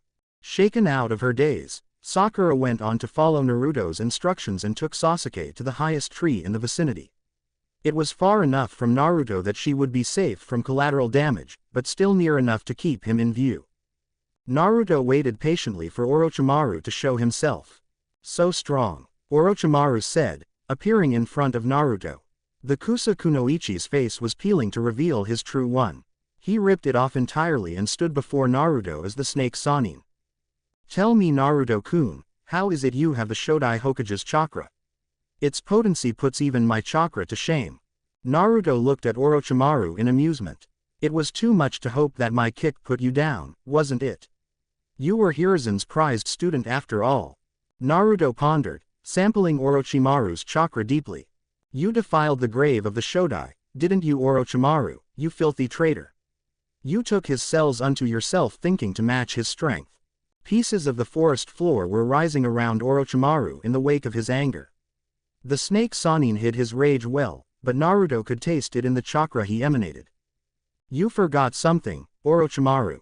The first's true strength was the will of fire. His power was only a tool and not who he was. You wouldn't understand, would you, you slimy traitor?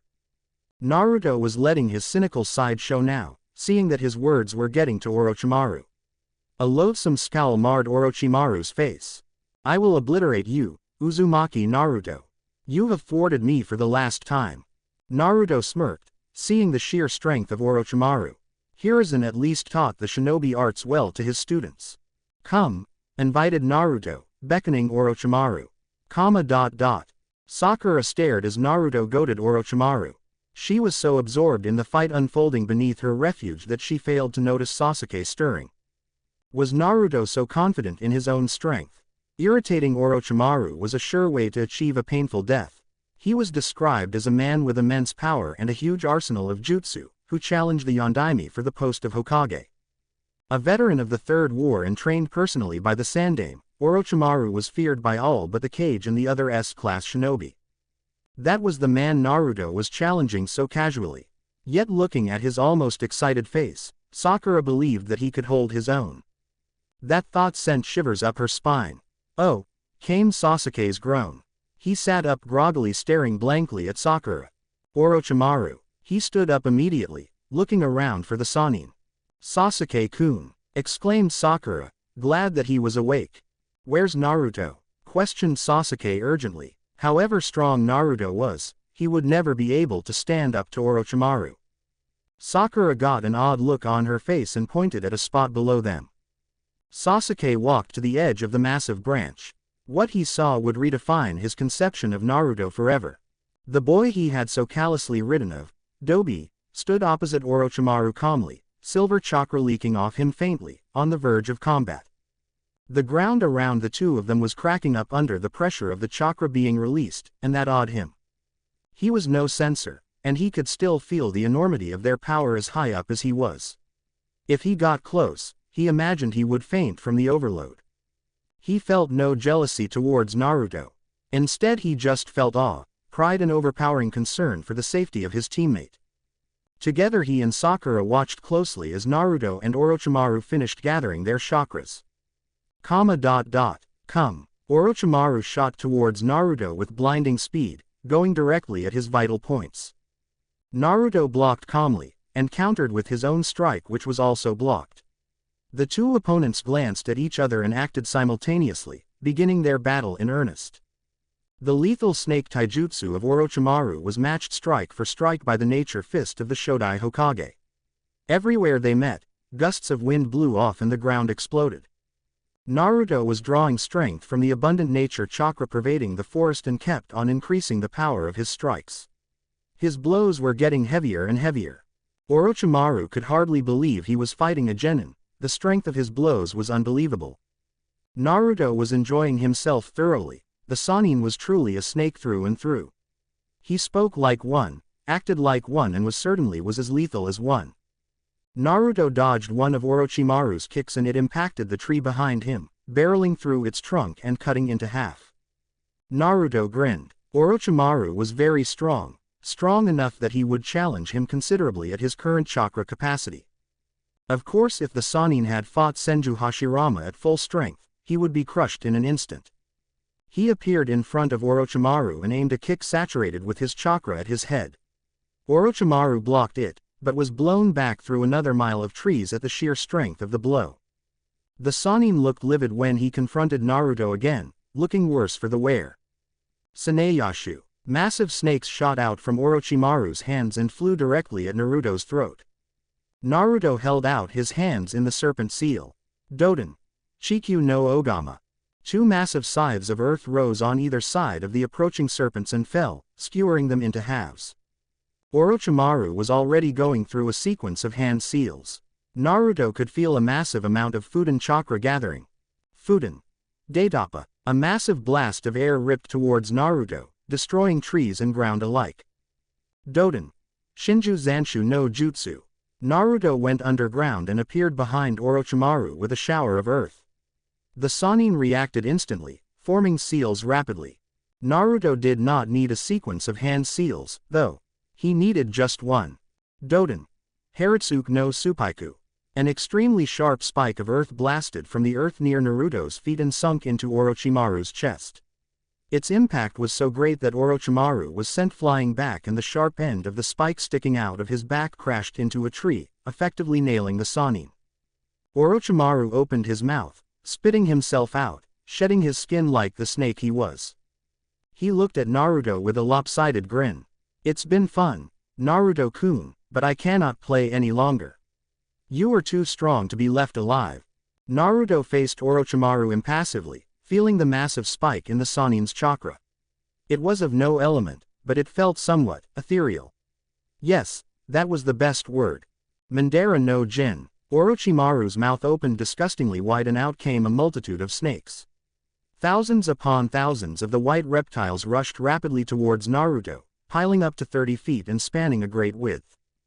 Naruto was staring, amazed at the magnificence of the jutsu. He had never seen its like, even as Hashirama. Out of the mouth of every one of the tens of thousands of snakes rushing towards him came out a sword he recognized well. The sword of Kusanagi, dripping with poison. This was a very powerful technique, and he could not counter it with Doden or Suiden. The thousands of Kusanagi would just rip through. He could not reveal Mokuden yet, though he could easily stop the snakes with that, Kusanagi or not. Which left. The air around Naruto turned blinding silver for half a mile in all directions, chakra pouring out of every one of his tenketsu in a torrent. He raised his palms, routing all his chakra into them. Orochimaru looked stunned by the magnitude of the chakra Naruto was releasing. The multitude of snakes was almost upon him, the heap growing all the time. Naruto breathed deeply and slammed his glowing palms into the ground. A massive semicircular shockwave erupted from Naruto's position, blowing each and every one of the snakes to pieces. The forest was destroyed as utterly as Orochimaru's 10,000 shockwave reached the Sannin and hurled him far away for the third time. Naruto looked around at the devastation he had caused sadly, never liking to see the destruction of trees, let alone those created by himself. He immersed himself in his senses and sighed in relief as he felt Orochimaru fleeing rapidly towards the east boundary of the forest. That battle had pushed him a little. He sensed Sasuke and Sakura tremulously approaching him from behind. "You can come out now, Sakura and Sasuke." The duo slowly walked towards him, not believing the sheer destruction unleashed during the battle. They had never seen a fight like that before and never understood the meaning of a cage-level fight as they did now. "You are so powerful, Naruto, you actually drove Orochimaru back," Sakura said in absolute wonderment. "Good fight, Dobi," Sasuke said, unable to think up any more praise for his rival. How stupid, he thought to himself. Naruto was too far ahead of him to be considered his rival. Gahaha, Naruto laughed happily. "Thanks Tem. Did you actually compliment me?" I think I did. Don't get too used to it though," Sasuke said, smirking. Naruto was his rival, alright. No matter how powerful he got. Sakura just smiled at her teammates. "I have one last thing to do," Naruto said, sensing all around them for around 5 miles. No one. He assumed all teams were driven away by the scale of his and Orochimaru's fight. All teams had something resembling a sensor on their team, after all. They would have certainly given wide berth to a cage-level fight. That suited him just fine. He looked at the devastation caused by his final attack in the absence of trees, and gathered his chakra. Mokuten Hijutsu. Mori no Taito. The massive semicircular area of the forest that was divested of trees for at least a mile rumbled. Small saplings rose up everywhere in the huge barren area slowly, and with a great rush shot up to become massive trees that repopulated the empty area. Sasuke and Sakura looked open-mouthed at their teammate who had just created about a square mile of forest. Naruto just kept stunning them regularly. Naruto looked at them amusedly. "We need to leave the area now. I can sense multiple chakras approaching us and Sasuke still needs my healing." They nodded and shot off as one. Yugito, Samui and Omoi had just finished off a team of Kiri, and were collecting their Earth Scroll. The Nibi Jinchuriki felt an explosion of extremely dense chakra a good distance to their west. It felt familiar. There was also another very strong chakra that felt just evil. Naruto and someone who was no genin were engaged in combat. The ground shook violently for a few moments and then stopped. What was her fellow Jinchuriki doing? To feel the tremors of his jutsu this far, that should be a very powerful technique. Omoi and Samui were prodding her quizzically. "Yugito, could you sense whoever caused that tremor?" "Yes, that was the Kyuubi Jinchuriki, Naruto. The chakra did not feel like any element, though. So he used the Kyuubi's chakra." "No, it was his own." "Not cool. Not many people have the capacity or control to do such a thing with just pure chakra." Omoi in the meantime was into his own apocalyptic thoughts and was being ignored by the blondes. "Kitten, that boy is no genin. Be wary of him, very wary. He seems to exude a chakra that can calm or even suppress me if need be." Yugito gave a mental nod to her Biju. Suddenly she felt a release of unfamiliar chakra from Naruto. It felt like life. What chakra could actually create life? She was suddenly pulled into her mindscape by the Nibi. She stood in a lush grass plain, confronting the Hellcat. "What, Yugito? Naruto either has the Mokuten, or the Rinnegan. What? There is no other explanation. That is how he suppressed Kurama so well, and seems to have the power to suppress me. Only 2 known techniques can create life, one is the Mokuten and the other is a Rinnegan technique called Banbutsu Sozo, the creation of all things. Both possibilities are extremely disturbing." Yugito was extremely stunned. Naruto most probably had one of 2 mythical bloodlines. The Rinnegan was the Rikodo Sennin's Dujutsu. The power he wielded with those eyes was said to be unfathomable, beyond human comprehension. The Mokuden was documented a little more. Senju Hashirama's strength with that bloodline was so great that he was compared to the Rikodo Sennin sometimes.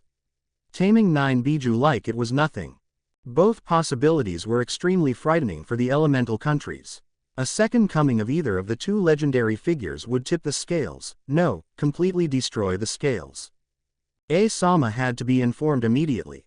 She turned to Omoi and Samui. We need to get to the tower at the earliest. No wasting time. I have something extremely important to convey to Reikage-sama. Her teammates seemed to recognize her seriousness and nodded. Gathering their chakra, they shot off rapidly towards the tower.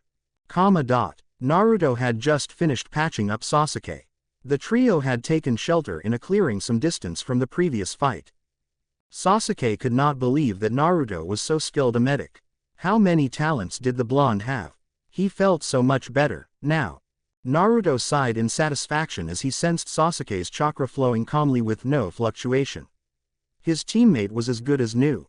What is that seal you used on Sasuke-kun, Naruto? Naruto pondered for a moment. It is called an evil suppression seal.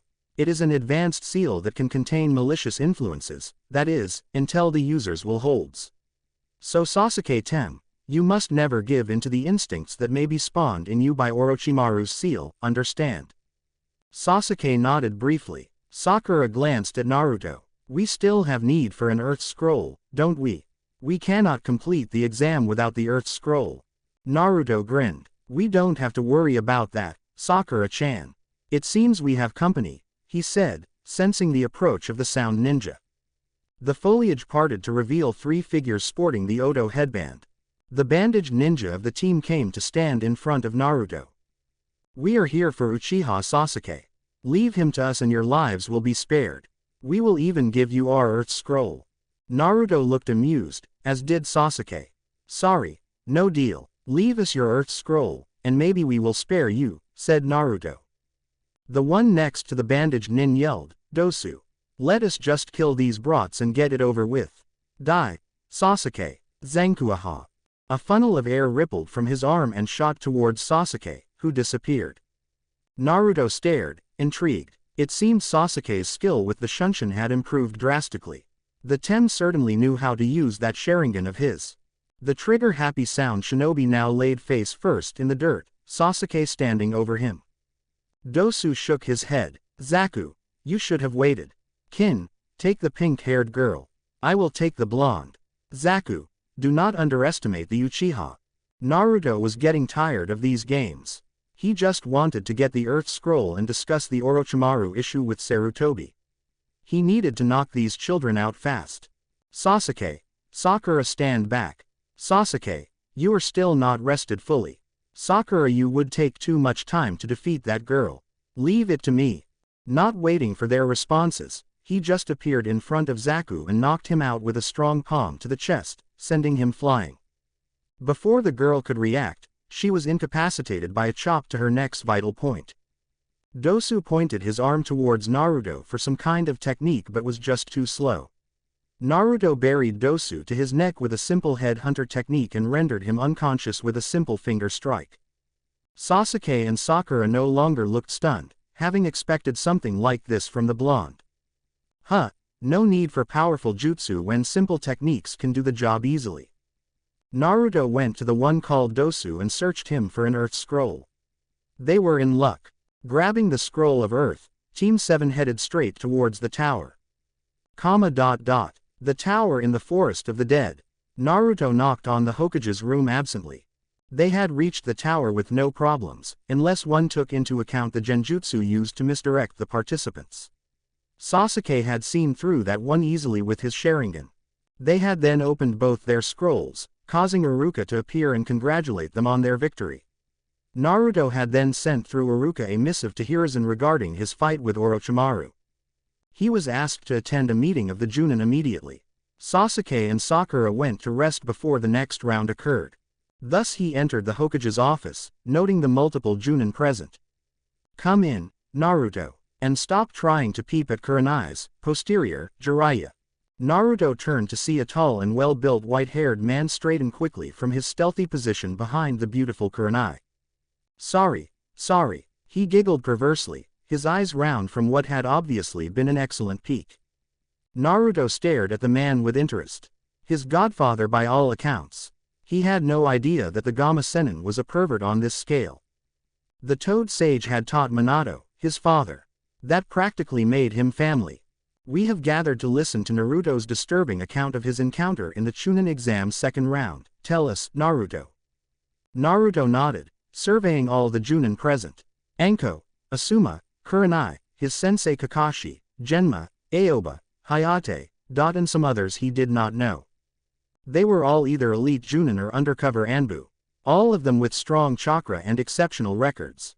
He could proceed with his briefing without fear of a leak, as he felt no questionable emotions from the powerful ninja in the room. We were following the river in the forest so we could encounter some team and grab their scroll.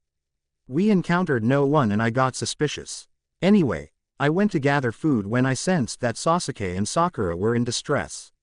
I rushed back and saw a snake-like man finish biting Sasuke. Jiraiya scowled. It was Orochimaru, wasn't it? Yes. The room erupted. The Junin were all clamoring at the fact that mere genin had to face an S-class criminal. Only Kakashi and the third looked cool. Naruto would never lose to somebody like Orochimaru. Jiraiya looked at all their reactions interestedly, noting the calm of Kakashi and the third. Those two knew something. Quiet. The Sandaime roared, causing the Junin to calm down, though they all looked agitated still. Thank you. Now Naruto, proceed with your story. Naruto nodded. I healed Sasuke, and saw the seal on his neck. What is it with that seal, by the way? Anko stepped forward. As Uchiha Sasuke dead, it is very rare that someone who receives that seal survives.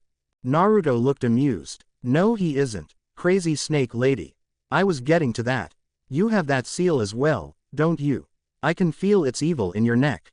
Anko nodded in a subdued manner. The third cleared his throat, causing attention to center on Naruto again. As I was saying, I saw Sasuke writhing in pain from that seal and I suppressed it with my own seal. The third hardly looked surprised. The Junin were still whispering at the revelation of Naruto's prowess, while Jiraiya looked interested. Which seal did you use, Gaki? He asked. Figures. It made sense that the son of the Red Death and his beloved pupil, Minato, would be this strong. He already felt proud of the young boy he thought of as a grandson, even though he did not let it show. The evil suppression seal. It is only a makeshift solution, though, and will only last as long as Sasuke's will to fight does.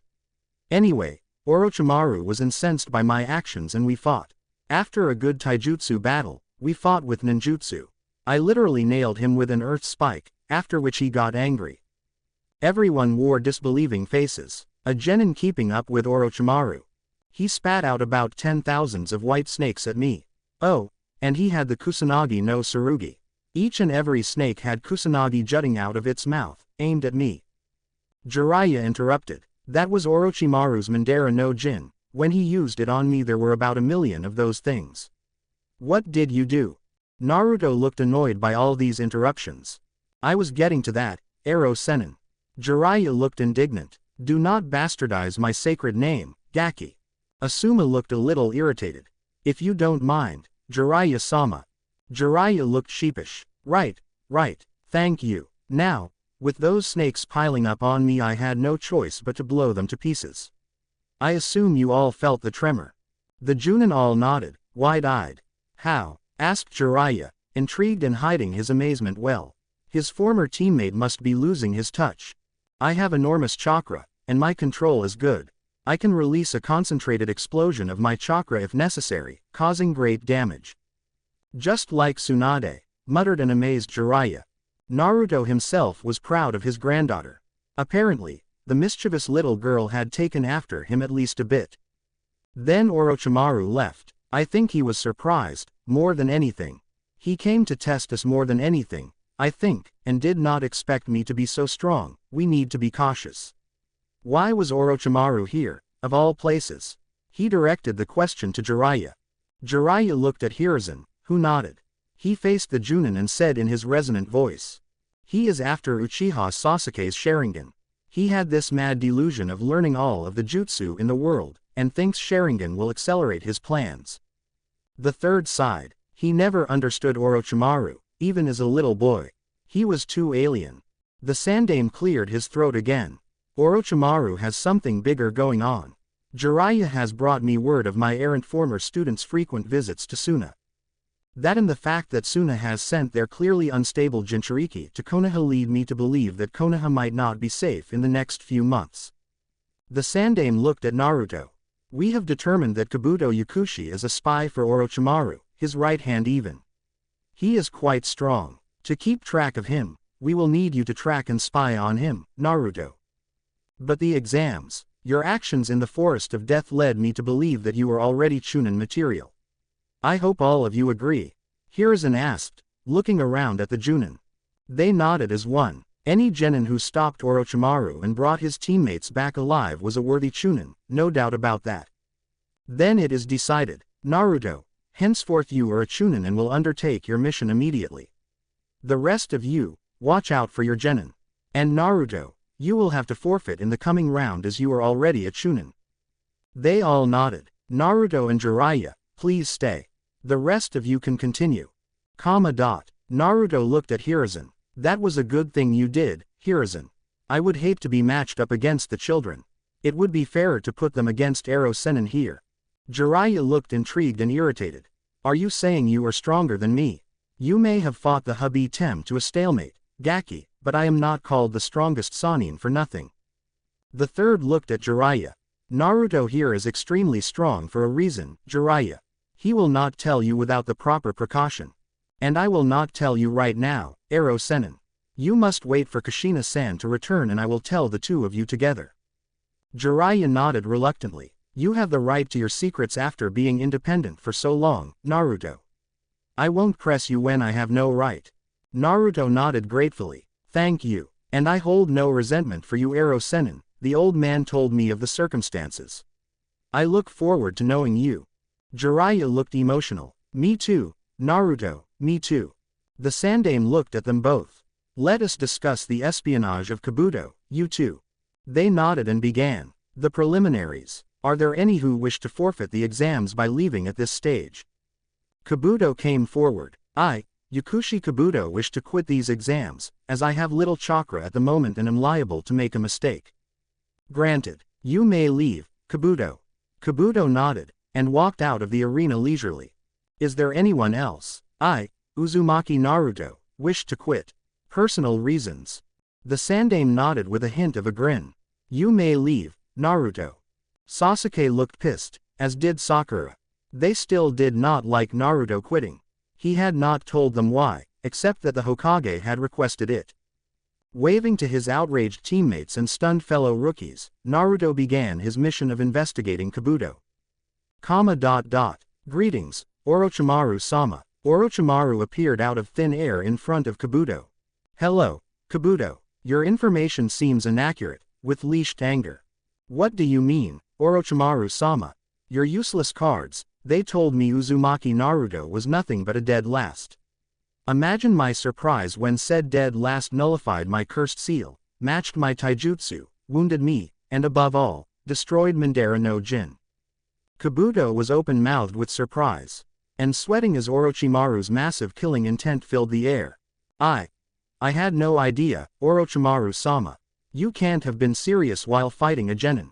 Orochimaru's killing intent receded, the snake Sannin calming down considerably. True indeed. But I could tell that he was holding back too, and I don't know by how much. I don't like the direction the invasion is going. We may need more reinforcements and I will change our plans. Kabuto nodded. How is the Edo Tensei coming along, Orochimaru-sama? Orochimaru looked slightly frustrated. The same. Hashirama cannot be resurrected. I have no idea why. But I have a backup, Kabuto. Sensei won't know what hit him. Don't fail me again, Kabuto. I don't like unknowns. Kabuto nodded. Go now. I have a grave to rob. Naruto opened his eyes, having heard everything through his concealed wood clone. So, Orochimaru was indeed planning an invasion of Konoha and planned to assassinate Hiruzen. What really surprised him was the Sannin's audacity. Orochimaru actually used Tobirama's jutsu to resurrect Hashirama, in other words, himself. The idiot, he had no idea of the ramifications of that technique. Of course Edo Tensei would not work, the aspect of his soul as Hashirama had left the pure world. He could resurrect Tobirama, though. This could not be allowed, the dead were meant to be left in peace. He would hate to see Tobirama as a puppet of some upstart. This needed further consideration. Anyway, he had to go see what had happened in the preliminaries and then report to Hiruzen. It was Jiraiya's turn to watch Kabuto anyway. 10 days later, Naruto watched as Sasuke was being trained by Kakashi to up his speed. The young Uchiha had certainly taken well to the art of using Shunshin and had gained the second tomo of his Sharingan during the fight with Orochimaru. Sasuke's proficiency with Shunshin was growing at unprecedented levels, and he was using it quite creatively. He had apparently made quite the impression back at the preliminaries, moving so fast that his opponent could hardly see him, let alone touch him. Sasuke had apparently defeated him with speed and genjutsu alone, not laying a single hand on his opponent. Sasuke was being called the second coming of the other great prodigy of the Uchiha, Shunshin no Shisui. The disadvantage with Shunshin was that one could not unleash ninjutsu instantaneously after using it, as the regathering of chakra took time. He himself had only eliminated that problem partly. Sakura had tied with Ino, leading to both of them getting eliminated. Shikamaru had beaten his opponent, as had Shino. Choji was eliminated along with Kiba. Intriguingly, the sound ninja he had beaten in the forest were nowhere to be seen. Jiraiya came to stand alongside him. "Hey, Gaki, how are you doing? I finished my training just now, Ero Sennin. I am watching Sasuke do his. Is your shift already over?" Jiraiya nodded. "Yeah, it is Hayate's turn to watch him now." Quote. Naruto nodded. "Any particular reason you are here?" "Yes, Naruto. Sensei told me to tell you, Kushina arrived one day ahead of schedule for some reason. She should in Sensei's office by now." Naruto's heart skipped a beat. His mother was here, now. His face must have showed his agitation, for Jiraiya consoled him.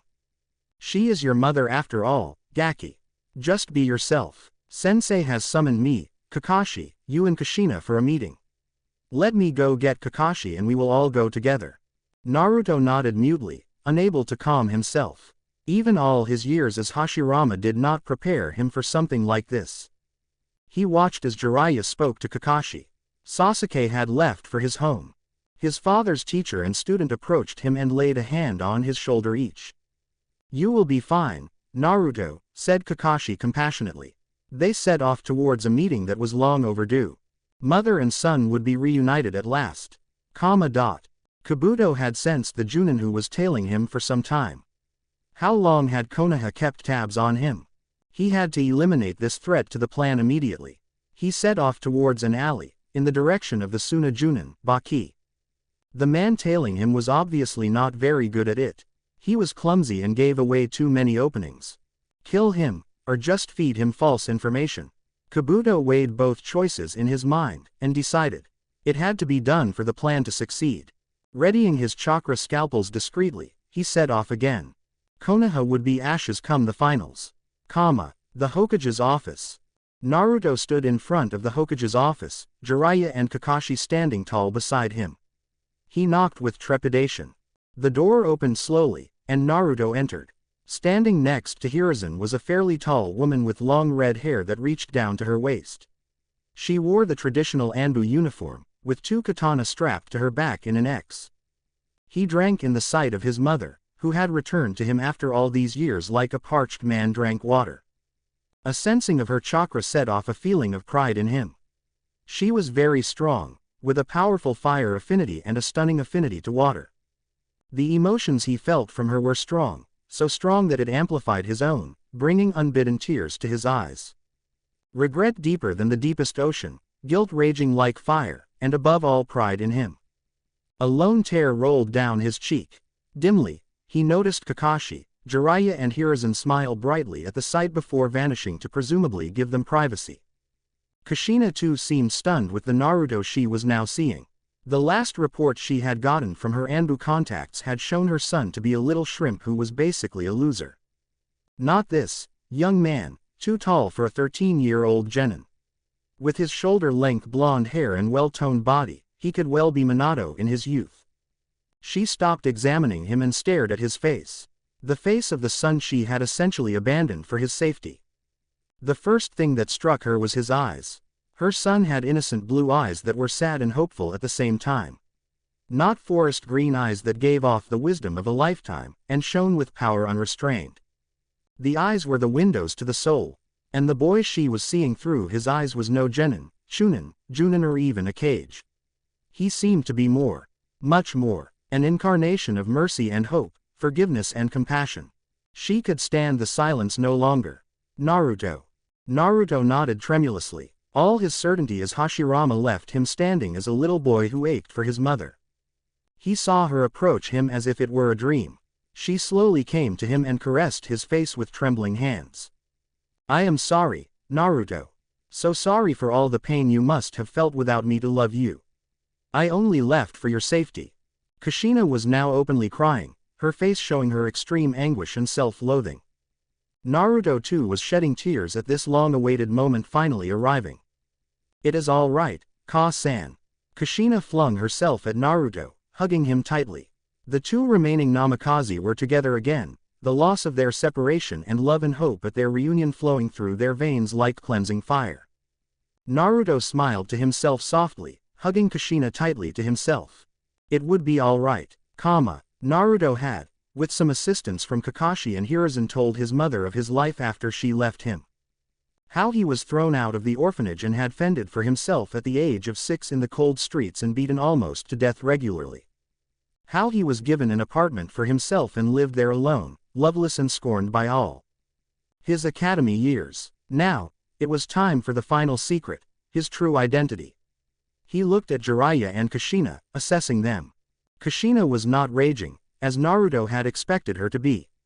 She had an expression of uttermost self-loathing upon her face as she visualized the sufferings her child had gone through. The village should burn in hell for its ignorance.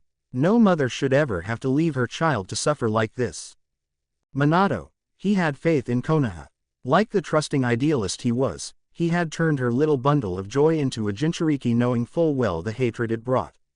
She still loved him, though. How could she hate him when she, still alive, had left her son to suffer? That would make her a hypocrite. Naruto looked at her almost as if he had read her mind. Do not hate the village for my suffering, Ka-san. It was born of ignorance and I pity them for it. Jiraiya looked at him in amazement, Kakashi and Hiruzen in pride. Kushina was incredulous. How can you not hate them, Sochi? Naruto turned to Hiruzen. Hiruzen, it is time. Kushina looked quizzically at Kakashi. Naruto walked to Mito's seal again, and activated it again. Jiraiya and Kushina looked on stunned. What was that seal? Kushina asked her son, awed by the chakra he had emanated. Naruto explained the seal to her and Jiraiya, causing them to sit in wonder of Mito's prowess. Kakashi and Hiruzen just looked on in anticipation. Ka-san, Ero Sennin, it is time for me to reveal my secret to you. You are both seal masters and can understand better than most. Kushina and Jiraiya listened attentively.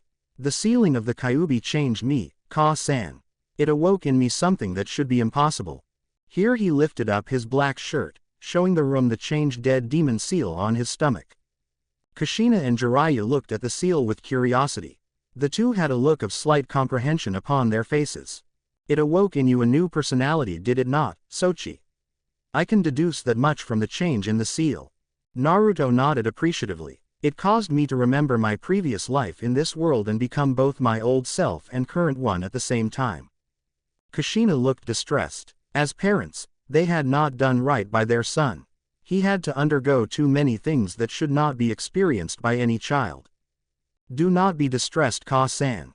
It is my old life that led me to become what I am now, to find peace. Kushina and Jiraiya looked at Naruto with anxiety. This could very well be harmful and was extremely unexpected. Naruto clasped his hands in the ram seal, flaring his chakra. As that, nature chakra? Jiraiya asked in amazement. Only in major part, replied Naruto. His chakra always had a high concentration of nature chakra mixed in it. They had called it Mokudan chakra. Kushina was amazed and at her son's chakra. He was unleashing enormous amounts and didn't even breathe hard. She watched as he molded chakra. Mokuden. Budo no Hiragari. Impossibly, vines started spreading and flowers bloomed upon them, covering the space of the entire office. Hiruzen looked stunned at seeing his sensei use Mokuden again.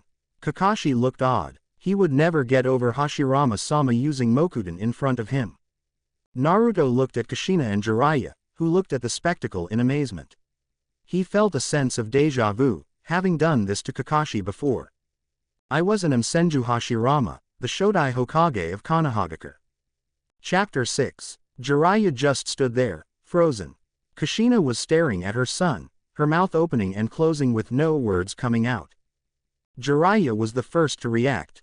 Of all the lives you had to live before this one, it had to be him. This is great, he said enthusiastically with a thumbs up sign. Naruto grinned at the man's response. Jiraiya reminded him of how he used to be as Hashirama. How he still was, to a large extent. He and his godfather would reconcile just fine. Because of my study of seals, I know you are still my son, Naruto. The unexpected keeps happening to the Namikaze family. Having the reborn Hashirama as a son, Minato would be so proud. I am too, so proud, Kushina said wonderingly, still unable to believe. She shook her head, still trying to accept Naruto and Hashirama being one. Her little boy was the rebirth of the most revered ninja since the Sage of the Six Paths. Naruto sent a sly glance towards Kakashi. You reacted better than Kakashi-sensei, Ka-san and Ero-senin. He only fainted. Kakashi managed to look indignant even with his mask on. Jiraiya and Kushina were snorting with laughter, imagining Sharingan no Kakashi fainting like an Academy fangirl. I'll get you for this, Naruto, threatened Kakashi. Kushina then looked at Hiruzen and Kakashi. I hate asking this, but all this seems too surreal to me, Hokage-sama. Do you believe Naruto? Hiruzen nodded without hesitation. He is Hashirama-sama reborn, without a doubt. That seal there was attuned more to soul than to chakra, and only Hashirama-sama could use it. There is no doubt. Kushina nodded, trying to comprehend the implications in her own chaotic feelings. It was not every parent who learned that their son had such a truly beautiful soul. Also, to convince me, he raised a massive wooden bridge from Nami to the mainland with just a single hand seal. Only Shodai-sama could ever use Mokuden with such skill and power. No genin however talented could do that. It is acquired through decades of experience only, said Kakashi. Kushina was stunned. She had no choice but to believe her son after what Kakashi and Hiruzen said. She stared at Naruto with mixed emotions on her face. Love for her son and reverence for his greatness. Minato's idiotic mistake had awakened a legend. Would you prefer Naruto or Hashirama when we are alone, Naruto? She asked. Call me Naruto, Ka-san. I am still your son, even if I was Hashirama back then. Kushina nodded, looking relieved. It would take her a long time to get used to the reality of Senju Hashirama being born as her son. She would adapt for her son's sake. The Sandaime looked at all of them. I called all of you here primarily to discuss the matter of Orochimaru. Jiraiya, Naruto, you have to stop tailing Kabuto from here on. Our Junin Gecko Hayate who was tailing him yesterday has been killed. Naruto had a sad look on his face, as did Jiraiya and Kakashi. Hayate's death was a great loss to the Junin, as he was very talented at Kenjutsu. Jiraiya looked at Hiruzen. I assume you called me and Naruto to brief Kushina and Kakashi of our findings, sensei. In part, Jiraiya, Kakashi and Kushina are informed of the essentials of Orochimaru's involvement. They need more specifics. We also need to discuss how we are to meet Orochimaru's invasion with the limited information we have. Jiraiya nodded and turned to Kushina and Kakashi. Naruto here discovered that Orochimaru was planning to use the Edo Tensei to resurrect Hashirama and Tobirama, and use them to kill Sensei. He was unable to resurrect Hashirama, and has found a replacement for him. Kushina was first outraged that Naruto was being sent on such high-level missions at such a young age, but she remembered just who he was. He would be in no danger even if discovered. It would be hard indeed for her to curb her protective instinct as a mother, that too after seeing her son a decade later. Naruto took up the narrative. We know for certain that he will be using 2 Edo Tensei summons and one of them will be my brother, Tobirama. It will be easy to subdue Tobirama because Orochimaru would not dare bring him back at full strength. Our only worry is the unknown summons. The Sandaime now interjected. We also know that Orochimaru is going to invade with a considerable force of Oto ninja. He will want to kill me personally, so I assume he will be present at the stadium in a disguise. We are still unable to find out what. Kakashi asked, how do we respond then, Hokage-sama? First, we cannot let anyone except the elite Chunin know of this. I have the opportunity to finish off Orochimaru once and for all, and I will take it no matter what. Orochimaru will call off the invasion if he smells too much wariness on our part. We should lay a careful trap. Jiraiya then spoke. We will have 3 teams composed entirely of Anbu, each led by one of us. Kakashi will lead a team to respond to threats within the stadium. Kushina and I will lead teams to guard Konoha from without. The Chunin will be able to guard the village itself once the invasion happens, under Kakashi's guidance. What will Naruto be doing? Asked a worried Kushina, observing her son who looked calm and solemn. Hiruzen will be there at the stadium to deal with Orochimaru once and for all, and I will be there with him to subdue Tobirama and the unknown summons. I could always beat my brother in a fight even at his full strength, Naruto said. What of the evacuation of the children of the academy? Kakashi asked Hiruzen. We will send Chunin and Genin to oversee their evacuation. The Sandaime looked at them all. There is one last matter. Naruto, your true lineage will be announced after this whole affair is done with. Until then, please keep it under wraps as the Raikage will be visiting. He will be unsettled enough with the Red Death's presence, but knowing that her and Minato's son is still alive will be a matter of alarm for him and the nations. I know politics, Hiruzen. Did you forget who taught you its fundamentals when you were little? Asked Naruto in an amused voice. The Sandaime looked sheepish. Right, sorry sensei. Just making sure. Kakashi, Jiraiya and Kushina stared, amazed at this interaction. They forgot easily that Naruto used to be Hiruzen's sensei in another lifetime. I need to release the seal, Hiruzen. I am starting to feel the drain, said Naruto and released it at the nods of assent. When the room jerked back to normal, Naruto spoke to Kushina. Where will you be staying, Ka-san? Will you go to the Namikaze house you and Tu-san stayed in? Kushina looked regretful. That place holds too many memories for me, Naruto.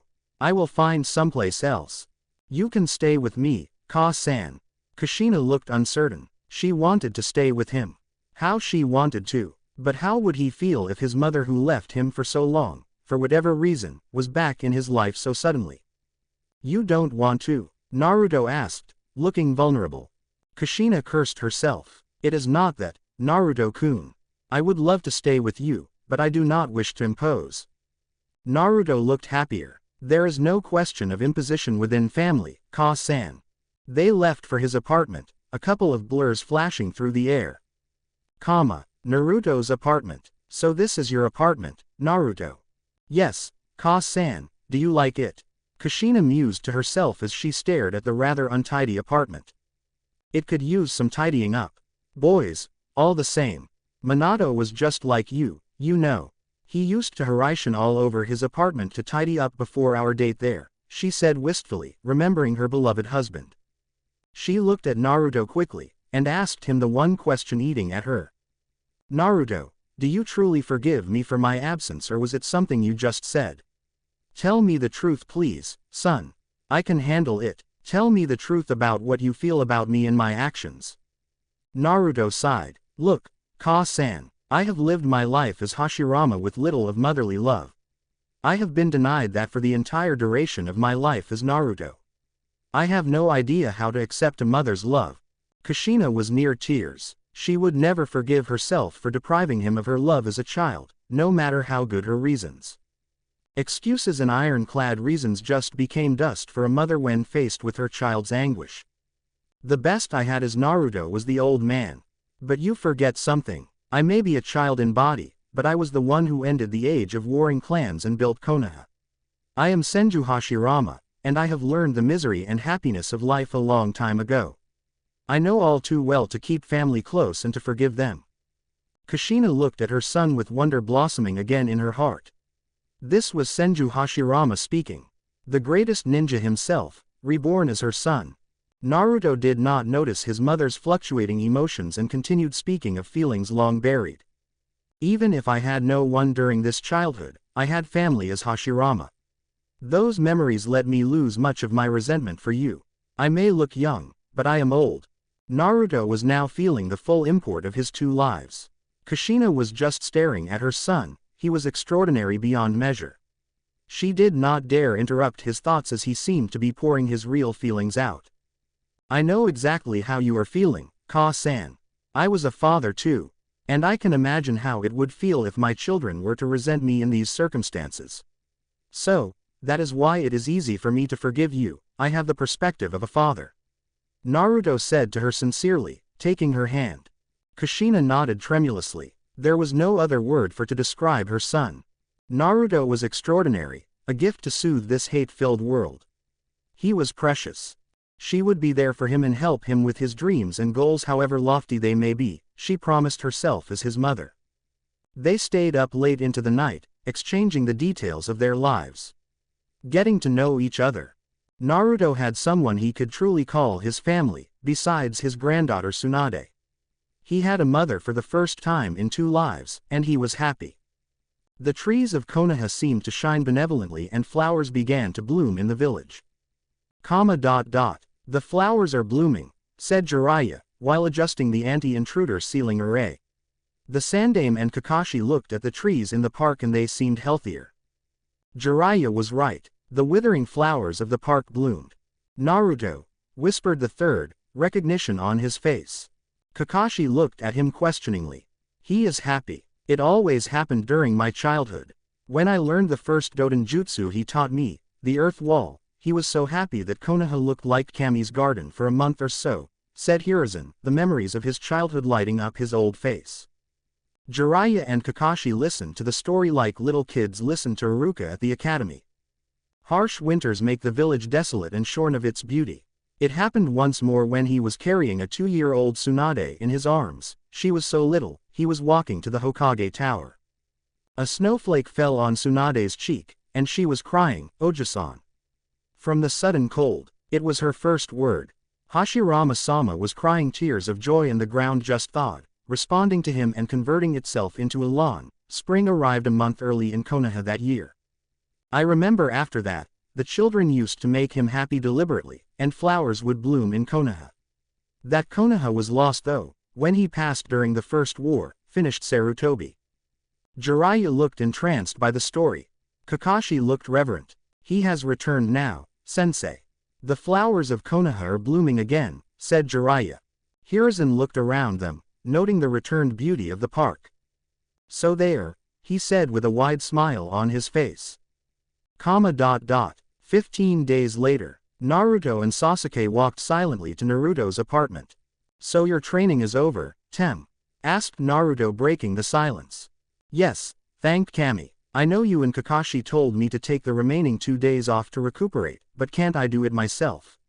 I just want to be lazy for the next few days, believe it or not.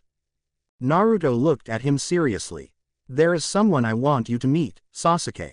Someone very important to both you and me. Sasuke looked at him quizzically but followed silently as Naruto opened the door to his apartment. Someone important to him, what did that mean?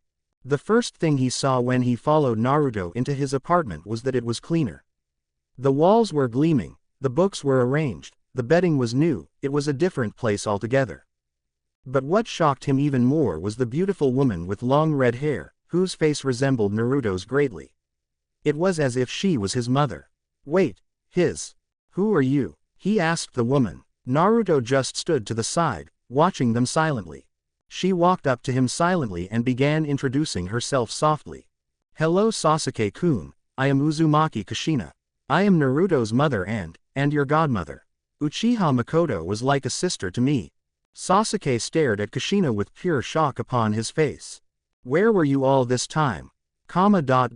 It had taken them the better part of 3 hours to explain to Sasuke the story of the Namikaze family, leaving out Naruto's secret. He sat stunned at the end of it all. So you are the heir of the Yondaime and Red Death of Konoha. No wonder you are so strong. Naruto nodded. We were raised together for 2 months, Sasuke. Makoto-san took care of me along with you when Ka-san was incapacitated. Sasuke's face softened considerably at this. Do you mind if I come over sometimes to talk, Kushina-san? Sasuke asked hesitantly. Kushina hugged them both to her tightly, Sasuke squirming with discomfort at being within Naruto's proximity. Not at all, Sasuke-kun. You were as good as a son to me. Naruto sighed with happiness as the family of two became three. He knew it, now. Sasuke would become more powerful than Madara in due time.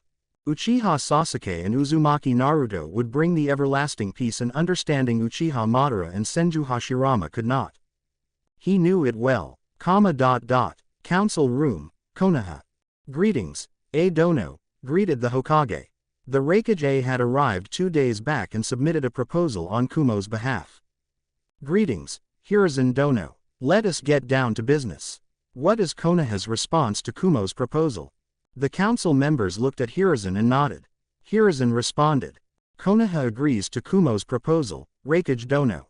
The non-aggression pact is accepted by us in exchange for your aid, and will be valid for the next 3 years between our two nations. Nodded. The formalities will be complete by tonight. Will you not stay, Dono?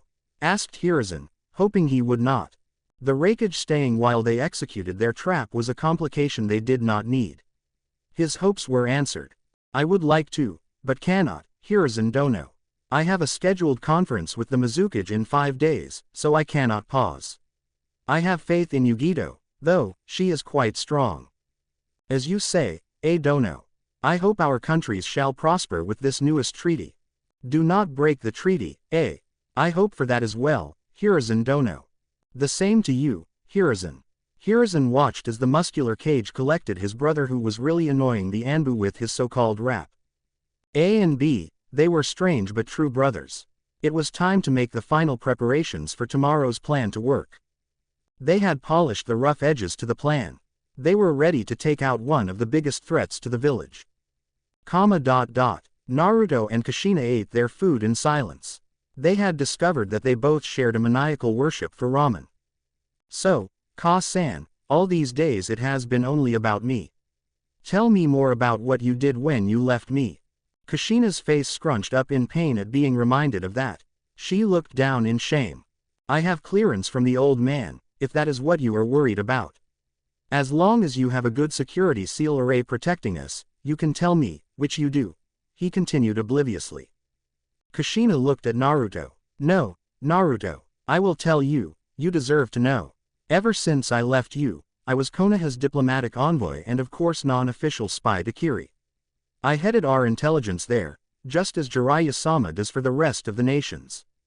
We were getting disturbing reports from Kiri back then, and I was sent there to assess the situation. I managed Konoha's front there for the next 5 years, after which the Yondaime Mizuki Yugura spawned a civil war with his persecution of bloodlines. Naruto listened with rapt attention. I don't need to tell you of the horrors of a war, you are Hashirama after all. Anyway, I was instructed to lend aid to the rebel forces as Konoha is a great supporter of bloodlines and did not want any more of them lost. Then I rescued an extremely strong Chunin, Meitarumi, who was about 6 years younger than me. Her bloodlines, lava release and boil release, make her a feared opponent. She is part Uzumaki. Naruto felt happier. The Uzumaki clan still thrived. The most resilient and long-lived clan would take more than a single war to wipe out, he thought with pride. The two of us led the bloodline faction for 3 long and bloody years of internal war. We managed to kill Yugura in the end, though. In fact, by the time I got Hiruzen's call, Mei was already the new Mizuki. Naruto nodded. His mother was a very strong kunoichi indeed. I am impressed, Ka-san. Do you think I can meet this Terumi Mei of yours? Kushina looked elated. Of course, Naruto. She used to be raving about how she wanted to meet you. We became such close friends that I even told her the truth about you being alive, just like me and Makoto. At least I can do this for you, you need none of my training. What do you mean? Asked Naruto, tilting his head. What can I teach Senju Hashirama? I thought of training you in the fuinjutsu of the Uzumaki and the kenjutsu developed by me exclusively, but I cannot have everything, I suppose, said Kushina tearfully. We can still spar together, Ka-san. I just did not bring it up because I have no wish for my first clear memories of my mother to be ones of conflict. We can spar after the finals, though. I can always learn from someone of your stature. Kushina looked happier. She suddenly brought up a topic that was very painful for Naruto. Do you like any girls, Naruto? Any academy chicks gotten into your sensory field? She asked mischievously. Naruto let his pain show, which made Kushina go silent very fast. This was something he had shoved in the deepest recesses of his mind, lest it overwhelm him. I'm so sorry, Masuko. Did I say something? Oh, she got an understanding look on her face and felt like punching herself, hard. She always ran her mouth too much sometimes. Naruto looked her in the eyes and Kushina gasped. Those forest green eyes showed so much anguish that it froze her. He was still grieving for her. Ka-san, please avoid that topic unless you wish to cause me pain. My heart shall forever belong to Mito and her alone. I can never even think about loving another woman as long as I am alive, said Naruto. Kushina nodded mutely. She should have never brought that up. Anyway, have you been given your team yet, Ka-san? Kushina allowed the change in subject, and they dwelled upon the specifics of their roles during the invasion. Arena, Chunin exam finals. Naruto stood alongside Hiruzen disguised as Anbu, watching Sasuke and Gaara face off against each other in the first match of the finals. He reached his hand to his back and caressed the beautiful black wakizashi blade gifted to him by his mother. It felt so light strapped his back, so sharp. Sasuke had gotten one too, but he had gotten a katana. They were all ready. His mother and Jiraiya were patrolling outside Konoha with their teams. Kakashi and his team were on guard in the stadium, as were all the Chunin. They had prepared as best as they could. The Kazekage came strolling towards his seat, his face covered by a veil. Naruto extended his senses to sample the Kazekage's chakra for the first time, and he was shocked. Beyond shocked. Clever, Orochimaru. Clever indeed. Orochimaru was masquerading as the Kazekage. The real Yondaime Kazekage was probably dead. He cursed. Orochimaru's plan fell into place in his head like pieces of a jigsaw. He plans to use Suna and Oto to attack us simultaneously. Suna from within and Oto from without. Good that we divided our forces evenly. Naruto watched as the Kazekage and Hiruzen greeted each other and sat on their respective seats. He bent down and whispered the truth to Hiruzen. The Sandame's eyes widened in alarm and he whispered back in Naruto's ear. Warn Kakashi to be ready for this. Ask him to send a message to Kushina. Naruto nodded, concealed by his cat mask, and disappeared and reappeared back again after a few moments. He had sent a wood clone with a message to Kakashi. A problem, Hokage? Inquired the Kazekage, solicitously. Just a small adjustment to today's program, Kazekage, said Hiruzen lightly.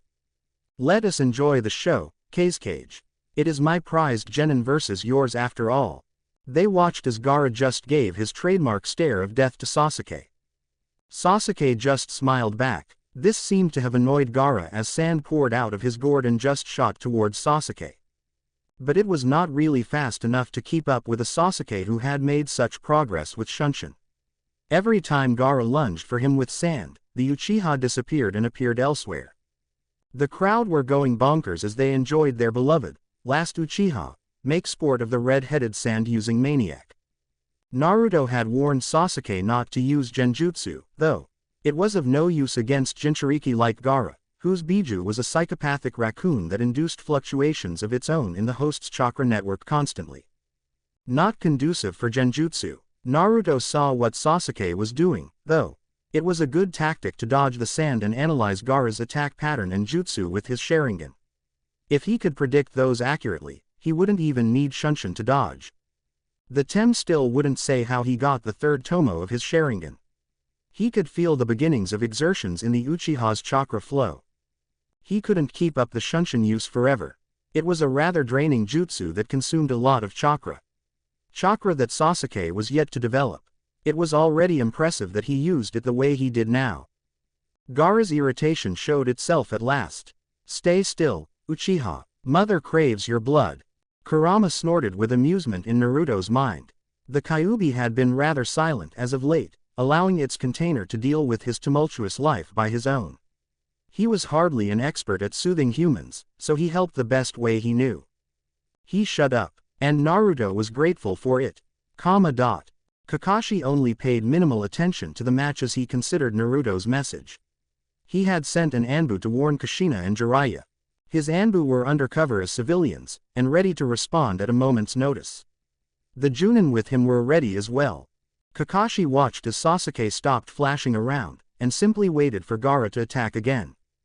He had instructed his Anbu not to interfere with the Sandaime and Naruto. To ninja like them, more help would just be a hindrance. Kushina and Jiraiya met at the East Gate, their teams on reserve. Their sensors and scouts were constantly patrolling the territory within sight of Konoha. Kushina, did you get the message? Yes, Jiraiya-sensei. I worry for Naruto, he will be facing Orochimaru again so soon. Jiraiya snorted. I wouldn't worry about the Gaki, Kushina. You know who he is. Kushina nodded, but still looked worried. My team has found no indications of any invading Nin. What is Orochimaru up to? That tem is unpredictable, if anything. We must be ready for anything, Kushina.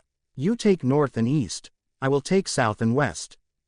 Kushina nodded in confirmation. Hi, Jiraiya-sensei. They separated in a blur. Sasuke watched calmly as the sand shot towards him from multiple directions. He had the Jinchuriki now. He could predict how he struck and could avoid with his greatly increased physical speed. The crowd gasped, stunned, as he neatly avoided Gaara's attacks as if he knew how they would hit a year ago. Running towards Gaara, he dodged even more sand attacks gracefully, his Sharingan spinning. His speed increased as he leapt high into the air, twisting cleanly to avoid Gaara's whip of sand. He landed right in front of Gaara and unleashed a hard punch to his face, well before his shield of sand could kick in. The sand user flew back hard, hitting the walls of the arena with a crunch. A bit of sand fell off his face, revealing the skin underneath. It seemed that his armor of sand had protected him. Sasuke disappeared and appeared in front of Gaara with a fast kick, but retracted at the last second when a dome covered the sand Nin and extended spikes toward him. Not wasting a second, he appeared high upon the wall opposite Gaara and began concentrating chakra into his hand. The technique he was using could cut through anything. Naruto watched as Sasuke charged up his version of Kakashi's technique, Chidori. A sound of thousand birds chirping filled the air as blue lightning crackled in Sasuke's hand. The young Uchiha charged fast and hard at Gaara, causing the Tsunade to extend those sand spikes at him. The Sharingan was too formidable, though it allowed Sasuke to dodge the spikes and plunge his Chidori right through Gaara's so-called ultimate defense. A horrible scream filled the air as the sphere of sand encasing Gaara blew apart, revealing Sasuke with his hand right through Gaara's shoulder, near his heart. No, screamed Gaara's siblings. Naruto wasn't too concerned, though. A Jinchuriki would not die so easily. Sasuke pulled out his hand, spattering the blood of his opponent. Sure enough, Gaara's wound began to steam and close up. Soon, it was fully healed. The red-haired Jinchuriki looked furious beyond description. Blood, my blood, I will kill you all, he roared. Sasuke looked at him, wary of his bloodlust. The crowd seemed stunned. Naruto observed Orochimaru, as he sat by the edge of his seat waiting for something to happen. Gaara was obscured by a huge pillar of sand, blowing Sasuke away. Orochimaru signaled to someone, and Naruto could feel genjutsu being cast on the entire stadium, feathers falling everywhere. He and Hiruzen were abruptly enclosed along with Orochimaru by some sort of barrier that reached up high and had 2 layers. It was held by what looked like ridiculous teens, who situated themselves within the layers of the barrier. It had begun. The crowds were falling asleep, but Kakashi's team and the Chunin had dispelled the illusion. Kakashi and his team spread throughout the stadium, taking out the sand ninja mercilessly. The Konoha Chunin led their genin out efficiently to help in the protection of the village. Temari and Kankura were out fast, but Sasuke pursued them on orders from Shiranui Genma, the proctor who engaged the sensei of Gaara, Baki. Things were taking place too fast. Tanuki Niri no Jutsu, came the shout from within the sand pillar. The sand dispersed, revealing the huge form of the one-tailed Biju, Shukaku. I'm back, roared the funky Biju. Gaara had released the sand demon at last. The cage flew back, pulling off his veil. Hello, Sarutobi-sensei and Naruto-kun, said the now revealed Snake Sanin. Orochimaru, my foolish student. You were really stupid to fight me here and now. I wouldn't say that Sarutobi-sensei. Look at Gaara, would you? What do you think will happen if Konoha takes a full-on Bijudama? He asked with glee. Naruto and Hiruzen looked at Gaara, their eyes blazing. Orochimaru signaled, and another barrier separated the two from him, protecting him while he summoned. He slammed his palms together. Kuchiyos. Edo Tensai. Two coffins began to rise out of space-time rips in the ground. Hiruzen watched silently, as he knew Naruto would hold the Shukaku off till help arrived. Then they could deal with Orochimaru and his summons. Naruto flared his chakra and watched the Shukaku as it turned its attention to the battle on the roof. You were the one annoying me. I found someone to kill, yelled the Biju, and opened its mouth, gathering enormous chakra. Dimly Naruto noted Orochimaru completing the Edo Tensai. Just a little more time for her to show up. Yugito could conceal herself, but Matabi could not conceal herself from Kurama. Kurama, is Matabi here yet? Yeah, I can feel her Jinchuriki changing into the tailed state. You will have to hold off that Bijudama Shukaku has aimed at you before she deals with the raccoon. Naruto nodded. Shukaku's strength had nothing on Kurama. He bit his finger, and began his summoning. Kuchiyos. Sanju Rashomon. The tailed beast bomb of Shukaku exploded towards the podium in a hail of destruction, but was intercepted by 3 demonic gates and a blinding explosion ensued. Orochimaru was impressed. To summon the Rashomon at such an age was a daunting prospect. When the air cleared, Shukaku was facing another Biju. The two-tailed Hellcat, Nibi. Yugito had come through, Naruto thought with relief. Hiruzen had made a really good deal with that rakeage. Naruto had to act fast to keep the village from being destroyed. He had to contain the Biju within the stadium and conserve his strength for Orochimaru's summons, which were nearly out. Mokuden. Yokusei no Mokusei Henkyo. Massive wooden pillars arched from the edges of the arena to confine the two Biju in a huge hemisphere of wood. The stadium and city were safe for a while. Naruto turned to Hiruzen. It is done, Hiruzen. Shukaku will be defeated by Matabi before he breaks out of sphere. Oh, and hello again, Orochimaru. Orochimaru was looking at Naruto with absolute amazement on his face.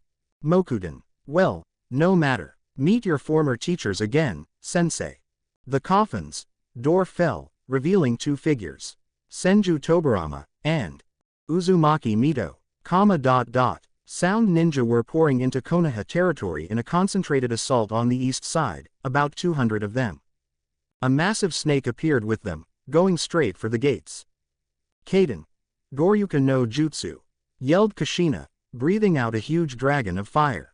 The snake was completely swallowed by the fire dragon, and was vaporized. Kushina's team nodded appreciatively. Team, engage the sound ninja. We cannot let them enter Konoha. Let's go. Kuchiyos no Jutsu. There was a large puff of smoke, and Jiraiya stood upon the toad boss, Gamabunta, facing the huge snake and the Odo ninja attacking them. No time for whining, give me oil Bunta.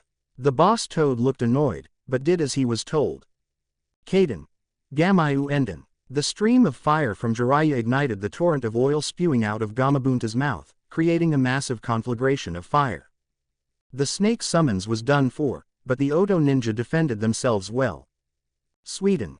Shvijineki. Roared 20 Odo ninja, neutralizing Jiraiya's attack with a collective water wall. They charged in formation and were engaged by Jiraiya's team in front of Konoha's south gate.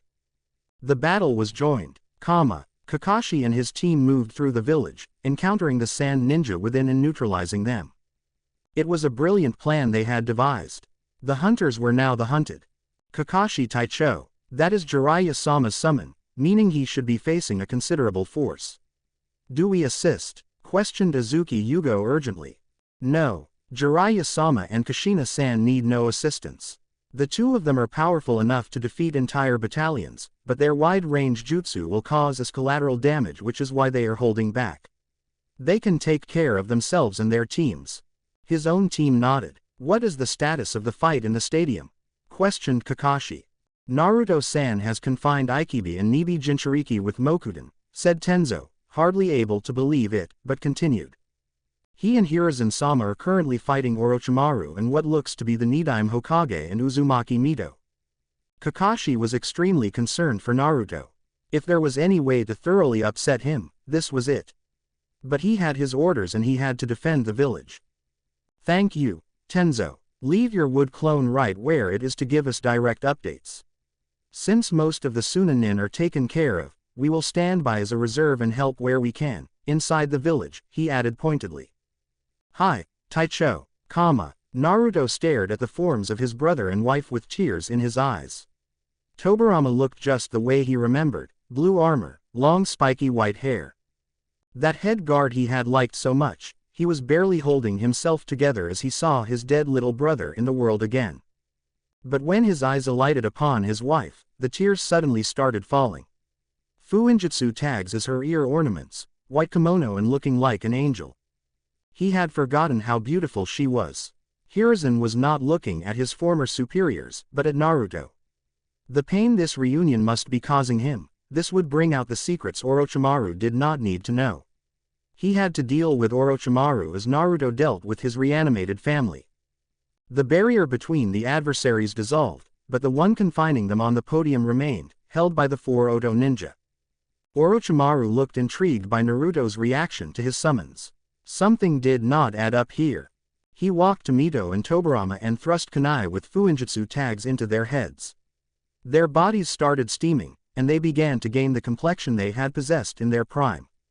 Tobirama and Mito looked up and saw their two opponents. Suru, you have grown old, said Tobirama dispassionately. Hiruzen-chan, you seem like an ancient monkey. I seem to remember you telling me as a little boy that you would never become older than 12 years, Mito laughed happily. Naruto's heart quickened at hearing his wife laugh again. He couldn't even speak, looking at her. Then it struck him. Orochimaru, you idiot, Naruto shook his head pityingly. Mito glanced at him, as did Tobirama. Who are you, youngster? Tobirama asked in a stern voice. Naruto was incensed, his little brother calling him little. Orochimaru was watching the byplay interestedly. Naruto flared his chakra considerably, and the tiles of the roof were cracking and floating away in pieces. Hiruzen and Orochimaru were doing the same but were drowned by Naruto's strength. Enough conversation, old people. Kill the boy, Mito-san. Tobirama, attack the old man, Konoha will burn under my hand. But nothing happened. Tobirama and Mito were staring at Naruto, their eyes wide. You have the same chakra as my brother, boy. How is that possible? Asked Tobirama. Mito was staring at him amazed. Naruto sighed. She had still not deduced the truth. A fight such as this was no place for a reunion such as theirs, no matter how much he wished it. What is happening? Kill them, screamed Orochimaru, who was looking frantic. Mito looked at Orochimaru with an intrigued look on her face. So, you are the one who brought me back with Edo Tensei. You brought me back at full strength, while you suppressed Tobirama's. Youngster, you underestimate the wrong people, said Mito, shaking her head. A dense gray chakra was rolling off her, causing ripples in the air. Bringing me back was foolish. If you wanted me to attack Konoha, you did well to shut Tobirama's emotions, but leaving me with complete control of mine was your last mistake. The kunai in Mito floated back out and was crushed into smithereens. Naruto's chakra was saturating the air in a terrible joy as he watched his wife cast off Orochimaru's weak bindings.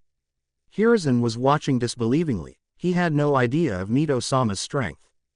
Orochimaru was looking very disturbed at this unexpected turn in events, and he held up a half-ram seal. Tobirama walked forward as if he were on strings and ran at Hiruzen, while Orochimaru was trying to get Mito back under his control, cursing all the while. Hiruzen, hold off Tobirama, will you? I will deal with Mito and that foolish student of yours. Hiruzen nodded and disappeared, meeting the Nidaime for a fierce bout of taijutsu in the air.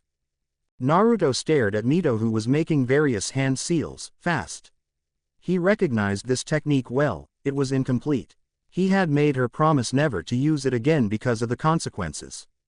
Why was she, Fuinjutsu, Junsuina Sakai no Kaiho? Liberation of the pure world. The counter she had devised when Tobirama had made Edo Tensei. Only she understood enough to use it. It was so impossibly complex that not even Tobirama could understand the seals. Orochimaru watched open-mouthed as Mito not only threw off his binding like it was nothing, but was actually returning to the living world. He had miscalculated terribly. Mito's body, which had seemed unnatural and otherworldly, was changing. She got color back in her cheeks and the spark of life returned to her eyes.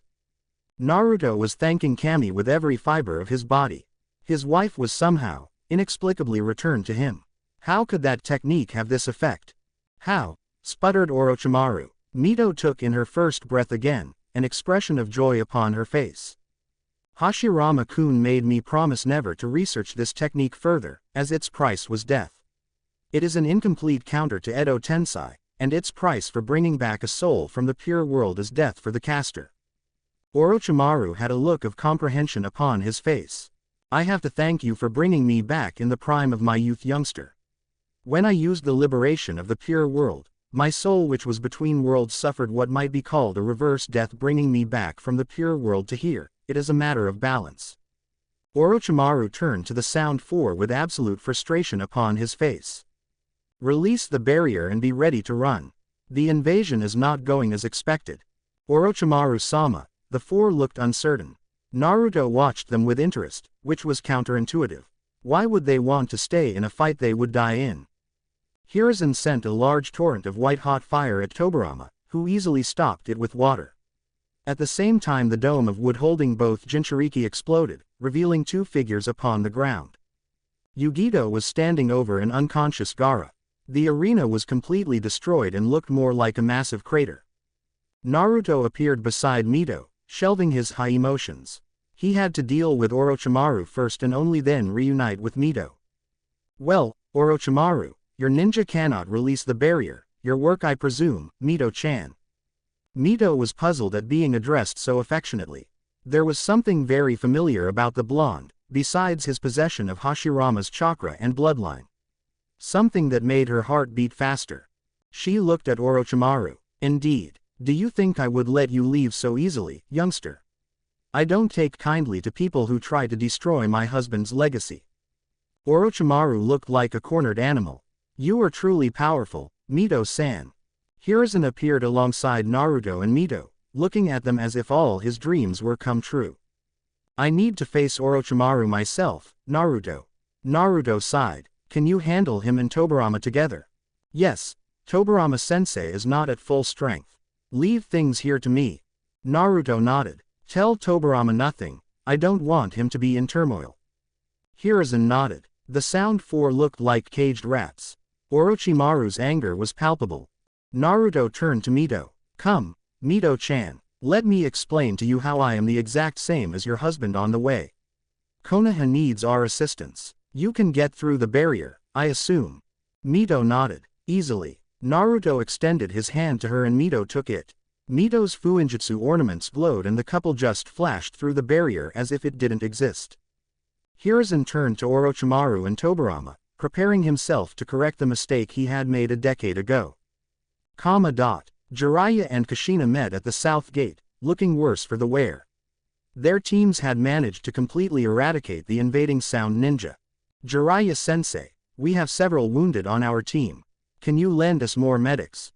Jiraiya nodded, ordering his medics to heal Kushina's wounded. The battle had extremely fierce, but their plan had been good enough to grant them victory. Of course, having S-class ninja lead the defenders never hurt. How do you think Naruto is doing? Kushina asked. He will be fine, he has regained a considerable portion of his old strength and you know that is no laughing matter. Kushina seemed relieved with Jiraiya's reassurances. They watched as their teams recuperated from the fierce battle. They could not re-enter Konoha till Orochimaru was dealt with. The village's perimeter had to be guarded till then. A young Konoha ninja suddenly appeared in front of the two S-class ninja, kunai piercing him all over his body. Kushina and Jiraiya appeared to steady him, yelling for medics. Jiraiya looked at the Chunin urgently. You are a border patrol ninja, aren't you? What happened? The ninja gasped out. Iwa, it was Iwa. About 2000, white explosion, dust everywhere, border guard overwhelmed. The medics were arriving. Kushina looked stunned, and Jiraiya shook the border patrol Chunin trying to keep him conscious. Hey kid, answer me, how far away are they? Half hour. Before he could ask any more questions, the medics came and dragged the boy away to be healed. Jiraiya looked at Kushina with apprehension on his face, which was mirrored by her. Of all the times for Iwa to turn on us, no matter. We have little time for healing, Kushina. We have to reorganize the defense and hold till our reinforcements get here, send a message for them. Kushina looked determined and a little afraid. Not for herself or Jiraiya. They could survive. She was afraid that her team of Anbu, none of them tested in an open battle, would die. They were already weakened by the sound ninja. Hi, Jiraiya-sensei. By the boy's description it seems as if Onoki the fence-sitter himself is leading the Iwa shinobi. It will need both of us to stop him from massacring Konoha. Jiraiya nodded. They would be lucky to leave alive. Chapter 7. Naruto and Mito stood opposite each other on top of the Hokage monument, on top of Hashirama's head ironically. A few months ago, and it awoke my old life in me. Since then I have been both Uzumaki Naruto and Senju Hashirama. Mito looked at him with a disbelieving yet desperately hopeful face. She had hoped for it the moment she had laid eyes on him. His chakra and emotions felt too much like Hashirama's. No one could replicate that much of a person unless it was the person himself. She needed proof, though, to erase all her doubts and assure her that it was indeed her beloved husband reborn, standing in front of her. I concede that you have my husband's chakra and bloodline, and you feel very familiar. Give me proof, please give me proof. Naruto looked at her, the joy shining bright on his face. I activated your seal on the Hokage's office, Mito-chan. Not enough. Tell me something only I and Hashirama would know, Mito asked, feeling as if this were a dream. Naruto turned his back to her and observed the space above the monument. It was right here, wasn't it, Mito-chan? You told me we would have a son. We were alone and we had come here for our walk. The sun was rising, and I was so happy at the news. It makes me happy even today in this life to remember it.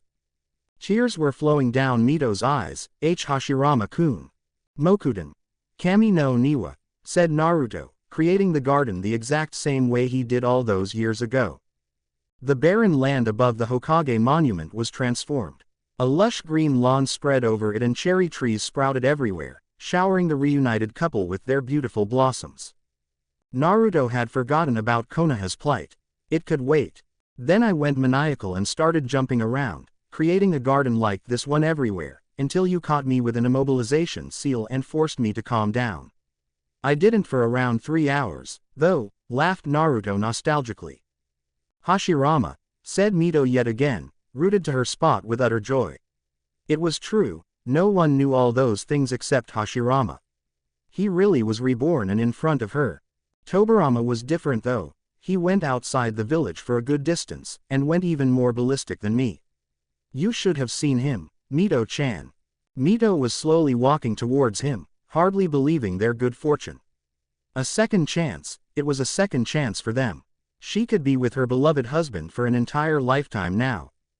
I can keep telling you of things only I would know, Tsunade's first word, calling me, Oja-san. How I met my friend Madara for the first time on a river bank, my other dead brothers, Itama and Kawarama, and I can show you something unique to me. He turned and faced Mito, who had a constant stream of tears flowing down her face. Mito felt her heart quicken at the sight of him. He sported the markings of a sage, the same crimson ones Hashirama had possessed. The 2 concentric circles on the center of his forehead, the rings around his eyes and the 2 arcs down his cheeks. He was beautiful. She could sense the chakra flowing through his veins like a storm. It was a glorious feeling, to immerse her mind once more in his all-consuming chakra. It really is me, Mito Haim. She covered the distance between them at a run and flung herself into his arms, where she belonged. I missed you so much, Hashirama. Those years without you, she cried into his shoulder. We are together once more, Mito-chan, no one will ever separate us again. I don't like to see you in tears, Mito-chan, said Naruto stroking her back soothingly. She wiped her tears, still maintaining her embrace, and examined her husband properly in his reborn body. He was tall for his age, slightly taller than her with long and spiky blonde hair. He looked very handsome, as much as he did as Hashirama. But he exuded the same calm and power she always placed her faith in, Konoha had placed its faith in. He released his senjutsu, the markings fading, and hugged her again tightly, unable to believe their luck, their hearts overflowing with their love. It was God himself in his infinite mercy, granting them such happiness. Arigato. Kakashi Taicho, we have bad news, a messenger from the perimeter teams, it seems Iwa is attacking us with the Tsuchikage leading them. 2,000 Iwa shinobi will be here with the fence sitter in a matter of minutes. Kakashi's eyes widened and he cursed. Of all the times. Tenzo, send half the team and Junin to back up the perimeter division. Iwa chose a bad time, most of our shinobi are out on missions. Now, Tenzo. The Anbu nodded and shot off. Kakashi glanced around the village and sighed. The job was done well and the village was in a state of complete lockdown. The academy students were safe, at least defending the village would be easier without villagers running around like headless chicken. Something upon the Hokage monument caught his attention. Trees were growing and a lawn was spreading beautifully. Naruto. What was Naruto doing, creating trees on top of monuments when the village was about to be attacked? He decided to go and find out for himself. Naruto and Mito were currently entwined around one another, pouring their love and desperation from years of separation into a single heated kiss. It was excellent. Mito had said she was physically around 17, and he himself was nearing 14. It was just fine. He owed Orochimaru's idiocy, the snake Sanin's greed for Mito to be at her strongest was his undoing. Naruto felt like he was in heaven. His wife's lips felt as soft as ever and her form was as soft as velvet and hard as steel at the same time. She was his light and reason. A throat cleared behind them, causing them to separate hastily and turn. Kakashi-sensei, said Naruto blushing and irritated at the same time. Mito was watching amusedly, she could never get over him blushing. She had always teased him, called him the shy god of shinobi. Kakashi looked at Naruto, amazed, and hardly believing what he was doing, he was kissing Uzumaki Mito. That was his wife, but still. Naruto cleared his throat as well. Kakashi, meet my wife Uzumaki Mito, first Jinchuriki of the Kyuubi and the greatest sealing mistress the nations have ever seen, he introduced his wife proudly, taking her hand. Mito blushed faintly at his praise. Hashirama stopped doing that to him, he seems ready to faint. Naruto gave her a deadpan stare. He does that. Kakashi stared at the two legendary figures reunited. He felt so happy for Naruto, but that had to wait. They would need Naruto if they were to prevail in the coming battle. Naruto, Iwa is about to attack us in a matter of minutes. We have no idea how they concealed themselves. Naruto exchanged glances with Mito. It is Onoki's Misagaku no Jutsu, he can hide large numbers of people from view. Only Sensor Ninja or Uchiha can see through that, said Mito. Naruto looked at Mito. What do we do about Hiruzen, Mito-chan? He was always too self-sacrificing for his own good. He may do something drastic. Mito looked back at him. Hashirama, let Hiruzen correct his own mistakes. He can take care of a weakened Tobirama and that snake-like youngster easily. Naruto still looked worried about his student, but Kakashi settled the matter. Mito-sama, Naruto, we have no choice but to leave Hokage-sama to deal with Orochimaru. We need you both to defeat Iwa as our shinobi presence in the village is at a low. Naruto looked torn, but nodded. Mito considered Kakashi. Where are they attacking? From the north and slightly from the east, they will be here soon. Naruto, please do not reveal too much of your strength, show enough to be considered borderline S-class, we will be too busy recovering from this to deal with other alarmed nations. Naruto nodded solemnly, put his arms around Mito's shoulders and looked deep into her eyes.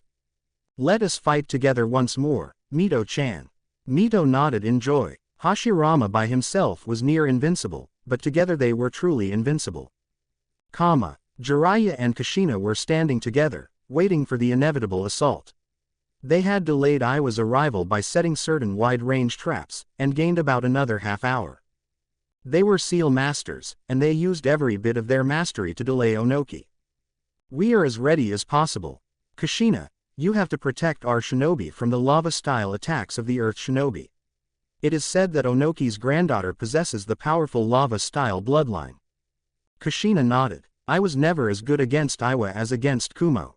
They can disperse my Suiten and Kaden with their Doden easily. They have some very strong Doden users. Anyway, will you confront the Tsuchikage alone? Jiraiya opened his mouth, presumably to say yes when a voice interrupted him. No, he won't confront him at all. Kushina and Jiraiya turned, staring with wide eyes. Standing behind them was Naruto, Kakashi and a very beautiful young woman, who had red hair and held her son's hand. Kakashi disappeared with a shunshin, though, explaining that he needed to check on the shinobi. Naruto, yelled Kushina, and pulled him into a crushing hug. Naruto's eyes were popping out. Ka-san, stop, suffering, Tora. Kushina released him immediately, looking sheepish. What happened to the Sandaime, Naruto? He is fighting Orochimaru and Tobirama. I hope he is alright, his life force feels fine if a little dimmer. Naruto looked coldly at Jiraiya. And stop peeking at my wife, Ero Sennin. Jiraiya's eyes went back to normal, looking anywhere but at Naruto. He knew who Naruto was, and he knew who his wife should be. How was she here though? Your wife? Asked Kushina, looking like she was punch drunk. Mito stepped towards her and said tenderly. It has been a long time, Kushina-chan, you have grown into a beautiful and strong kunoichi. You make me proud. Kushina was awed. Mito-sama, you really are back. Mito looked pleased and happy. I am here to stay, Kushina-chan.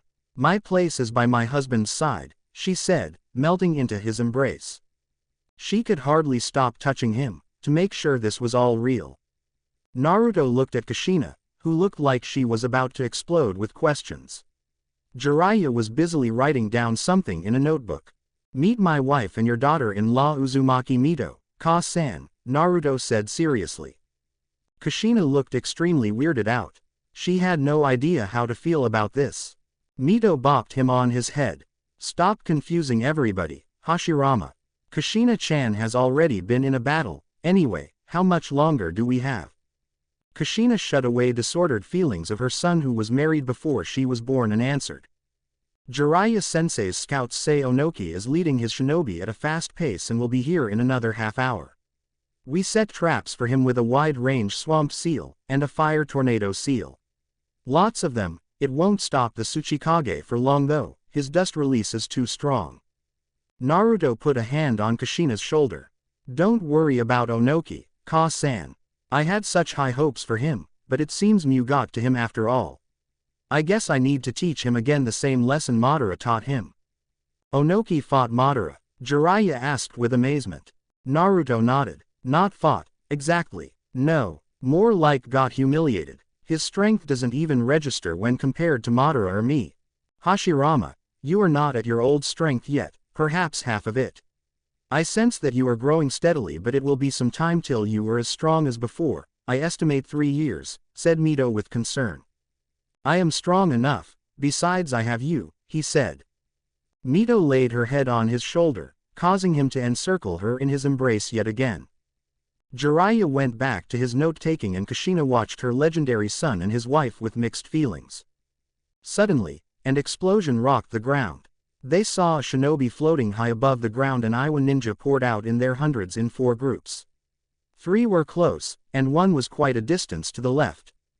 Ka-san, Ero Sennin and Kakashi-sensei, you go and deal with 3 groups with all our shinobi.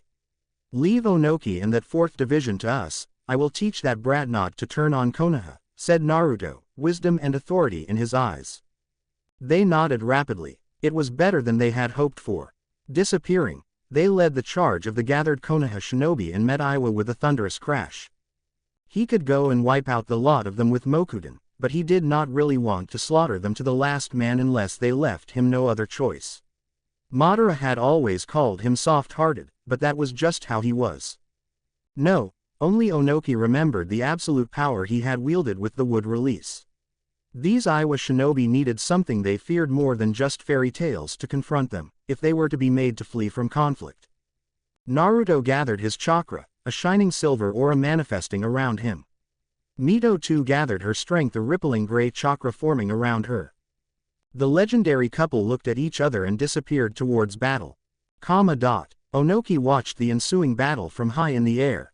This was his chance to take out Konoha. As expected, the Sannin Jiraiya, the wife of the cursed Namikaze, and that Sharingan-wielding nightmare were cutting through his forces like hot knife through butter. He smiled grimly. Konoha's newest generation of shinobi were not battle-tested. They made elementary mistakes and paid for it with death. His own shinobi were decimating the Konoha forces in return. 2 S-class ninja and 1 borderline S-class, however strong, could not stand up to 2,000 highly trained war veterans. Let alone those newbies Konoha had sent out for its defense. The 3 divisions were engaging Konoha's forces successfully, and the 4th division was expected to encircle around them, and they would crush Konoha. He saw the 4th division beginning to move to surround the Konoha shinobi, but they suddenly stopped. Why did they stop? He floated downwards quite a bit, and saw something that surprised him to no end. A blond boy, tall for his age, and a beautiful young woman in white face his legion of shinobi as if they did not have a care in the world. Either these youth were very strong, or were just buying time. He decided to intervene only if things got bad for the 4th division.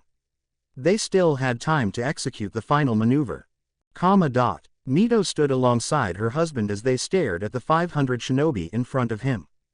Kakashi asked you not to show your true strength, only about S-class, how will you handle this? Naruto drew his wakizashi and held it to his side at an angle, reinforcing the blade with pure earth chakra and increasing its tensile strength tenfold. They fear a yellow flash, so they will fear me. He had mastered the use of Shunshin when he was but a boy. Dedicated long months only to it, it was short range and worked only by sight, but it would do for this battle.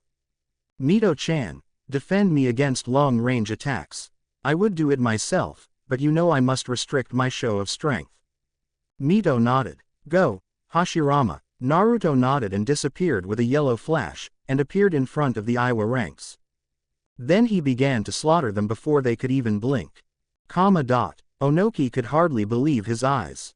Ranks upon ranks of his shinobi were falling like flies, not even able to react. He strained his eyes, and saw something that chilled him to the bone. A flash of yellow moving across the stunned ranks, almost too fast to even spot. He was killing them with impunity. This had to stop. He was not as fast as the Namikaze butcher, but he was fast enough. Pure white energy began gathering itself between his palms, shaping itself into a 3-dimensional petal. This threat would be eliminated soon. Kushina, Jiraiya and Kakashi were upon a small hill, watching the battle unfold. They had put up a barrier seal to recuperate and consider their next move. Their teams were fighting well enough, but it was obvious they would have to retreat back to Konoha soon enough. These Iwa shinobi seemed hand-picked. They were probably the top tier of Iwa's shinobi. All of them were probably A rank or high B rank. Some were Iwa Anbu. That made it hard for them to kill their enemies. Kushina had fought many battles, but she had not faced an army of high-level shinobi. Iwa had staked much on its assault. Kushina suddenly heard something that froze her heart and made Kakashi and Jiraiya turn towards the voice in disbelief. It is the yellow flash of Konoha. Run! They saw the division Naruto and Mito-sama had gone to confront running back to the main force helter-skelter. Behind the rapidly retreating battalion, she saw something amazing. Barely discernible flashes of yellow, rapidly taking out the retreating shinobi of Iwa. Minato, said Jiraiya in wonder. Kushina looked heartbroken as her son flashed around rapidly, taking out his father's enemies. He was so fast, reminding her painfully of Minato. Minato, if only you could see our son. Naruto is using their own fear against them, said Kakashi with admiration. But he too was rattled at how much Naruto reminded him of his sensei as he used the Shunshin. Jiraiya pointed to a glowing white light above Naruto's general area. It's Onoki. He is using dust release against Naruto. He must be really scared by the reappearance of the yellow flash to go that far so fast. Kushina looked very worried. My baby. Mito saw her husband stop and resheath his blade as he watched the remnants of the battalion run back to the main force. He had surprised her with his situational awareness, a legacy of this lifetime, she thought. She followed the line of her husband's sight and saw Onoki preparing to launch dust release. No you don't, Onoki. Onoki thrust his hands toward Naruto. Jinten. Genkei Hakuri no Jutsu. A huge column of white light descended from Onoki's position in the skies towards Naruto, ripping through the air at an unbelievable speed. Mito appeared next to her husband and slammed her palms together. Fuuinjutsu, Ryushi Furut Ashiru. Naruto watched as his wife countered Onoki's attack with a particle filter seal. Her own innovation, her proficiency with seals really astounded him. Onoki's white light just dissipated into shining embers falling harmlessly onto the floor. Naruto looked at Mito and nodded with admiration for her as Onoki looked at them with indecision, and floated back to his own army. Disengage. Kushina watched as Onoki's attack was dispersed by Mito-sama, and the Tsuchikage floated back to his own army ordering them to disengage. The Konoha shinobi too disengaged, and within a short while the battle lines were formed once more, Konoha facing Iwa. They were outnumbered 2-1, and they could hold out from inside the village. Of all the times for Konoha to have so many of its shinobi out on missions. She watched with relief as Naruto and Mito appeared next to Kakashi and Jiraiya. She went up to meet them. Onoki is forming up to attack again, we must retreat to Konoha. Our forces are wounded and weakened and the reserves inside the city will help us outlast a siege. It is for the best. Kushina-san, Iwa has lost about 500 of its own, and still has about 1,000 fresh shinobi. We on the other hand are down to 300, all of us weary. Jiraiya and Naruto acquiesced as well, albeit reluctantly. It would not take long for Onoki to reform his forces and attack with unfamiliar tactics. They passed the order. Onoki watched with satisfaction as the Konoha shinobi ran back to their village, but he could not let them escape to their village. He did not come here to lay a siege. My fellow shinobi, watch as Konoha retreats. Do not fear the imitation yellow flash, as he is fleeing too. They must be at their limit. Do not let them escape to their hidey hole. His shinobi cheered, having reorganized. As one, they gave chase. Their forces were nearly through the gates and Kushina sighed with relief. Iwa was now within sight of them, roaring with anger and triumph the lot of them. Naruto suddenly stumbled, falling upon his knees. Mito cried out and stopped too, appearing by his side. Kushina joined them as well, seeing her son stumble. Jiraiya and Kakashi were watching worriedly from the battlements as the three stopped. The last of the perimeter guard was almost through. What's wrong, Hashirama? Iwa is almost upon us, unless you want to reveal our strength, we should go, said Mito urgently. Naruto stood up, and looked at Mito and then at Kushina with an expression of piercing sadness, tears flowing down his face. The Iwa army was fully in view at the horizon, the trees in this area were sparse and it was almost full plateau. Suited for Iwa. What happened, Naruto? We have no time, asked Kushina urgently. Hiruzen is dead. Orochimaru is fleeing the village, his chakra feels damaged and diminished. But I could feel Hiruzen's life force snuffed out like a candle. He is gone. Kushina and Mito gasped. Naruto was losing his expression of utter sadness, and it was being rapidly replaced with anger. As Hashirama he had lost a beloved student, but as Naruto he had lost the one man who had consoled him throughout his childhood. The one man who was always there for him, no matter what. And they had taken him away. They had taken the one man who was dear to him in both lives, away.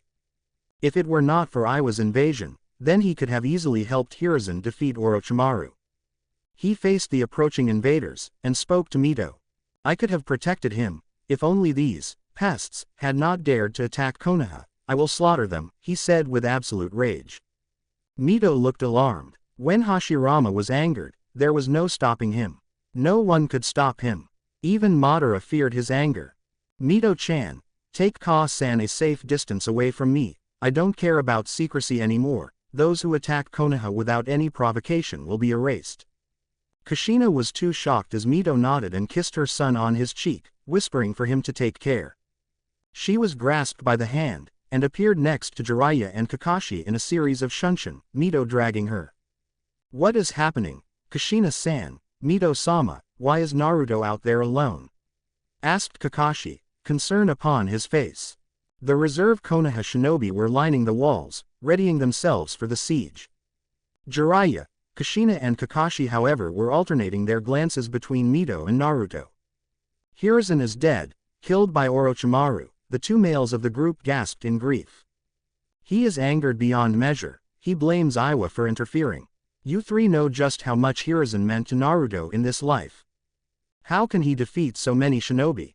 There are about 1,000 of them out there, not to mention Onoki, said Jiraiya, his worry showing. Mito made a hand seal, creating a powerful barrier of silence around them. Watch, you have no idea of his true strength. He will show the world again why he was called God of Shinobi. Iwa will pay. He shouldn't reveal Mokuden, said Kakashi. Would you rather be killed by Iwa than have my husband reveal his strength? Asked Mito. Kakashi had nothing to say to that, so he shut up. They watched as the Iwa nin rushed towards Naruto, intent on just obliterating him. Naruto walked forward calmly, his previous rage dissolving into deadly focus. The faint silver sheen around his body exploded into a very bright rippling glow, tinged faintly with red. He is using a little of Kyuubi's chakra, said Mito. As if he were not strong enough already. The ground around Naruto started cracking and the pebbles on the ground were being crushed. The entire region felt his presence and anger. The Iwa shinobi rushing towards him just stumbled and went on their knees in their hundreds, unable to bear the power of the Shodai Hokage being unleashed. Kushina watched open-mouthed as her son subdued his enemies by presence and chakra alone. She felt the enormity of it as if it were the crack of doom.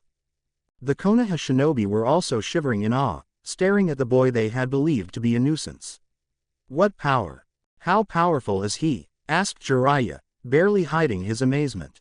Kakashi looked stunned as he watched his student walk even closer to the Iwa army. They were still unable to move from the pressure. A beam of pure white light shot at him from the skies again. Onoki was taking action but to no avail. A massive hand of wood shot from the earth and swatted the jutsu away as if it were a bothersome fly. The Konoha shinobi seemed ready to faint. Some of the Iwa shinobi did faint. Mokuden. Whispers ran everywhere, both among the defenders and attackers. The battlefield was now rumbling, Naruto's chakra escalating still. The Iwa shinobi had thrown off Naruto's oppression and were preparing their own jutsus. Naruto formed the serpent seal in preparation for his own. With a massive roar, 200 Iwa shinobi in the front lines yelled out the name of their jutsu, joined by Onoki who sent another dust release technique at Naruto. A massive bolt of white energy hurtled again towards Naruto, this time accompanied by multiple jutsus of all the elements. The air was so bright with the techniques being unleashed that it was impossible to even see the Iwa army. The Konoha shinobi gasped in terror as the torrent of jutsu descended upon Naruto. Kushina uttered a silent prayer for her son, and Mito smiled. Mokuden Hijutsu. Jukai Kuden. Thousands of massive tree trunks exploded from the ground beyond Naruto, dispelling the torrent of jutsu like a predator dispels from its sight a herd of prey. The countless trees rushed towards the Iwa shinobi, their huge size and force of release crushing them, killing them. Their multiple earth walls were pierced through by the force of the wood release, their lava techniques too small and ineffective to stop the thousands of massive trees descending upon them. Simultaneously a Rashomon rose to intercept Onoki's attack, exploding to take the impact. Naruto had stopped his technique and looked at the fleeing Iwa shinobi. They came here for a slaughter. Then he would give them it. Mokuden. Mokuryu no Jutsu. An absolutely huge dragon of wood about a third of Konoha's size blasted from the ground, its creator leaping upon its head. It then took flight and hovered over the fleeing Iwa shinobi. It then dove full force into the now fully retreating army, crushing them under its weight. Its swiping claws and flailing body destroyed entire battalions of the enemy, and none of their jutsu even left a scratch upon it. Naruto scoffed. His wood dragon could even take a Bijudama from Kurama and toss it back. Their weak jutsu would not work. The remaining 500 tried to scatter in all directions but it was in vain. 5 more wood dragons were born out of the earth, encircling the invaders and hemming them up in a circle of huge radius. The Konoha shinobi watched with reverence and downright worship as Naruto wielded their most sacred bloodline to rain destruction on the enemies of the village. Kushina and Jiraiya watched with amazement as they saw the full power of the Mokuden being wielded for the first time in nearly a century. Is this the power of the Mokuden? Kushina asked faintly. Kakashi was watching as if he did not want to miss even a single instant of the spectacle. Not really. Hashirama can go far beyond this, said Mito proudly. He was called God of Shinobi for a reason. Kushina dumbly looked back towards the now-ending battle. Onoki was fleeing rapidly from her enraged son, taking who she assumed was his family with him. The Iwa invaders were all but destroyed. Mokuden. Kakujai Korin. Naruto yelled, and a dense forest sprouted within the encirclement of his dragons, startling the clamoring 500 shinobi imprisoned within. Hundreds upon hundreds of huge flowers grew, spitting their pollen into the air. The trapped shinobi inhaled the lethal pollen, dying instantly in the hundreds. The circling wood dragons along with his own pounced upon the 100 survivors of the massacre. These men stood no chance. They were simply torn apart by the 6 dragons. Naruto looked around at the huge forest he had created and at the slaughtered bodies of the invaders in their hundreds with an impassive face. It was over so fast. They had to be destroyed, but he still grieved for it, his anger forgotten. War's wastefulness was beyond compare. He really hoped that Iwa's defeat would preserve the peace of Konoha. But the 1,000 he had slaughtered were loyal shinobi who had died for their village. They had to be returned to the earth. Doden. Yoshino Miso. Kushina watched as the dead everywhere in the plateau were swallowed up by the earth, their traces wiped clean. Her son had just killed hundreds of enemies and buried them. Minato did not even compare to this kind of strength. You are indeed a god among shinobi, Hashirama-sama, thought Jiraiya, watching Naruto walk back with an immensely sad expression. The gatekeepers Izumo and Kotetsu opened the gates with a deep bow. Naruto just entered wearily, and appeared in front of Kushina and Mito. Mito just ran up to him and hugged him hard, kissing him. You fought like a god, my husband, she said proudly, looking at his face. It seemed that most of the Konoha shinobi had not recognized the young Mito in all the turmoil. They all bowed deeply to Naruto, Kakashi and Jiraiya leading them, with nothing but awe and reverence on their faces. Naruto bowed back deeply as well, leading to resounding cheers through Konoha. Let's go home, Mito-chan, Ka-san. I trust you can handle the rest, Ero-senin. Jiraiya nodded. Go home and rest for now, Gaki. You will doubtless be summoned later. Naruto nodded and disappeared with his wife and mother. He had a student and Hokage to mourn. Stories spread through Konoha like wildfire of the defeat of Iwa by a new god of shinobi wielding Mokuden again, reigniting the will of fire in its shinobi. They all stared together from the battlements at the huge forest that had been birthed during the battle and named it the Forest of the God. Chapter 8. Ka-san, Naruto said sadly, watching his mother face away from him. He could feel her turbulent emotions, anger, and overwhelming fear. Mito was also looking at his mother solemnly. Kushina seemed to be releasing the shock and horror she had suppressed when Naruto had taken on an army of strong shinobi single-handedly.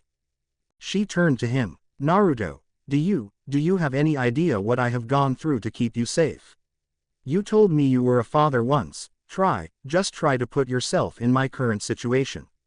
How could you scare me like that, taking on an entire elite army alone?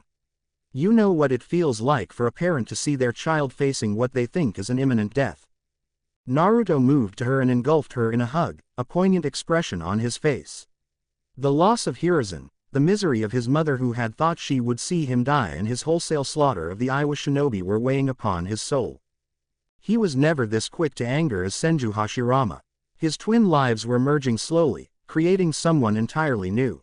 He had to be wary of himself. There was no doubt that his actions today were necessary, but there was also no doubt that he had let his emotions overcome him. He had thought he was long past that, but it seemed he still had issues in that regard. He had very few people whom he saw as family in this life, and losing one of them had made him let his power loose. He had to be calmer. Ka-san, I understand, and I am so sorry. I had just lost my student Hiruzen, who was also the one man who was truly there for me during my darkest years. I am sorry. You may be the great Shodai Hokage reborn, Naruto, but I still see you as the adorable little boy who cried for his stuffed fox at night. Please do not do such things ever again without me. I have only you left whom I can call my own, my blood, my son. I will die if I lose you, Kushina said into his shoulder in a small voice, her pain and anguish apparent. Naruto's blood ran cold at the thought of his mother dying. I promise. He could feel the intensity of his mother's emotions receding somewhat. Don't forget me, Kushina-chan. I will be there with my husband as a part of our family. We are the last of the Uzumaki. Kushina looked at Mito, as the three of them sat together on the sofa. Naruto gathered Mito in his arms, the great Kunoichi cuddling into her husband. Mito-sama, how are you so young again? If not for my familiarity with your chakra, I could never have recognized you. I never knew you to be so beautiful. Mito blushed faintly, and Naruto got stars in his eyes looking once more at his stunning wife. Even Madara had acknowledged her beauty, and his old friend had developed a large hatred for anything to do with the Senju by then. Thank you, Kushina-chan. As for your question, I think Orochimaru has understood the Edo Tensei in an unusual way, and used it to bring me back in my 17-year-old body. I was extremely strong as I am now, almost reaching my prime. My physical energy and chakra used to be and currently is almost as much as Hashirama has now. Kushina laughed sadly. I suppose we owe Orochimaru for this, don't we? He brought you back to us, back to my son. Naruto needs someone from his past to help him reconcile completely and support him like a lover. We should be grateful to Kami. Naruto nodded. Extreme sadness coursed through his mind as he remembered the Sandaime from both his lives. True, Ka-san. We will need to attend Hiruzen's funeral tomorrow, though. Then we will have to answer to the village council. They will want to put me under their thumb after seeing Mokuden once more. Mito looked annoyed. No, they won't. Have you forgotten the relationship Uzumaki have with Konoha? You are now an Uzumaki. Unless you take your father's name, which Kushina tells me is highly regarded in Konoha, the council will have little hold on you, she said. So you will head the Uzumaki clan then, Mito-sama? Kushina asked curiously. Yes, I am the eldest Uzumaki alive after all, and Konoha will serve as an excellent rallying point for the new Uzumaki clan. The village owes us.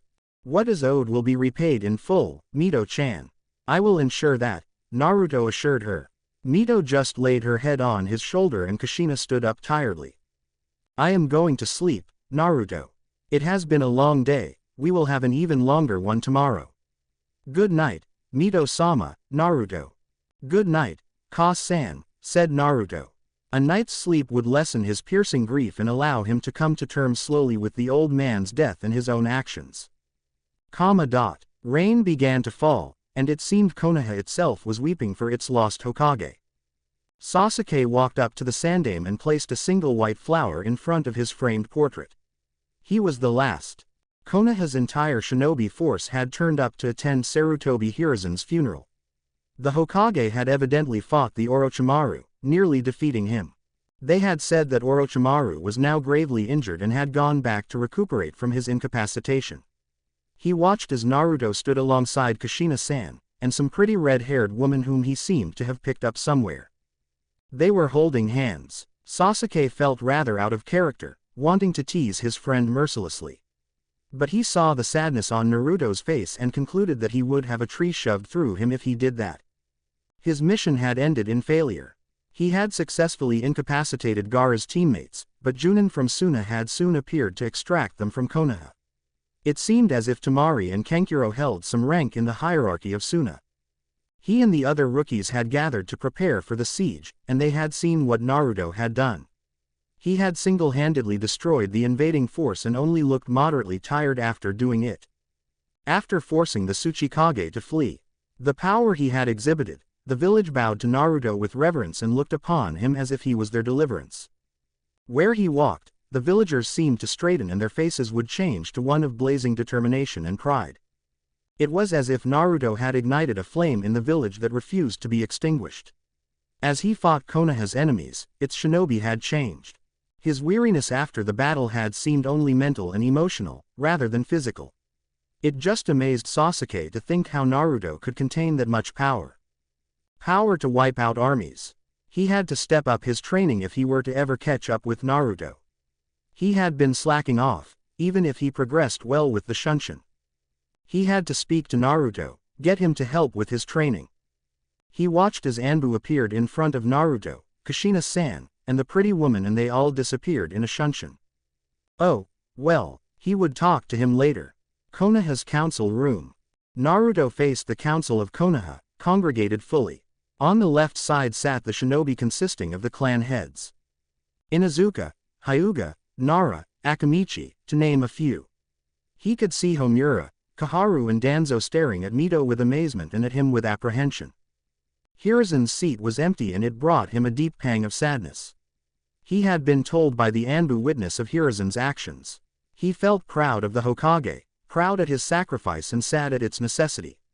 To beat Tobirama and Orochimaru at his age, he would honor Hiruzen's sacrifice. Let us start this council with the most pressing matter at this moment. Uzumaki Naruto, step forward, said Homura in an authoritative voice. Naruto just sighed and went up to stand in front of the council. We have many matters to attend to after yesterday's invasion, and we cannot waste time. Thus we will go directly to the issue. Naruto-san, you destroyed those barbaric Iwa shinobi with the sacred bloodline, Mokuden. Here Homura and Koharu stared at him with something akin to respect. Danzo just stared at him blankly. You have the utmost gratitude of your fellow shinobi and Konoha as a whole for defending us in our time of need. After your actions at the field of battle, the Council of Konoha has seen fit to appoint you to the rank of Chunin. This matter is not open for discussion, stated Homura firmly. The shinobi in the room were giving Naruto looks of respect and awe, inclining their heads in his direction. Some bowed. The clan heads were giving sour glances to the civilian side at this statement. What had happened to the smooth working of this village? Did it really always need me to prosper? Thought Naruto with frustration. Was it only his strength that had held his shinobi together? He had for the longest time thought it was something else. He had thought it was his ideals. Seeing Homura's maneuvering, feeling all their deplorable emotions in the air made him sick. He wanted out. The civilian council were quite predictably shouting their objections. Morons. Silence. The civilians have no say in the workings of the shinobi hierarchy. It was only the Shodai's kindness that allowed nuisances like you in this room in the first place, came Hyuga Hiyashi's cutting voice. The civilian council members just froze, unable to bear the killing intent. Naruto agreed wholeheartedly. His kindness to the civilian population as Hashirama had come back to annoy him. Indeed, we have received reports from our Anbu eyewitnesses that Mito-sama was resurrected by Orochimaru. Mito stepped forward. Indeed I was. Orochimaru resurrected me in this form, and I was able to break free of his bindings and return to a human body. I am Uzumaki Mito. The council seemed stunned, only the three elders even seeing the Mito they had known in the beautiful woman in front of them. This is indeed Mito-sama, her chakra still burns bright, said Koharu. Her reputation as a censor was once widely known throughout the nations. The civilians were open-mouthed with their surprise. They kept on whispering, unable to keep up with the astronomical changes introduced to Konoha after the battle. We are glad to see you alive and young once more, Mito-sama. So glad, said Homura in what really appeared to be happiness, while the clan heads bowed in respect to the kunoichi. Koharu too looked elated, but Naruto was intrigued with Danzo. He extended his sense towards the bandaged shinobi, and almost cried out in surprise. Danzo's emotions felt regretful and cold at the same time, but that was not the point. He could feel chakras in Danzo that should not coexist. A trace of his own chakra, and the chakra of multiple Sharingan. What had Danzo been doing? How far had he fallen, to have multiple Sharingan implanted upon his arm, and Senju Hashirama's cells into his body? Something was very wrong with the village. If the council that he had appointed so long ago was so deeply corrupt, it was a wonder that Konoha was still standing. Already he could feel a change in the village. The warmth and loyalty that used to dominate the village during his reign were gone, leaving only essential kindness and a certain loyalty towards the organization. These three were the organization. They had made themselves centers of power in Konoha, despite his teachings that the Hokage and the councils only lived to serve the shinobi, and were the first among equals. He had to play this carefully. He wresting control of the village from the council would not go well, it would only plant the seeds for chaos. As much as he hated what the village had become, he had to play by the rules. Rules he himself had created.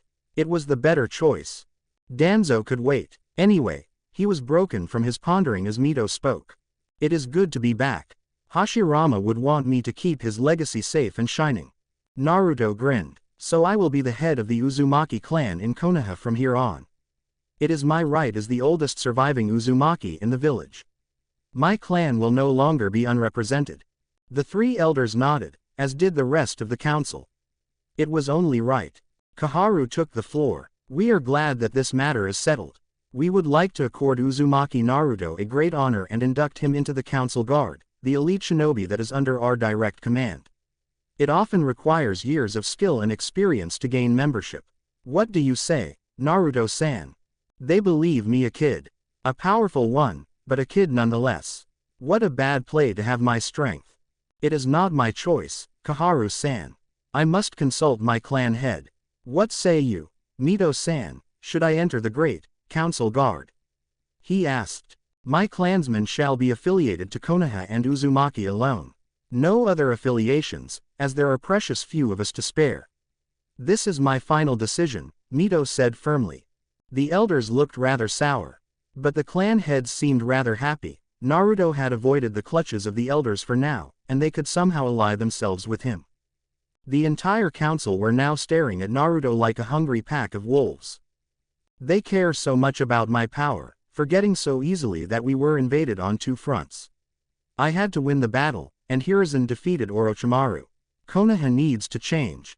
Mito now stood tall, her and Kushina flanking a depressed Naruto on both sides.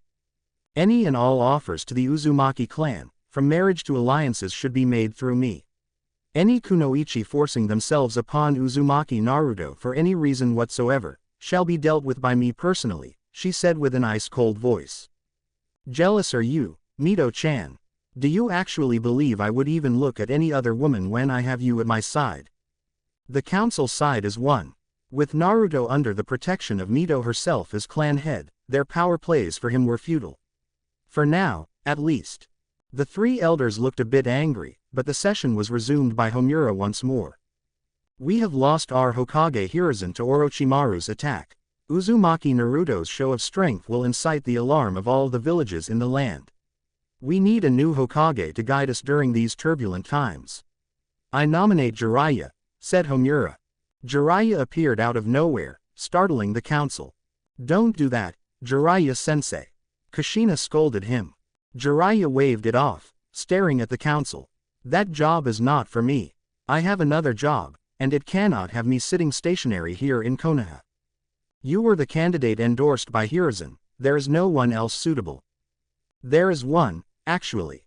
I am not the only remaining Sannin, barring Orochimaru. Tsunade, thought Naruto. That child had gone off the grid, supposedly drowning in her own miseries. Her become the Hokage, when she had enough ghosts of her own to deal with. What was Ero Sennin thinking? He would love to see the little girl once more, though. Jiraiya gave him a glance, as if he knew what was on his mind and signaled him to wait. You speak of Tsunade-sama. She cannot be found at we need a leader fast. A civilian tried to butt in. How about Kushina-sama? She has strong ties with the Hokage of Konoha and is strong enough. Kushina snorted. No way. I will not be Hokage as I have many personal commitments. The council seemed annoyed by this. Personal commitments? You would forsake Konoha for such a thing? Questioned Hiashi. Kushina looked at Naruto, who nodded minutely. They would know sooner or later. I have to be there for my husband's legacy, my son, Uzumaki Naruto. I will not give up my son for anything. So rule me out. Your son, he is the son of Yondaime. What is going on here? Questioned Chuza in amazement. They seemed stunned, though the elders seemed resigned. Kushina sighed, as did Mito and Naruto. This would be a long sitting. Orochimaru screamed in pain as Kabuto dressed his arms in a salve and bandages. Damn old geezer, he hoped the Sandaime would suffer for an eternity within the death god. He could not use techniques anymore, curse that old man. My plan, all in ruins thanks to that annoying Kyuubi Jinchuriki and the old man, my cursed seal on Sasuke will be removed eventually by Mito. I am back to square one, how dare he, yelled Orochimaru in anger. Orochimaru-sama, you were facing strong opponents. The shinobi no kami, Sarutobi Hiruzen was no mere ninja. The rumors about Naruto-kun portray him as someone to be feared as much as or more than the Yondaime. Orochimaru snarled. Do not patronize me, Kabuto. I failed at getting the Sharingan twice and I have no chance whatsoever of getting the Mokuden. Itachi and Naruto-kun are both too strong for me. We need to get Sasuke-kun, and soon. But Orochimaru-sama, we would have no chance against the ones who are in Konoha right now. I know that, I know, which is why, after I get my arms healed, we will be rejoining a certain organization. They can be of use to me once more. Kabuto's eyes widened. Do you agree to these terms, Dono? Questioned the Godime Mizuki, Terumi Mei. She was an extremely beautiful woman with a stunningly proportioned body, not to mention her reputation as a kunoichi. She was to be feared as a kage. Defeating the Sanbi Jinchuriki in a cage to boot in combat was no mean feat. I considered the woman in front of him and considered her treaty. It would absolve Kumo from harm for quite some time, allowing him to accelerate his own plans. Two shinobi appeared in the room abruptly, bending down to whisper a message in the ears of each cage. The two leaders listened for quite some time, their eyebrows climbing higher and higher, and their jaws dropping. I looked at Mei. I wager we heard essentially the same news. To think that Onoki himself and his personal army were defeated by that boy. Mei looked intrigued. He is a very strong shinobi, Uzumaki Naruto. To think he possesses the Mokuden and on such a scale. I nodded with wonder. The message had startled him a lot. Yugito had been right. Her prompt message had allowed him to be prepared for this eventuality. It seemed that Naruto was becoming strong with the Mokuden. Too strong. The balance of power in the nations would be shifting with this. He was already being called the god of shinobi, inheriting the title from Hiruzen. He had earned it on the field of battle, defeating a cage and his army simultaneously. He owed Yugito. To have that power directed against his village would be disastrous. Mei, though, was secretly happy. So that is your son, Kushina-san. It seems that the Namikaze family is the true strength of Konoha. I need to meet your Naruto, as fast as possible. Both cage resumed their discussion, plans whirling in their minds after hearing the new developments. Did you speak to Matabi, Kurama? Asked Naruto as he walked to the edge of the village with Sasuke, Jiraiya and his family accompanying him. The council had accepted him being Namikaze Minato's son after a great deal of shouting. But he had refused his father's name formally for now, as he needed the political protection of the Uzumaki clan. Many shinobi already considered him Namikaze Naruto, and had taken to calling him that. News of his heritage had spread among Konoha's shinobi, and they already accepted him as Minato's son. I did, Hashirama. She told me that Jinchuriki and Kumo are treated reasonably, except that their training is a little tough. Her Jinchuriki was trained in very harsh conditions, and one more thing, the Hachibi, Gyuki, is there with his Jinchuriki. He is rather strong, if a bit boring. Naruto thought about it. The Nibi Jinchuriki had claimed Gaara as her capture, taking him to Kumo. The treaty with Hiruzen had allowed it, unfortunately. From what he heard from Kurama, the Ikibi Jinchuriki would surely have a better life in Kumo. He wondered what was happening in Suna. Their lack of a leader had to have created a vacuum in power. Mito put up the silence seals. Be careful, Sasuke-kun, Naruto. Tsunade is really short-tempered, Kushina said to her son and godson. Now, don't worry Kushina. I will be there with them. Mito and Kushina looked skeptical. Somehow that does not reassure me, Jiraiya-sensei, said Kushina. Mito got a dangerous look in her eye. If you turn my husband into a pervert, Jiraiya-kun, there will be hell to pay. Naruto and Sasuke looked on, amused, as Jiraiya backpedaled fast from the two kunoichi, waving his hands frantically. No, I would never. The two looked satisfied. Sasuke proceeded onward, stepping out of the silence barrier's range. Convenient. Mito-chan, don't worry about me. Tsunade is acting like a child, I'll get her back, don't worry. You know how I can convince her to do anything, she idolizes me, said Naruto happily.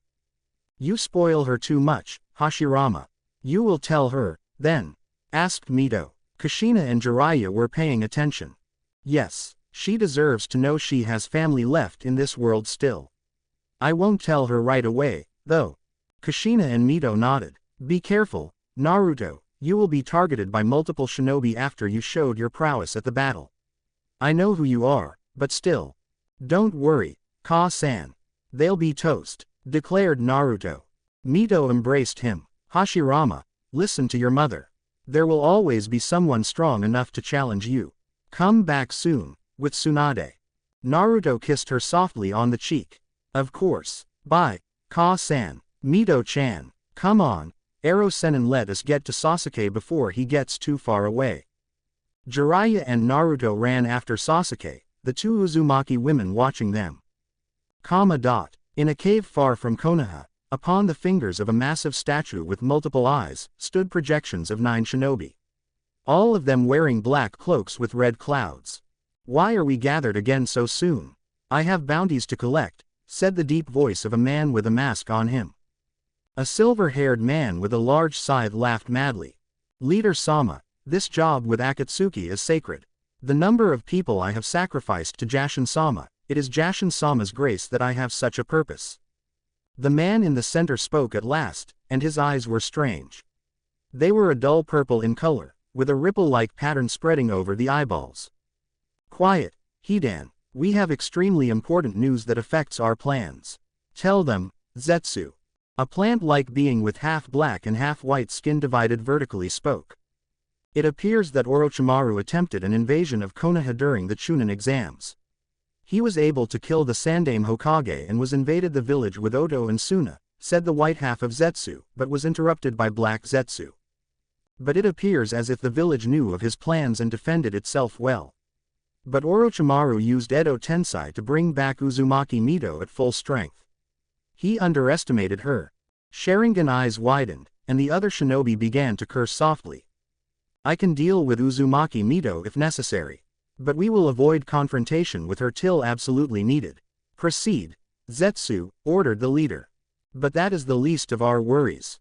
The Ikibi Jinchuriki then went haywire, but the Nibi Jinchuriki stopped him. They fought in their tailed beast forms. A grotesquely hunched form with a face mask asked, did that not destroy the village? Orochimaru won it seems. No, Sasori, Uzumaki Naruto contained both Biju, with a prison of Mokuden. Their reactions were instantaneous. Impossible. To confine the Biju, it is the Shodai Hokage's strength. Mokuden, of all things. Jashin-sama, he will be your sacrifice. What? Silence, ordered Pain. Listen first. Continue, Zetsu. That is not the whole story. He then left the third to deal with the snake, and then accompanied Mito to an unknown location. After which, Iwa attacked in force, about 2,000 of their strongest, under Onoki's command. Eyes widened everywhere. Oh yeah, I bet the old man got them right, his dust release is true art. An explosive masterpiece. A blond and tall young man shouted. I'm sure it is, Deidara, the Kyuubi Jinchuriki confronted them and Zetsu proceeded to describe in detail what the battle had entailed. There was absolute silence when he finished. Only Onoki and his family had left alive. And then, Itachi, the Kyuubi is your job, yours and Kisame's too bad you can't capture him, he is too strong for you. We know he's stronger than you, don't we Kisame? Laughed Deidara. Kisame snarled at Deidara. The techniques he used are Hashirama's own techniques and it seems like he possesses the might and skill of the Shodai himself in battle. This will make his capture difficult, Pain, Itachi said. I know of Hashirama's strength, and that boy has it. He created several square miles of forest with little effort, and he looked only minimally tired after the battle. He is extremely strong, and is growing stronger steadily. At this rate he will reach Hashirama's strength in a few years, said Black Zetsu. Pain spoke. He cannot be allowed to grow stronger. Currently, I believe none of you with the exception of me or Itachi can face him in battle and live. If he grows any more powerful he will be a major hindrance to our plan. Pain surveyed the members of Akatsuki, his Rinnegan fixing upon Itachi's Sharingan. We must act now to secure the plan's execution. Listen to your orders. Kakashi strolled down the road, accompanied by his longtime friends and colleagues Asuma and Kurenai. Kakashi, have you visited the new forest? Kakashi shook his head. No, not really. Is that where you are going? He looked at Asuma, observing his body language. Knew you had it in you, Asuma. he said lazily. Asuma looked at him with a light blush, with Kurenai staring quizzically at the two of them. Ohio, Kakashi-sensei. Kakashi turned and spotted Sakura waving at him, carrying what appeared to be a basket of ohagi. Ohio, Sakura, searching for your teammates, huh? Yes, do you know where either one of them are, Kakashi-sensei? I searched their apartment but there was no one. I just wanted to spend some time with Sasuke-kun and Naruto. The invasion seems to have affected them both. Kakashi wondered, along with Asuma and Kurenai. Of course, Naruto would have had a hard time dealing with his actions. Even if he is the Shodai, there is a part of him that is as innocent as a pure child. He must be tortured by his part in the battle, but he hides it well, or deals well with it. I think they are on a mission with Jiraiya-sama, aren't they, Kakashi? Kakashi nodded. Sakura sighed. Oh, I see. I wanted to speak to them both. Something seemed to be running through her mind with the speed of Namikaze Minato. Kakashi-sensei, will you train me? I have no wish to be left behind by them. Kakashi nodded again. Suddenly he saw something that put him on edge. Two men wearing black cloaks with red clouds, mixing into the crowd. Dangerous, they are Akatsuki. Jiraiya-sama, your fears were true. I need to follow them. He made imperceptible signs to Asuma and Kurenai, who nodded. They shot off fast. The two Akatsuki stopped in front of what the villagers had begun to call the Forest of the God. The forest was huge. The trees were so massive and dense but it still felt natural. The sunlight hardly filtered through, providing just adequate light. The shorter of the two took off his hat. Come out, Asuma-san, Kurenai-san. I can sense you hiding. The larger man too took off his hat. It seems you are hated in this village, Itachi-san. The two Chunin appeared behind the Akatsuki. Uchiha Itachi, you certainly have a lot of gall, coming back to the scene of the crime. Why are you here? Uchiha Itachi and his partner turned, revealing their features. His partner was pale blue-skinned, spiked hair and looking like a shark. I have no wish to fight you two. Why we are here, is our business. Just know that we are here on orders. Orders? Well, be that as it may, you are both wanted shinobi of the highest priority. S-class missing nin. You won't leave here alive, Uchiha Itachi and Hoshigaki Kisame. Said Asuma grimly. Oh. You know me too, I'm honored. Shall I kill them, Itachi-san? Itachi considered, and replied. Be quick about it, Kisame. We have our orders. Sakura walked towards that forest Naruto had created at a brisk walk. She had forgotten to give the ohagi to be given to Kakashi-sensei. She had heard Kurenai-sensei saying they were coming to visit the forest for the first time. That forest was becoming a kind of shrine for the Konoha shinobi, only after a day. She passed through the gates of Konoha, greeting Izumo briefly, and ran for the Forest of God. Her mother would be irritated if she were late. She entered the forest through a convenient path that Naruto had created before leaving. What were those sounds? It was kunai clashing. She rushed in that direction when she heard her sensei's voice. Doden. Doryuaheki. She saw Kakashi, Asuma and Kurenai all facing two men in black robes, with red clouds on them. Sasuke-kun. No, it was not him. It looked like an older version of him.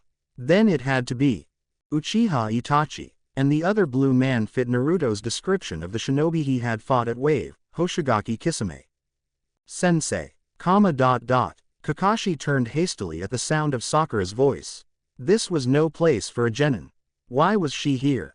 Sakura, what are you doing here? Leave, now, Kurenai yelled. Sakura seemed frozen, unable to take her eyes off Itachi's face.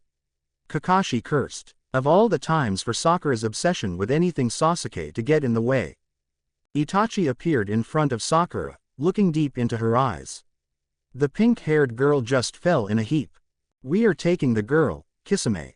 Itachi appeared next to Kisame, Sakura slung over his shoulders. Kakashi was absolutely angered. Sakura had nothing to do with this.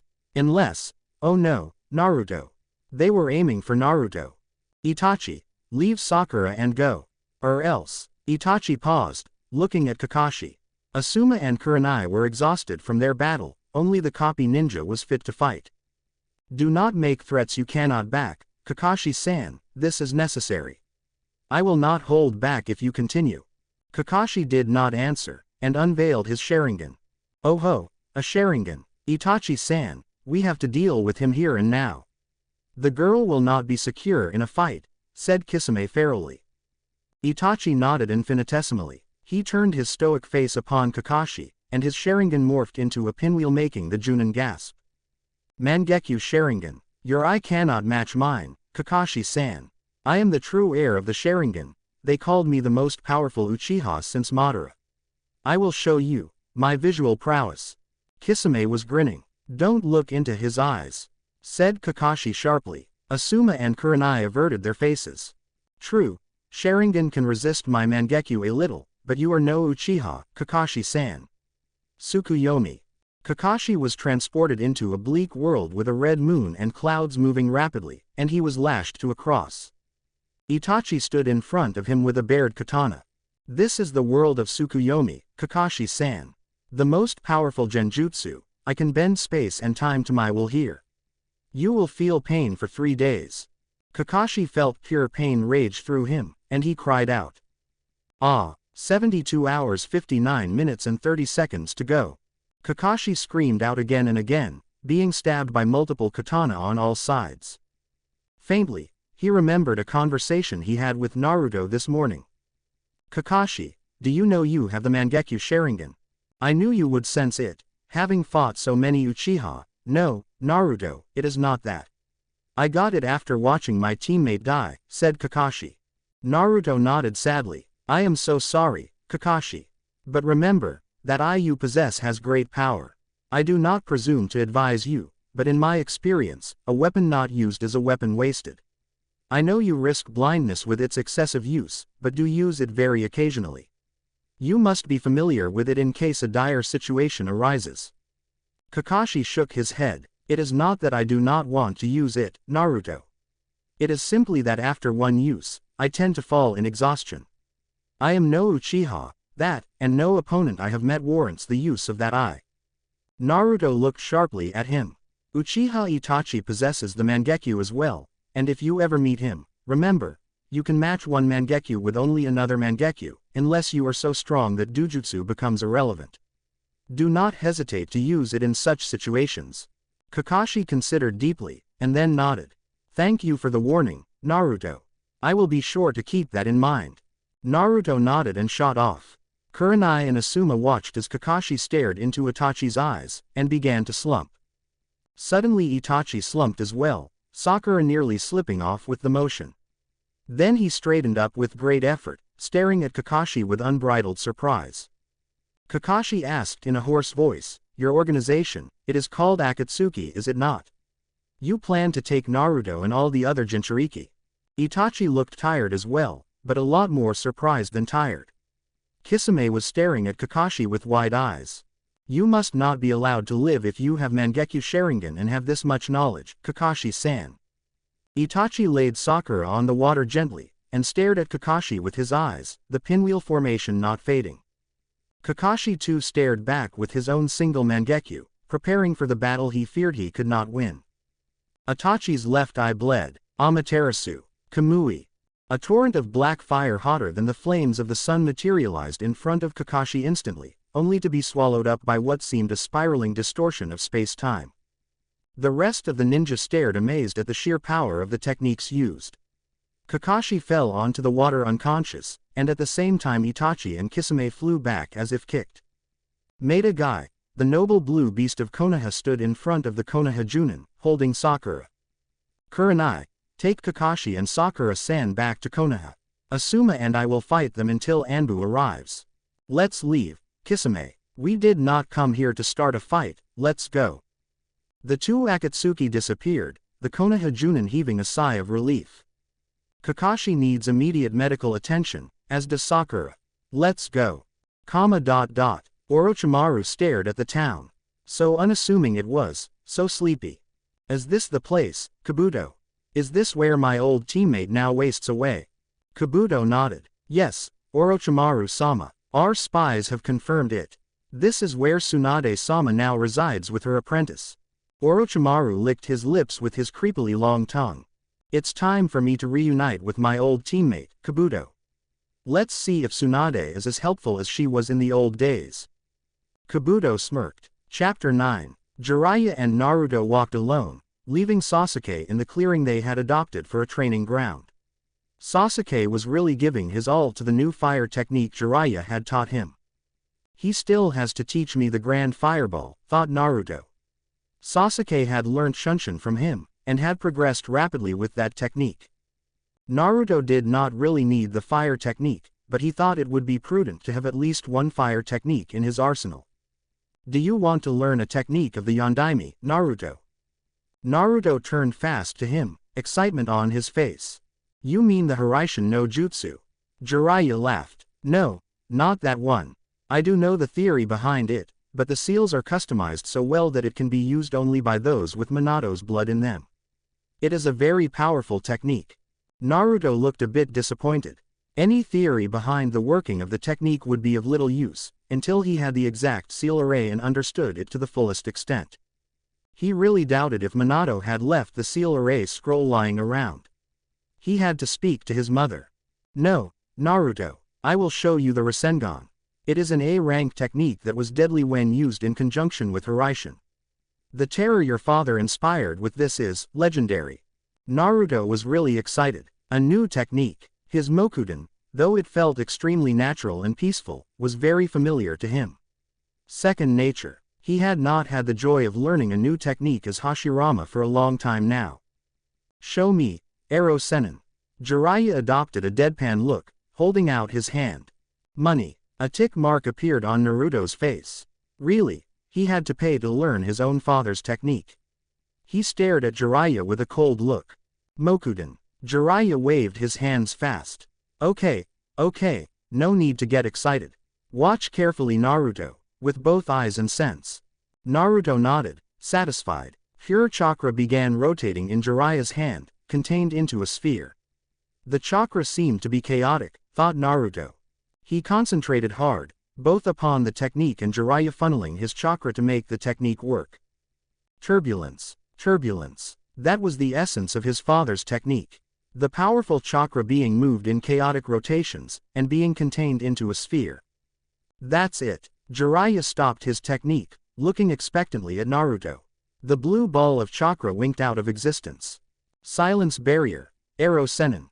Jiraiya nodded. Naruto looked at Jiraiya with wonder in his eyes, once they were secure. That is a beautiful technique. My father was indeed a genius. Jiraiya looked closely at Naruto. You look like you are familiar with the Rasengan.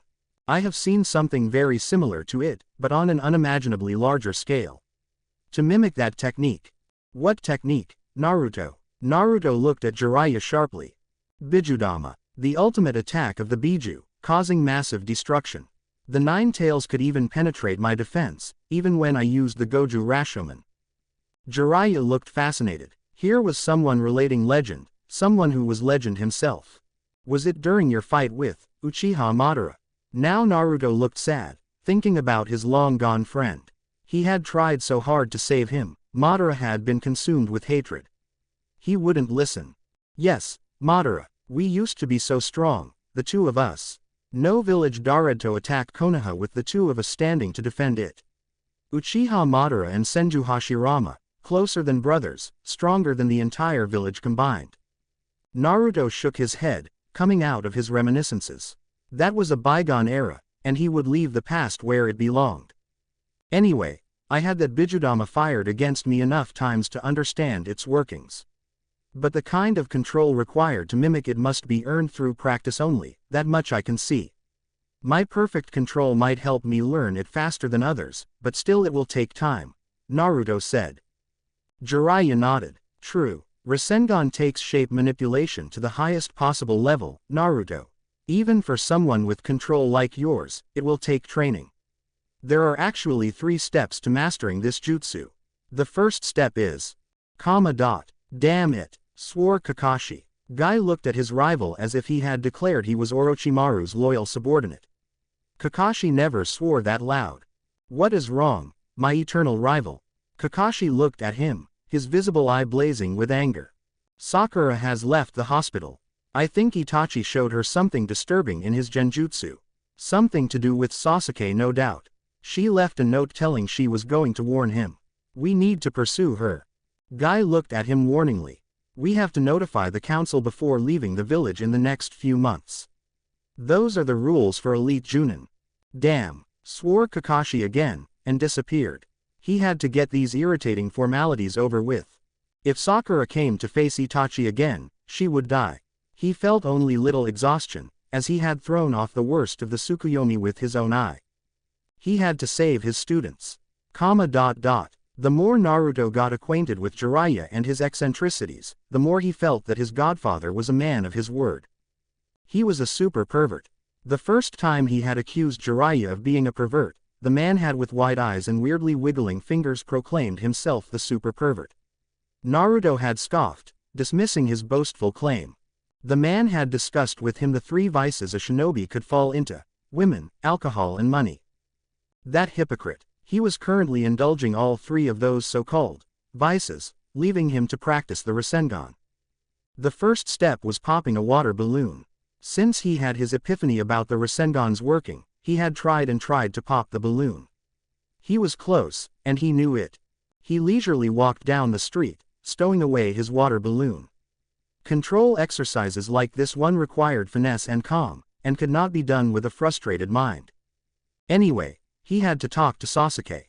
The Uchiha had really been killing himself with that self-punishment he called training. Naruto appeared in front of their hotel, walked up leisurely to their room and pushed open the door. Sasuke was staring at open space with his Sharingan activated, presumably training his Dujutsu. Training the Sharingan, huh? Sasuke turned to look at him. Yeah, I need to use the Sharingan well with Shunshin. I have the eyes to keep up with my speed, and I will make use of it. What do you think? Naruto nodded. An excellent idea, Sasuke. A true user of the Sharingan and the Shunshin simultaneously will be fearsome. Just like Uchiha Shisui, I would recommend that you learn Kenjutsu as well. Sasuke looked thoughtful. Yes, that would go very well indeed. Kenjutsu was an extremely useful and sophisticated art. In fact, the finesse required for Kenjutsu would be higher than that needed for Taijutsu. He already had his sword, and he had Kushina-san to teach him. He had Naruto to spar with. Sasuke felt rather happy. His training was in the right direction. His momentary elation, however, was quelled by a shrill voice. A voice that was too familiar. Sasuke-kun. Naruto looked at the door in alarm, sensing Sakura's extreme agitation. Something had happened. Appearing in front of the door, he opened it swiftly to reveal a disheveled Sakura who promptly threw herself upon Sasuke, making sure he was all right.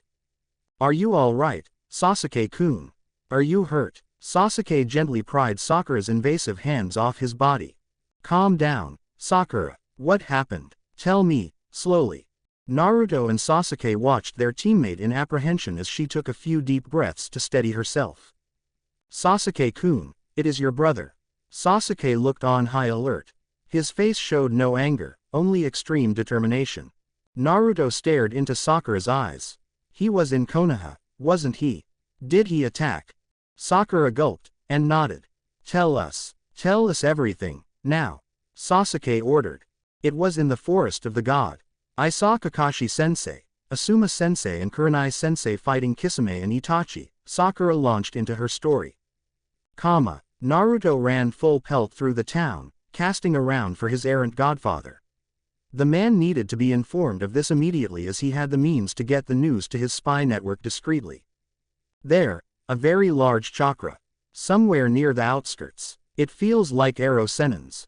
He disappeared with a series of Shunshin, coming closer and closer to Jiraiya's position. There he was, sitting beneath a tree, giggling like an idiot doing his so-called research. Hey, Ero Sennin, listen. Itachi and Kisame targeted Konoha again, and tried to capture Sakura. Where is she? Interrupted Jiraiya. Right here. She came to warn us, Ero Sennin. Itachi and Kisame might target her at any time. Can you install some security seals in our rooms? Jiraiya nodded and disappeared. Naruto sighed and sat down in Jiraiya's spot. The man certainly knew how to choose his resting places. Trees were the best. Sasuke heard a knock on the door to his room. Not good. Jiraiya never knocked, preferring to come through the window. Activating his Sharingan, he went to the door and opened it. And stared up into another pair of Sharingan. His heart began to beat faster as he stared at the face of his traitorous brother, Itachi. Hello, Sasuke. I see you have a fully mature Sharingan. And Sakura-san, I am sorry, but I will have to kill you too. Quote. Sakura gasped, but said bravely. Do you think you can hold out against Jiraiya-sama or are both here? Itachi looked amused as he disappeared only to appear behind Sakura and kick her. But he kicked only empty air. Sasuke was on the opposite side of the room with Sakura held securely in his arms. Sakura looked dazed by the speed as Sasuke set her down. Itachi, you should never have come here. I have seen Naruto destroy an army. I know of Jiraiya's reputation. Not even you can defeat them, Sasuke said. He had long since taken Naruto's advice and had calmed himself during a fight. No longer did he simply fire up at the mention of Itachi's name. As Naruto had said, that was weakness. Anger was a weakness. Itachi looked at his brother. I can match either of them, if I have to. But as you say, not both at once. But I do know that you will never beat me, Sasuke. You lack hatred. Sasuke snorted. I have changed, brother. You won't dictate my actions anymore. He held out his hand and began charging it up with lightning chakra. Kakashi-san's Reikiri. Sasuke's hand was now covered in lightning, errant arcs of it dancing around the room. Suddenly he disappeared and reappeared almost instantly, the lightning hand buried in Itachi's gut. Itachi smirked down at him. Foolish little brother. My eyes will always be stronger than yours. Sasuke gasped as the world rippled in his perception, and he saw his hand buried, not in Itachi's gut. To his horror, it was buried in Sakura's. His eyes widened as he saw the light of life leaving his teammate's eyes. Sakura gasped out with her last breath. Sasuke-kun. Sasuke could not comprehend what was happening. He had been fooled by Itachi into stabbing Sakura. He could not bear seeing Sakura gurgling blood. Itachi stood behind him, weak and blind. Sasuke felt utter grief exploding in his heart, as he lost someone he considered a precious person. Itachi was taking away one more. That traitor. Sakura slumped as Sasuke removed his hand, horrified. He watched as Sakura fell down to the earth. His Sharingan would make sure that this scene would forever be imprinted in his mind. Slowly he turned into Itachi, unable to look at Sakura. His eyes were burning, and shed tears incessantly. I will never forgive this. Itachi still looked at him stoically. His eyes morphed into his Mangekyo. Oh, and what will you do, little brother? Your eyes are no match for mine, I have shown you already. You are weak. The tears falling from Sasuke's eyes were no longer normal. The young Uchiha's face was twisted with mad rage and loss, as he cried tears of blood. His three-tomo Sharingan changed into his Mangekyo Sharingan, and a sinister chakra exploded from him. He opened his eyes and stared at Itachi. His eyes were no longer normal, but consisting of three ellipses intersecting at the center. Naruto got up fast as he felt Sakura's wound, and the sinister chakra of Sasuke. He knew it too well. Sasuke had awakened the Mangekyo Sharingan. Before he could disappear, he felt someone appear behind him. A very huge chakra, and it felt different and familiar at the same time. My name is Pain, Kyuubi Jinchuriki. Save yourself the fight and come with me peacefully. Naruto turned and saw something that surprised him to no end. It was a spiky orange-haired man, in Akatsuki robes. But his eyes. A wielder of the legendary Rinnegan. I have no time to fight you, Akatsuki. I am sure you have heard of my prowess. Let me leave peacefully, or else. Naruto had no time for the banter. His teammate was dying. He wouldn't dare underestimate the Rinnegan, though. Mokuden. Jukai-kuden. Thousands of trees were born from the earth in front of him and rushed towards his opponent, who looked mildly surprised. Naruto exerted even more, and trees were born in all directions and surrounded the lone Akatsuki, hurtling at him rapidly. Pain looked at the trees rushing at him from all directions. This child was very, very strong. The trees were branching out and multiplying, becoming uncountable by the second. It seemed as if Pain would be killed any second by Naruto's jutsu. Naruto could sense a massive buildup of chakra from his opponent. Shinra Tensei. Naruto shielded himself with a wood wall as his attacking forest was blown into pieces, wood splinters flying everywhere. The air was thick with them. A terrifying jutsu. Obviously, this was a technique that manipulated gravity itself. It was truly an almighty push. You cannot beat God, Uzumaki Naruto. You can never stand up to these eyes. Personally, Naruto disagreed. He walked up to stand opposite Pain. The Akatsuki shinobi looked at him arrogantly, and Naruto could not help but respect him. This man could definitely be a hard ninja to fight. But he had no doubt that he would prevail. You may wield the Rinnegan, Akatsuki, but you are no Rikodo Sennin. You have no understanding of the true power of those eyes. An upstart, that is what you are. A child playing with things he has no comprehension of. He watched as the spiky orange-haired man lost his arrogance, to be replaced by anger. The anger gradually gave way to his own amusement. I could say the same to you, child. You may have the Mokuden, but you are no Hashirama. Naruto smirked. If only he knew. It was easy enough to deal with that gravity technique once he had faced it. He may have others, though. An attractive technique would complement a repulsive one. The duality of chakra demanded it. He held out the bird seal. Mokuden. Tenonatsurugi.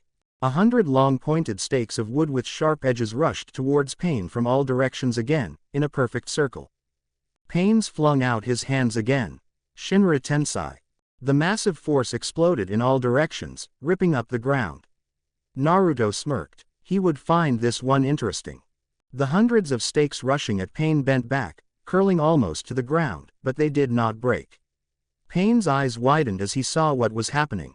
The stakes all snapped back to cut the Rinnegan wielder. Pain, who had not counted on the elasticity of the stakes, pointed both hands at the ground. Bansho Tenon. The earth below Pain was pulled up in a massive columnar explosion of rubble, intercepting each and every one of the stakes.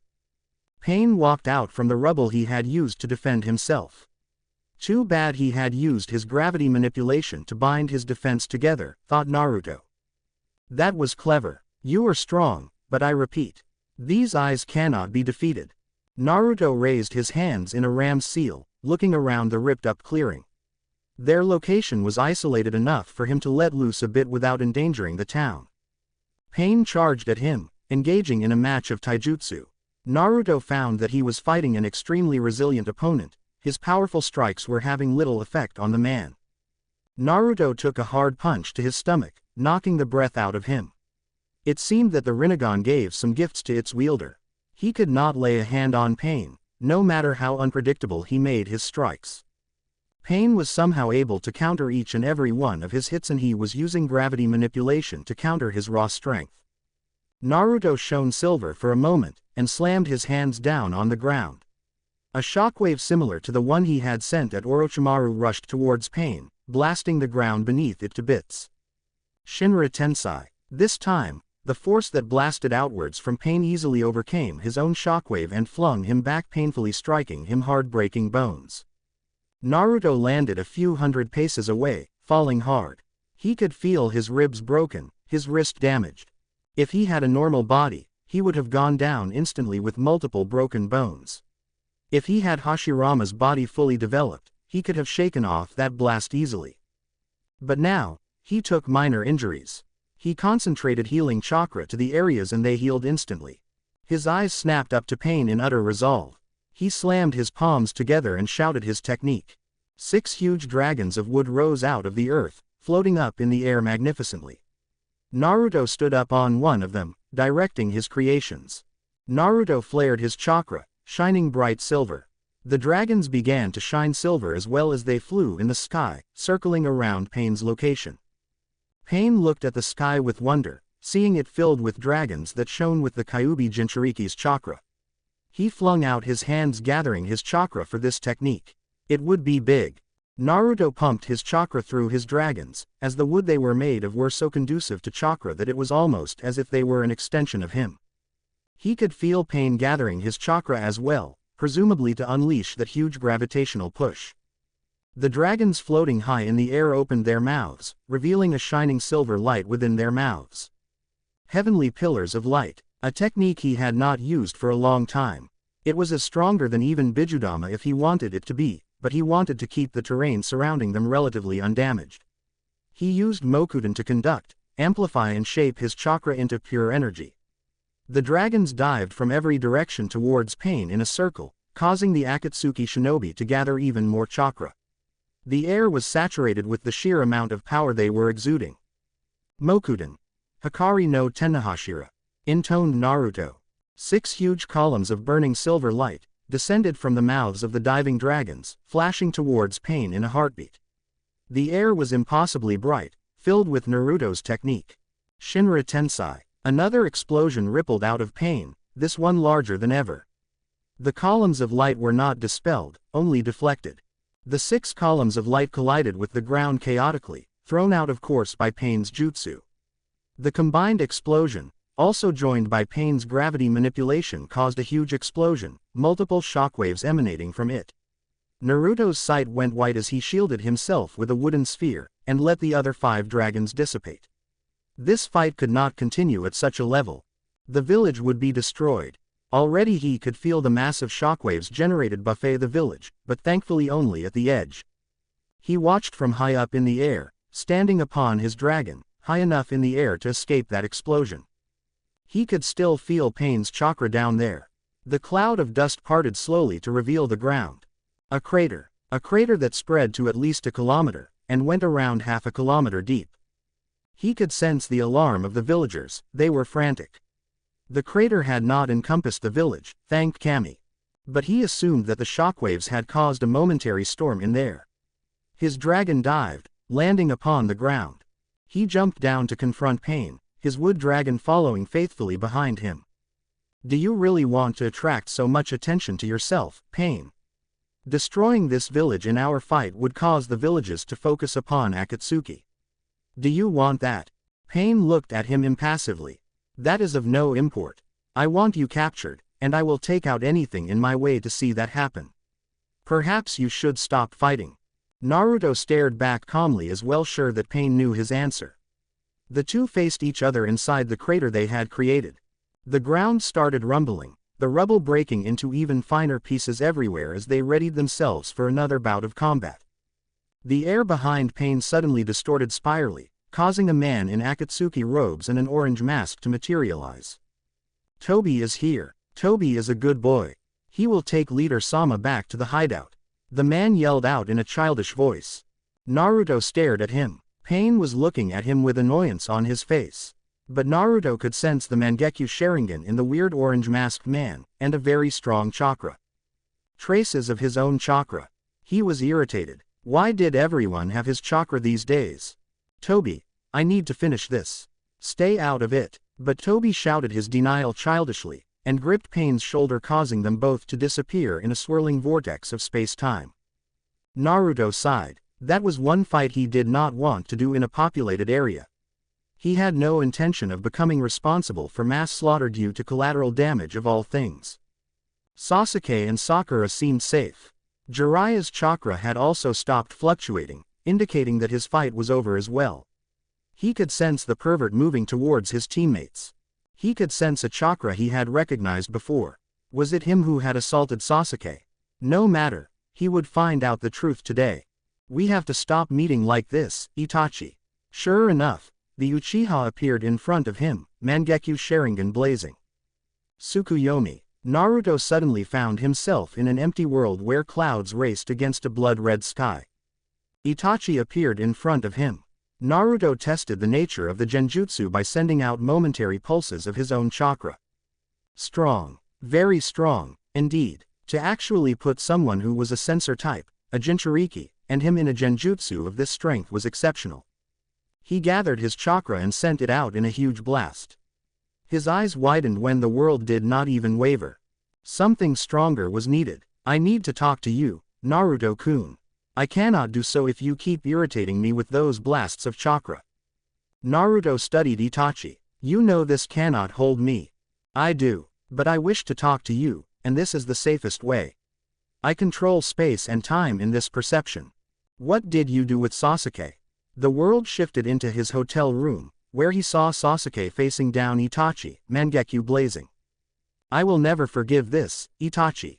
The two brothers faced each other, their accursed eyes meeting. Amaterasu! They shouted in unison. In the center of the corridor materialized a large torrent of black fire. The entire place was melting away with the sheer heat, both brothers trying to dominate and control the heavenly flames. Sasuke was screaming, unused to the Mangekyo, while Itachi grimly pressed on. The corridor had caught fire entirely, actually melting into some slag and still not extinguishing. A shockwave suddenly disturbed the building, causing Sasuke to lose control of the flames. The young Uchiha had given out from his first overuse of Mangekyo. Itachi turned with surprised eyes towards Naruto's and Pain's fight, and disappeared. Naruto observed Itachi quietly as the world turned back to its original state. What happened to Sakura? Itachi sighed. I put all my strength into a genjutsu of 2 layers. One to make Sasuke stab Sakura-san, and the other to make him believe that the wound was deep. It is not easy to overpower Sharingan, but I can do it. Naruto nodded. From your emotions, and your actions, I can only conclude that your aims do not lie with Akatsuki. Tell me, what happened in the Uchiha massacre? Hiruzen was going to tell me, but he was killed. Will you tell me? Itachi looked at him sharply. Yes, I know all about that. You, Naruto-kun, are an enigma. You have the pure raw strength of Hashirama, you have his potent chakra, and you use his exact same techniques. I have my suspicions about you, but I would like you to tell me in exchange for the truth about the Uchiha massacre. Naruto considered. If Itachi proved to be trustworthy after all this, then he most definitely would deserve to know his secret. You go first, Itachi. Show me what happened that night. Itachi nodded and the world began to change and mirror the events of the massacre, and Itachi's perspective. A young Itachi learning and perceiving the truths of the village and its ancient heritage. A young Itachi learning of the balance of power in the elemental nations.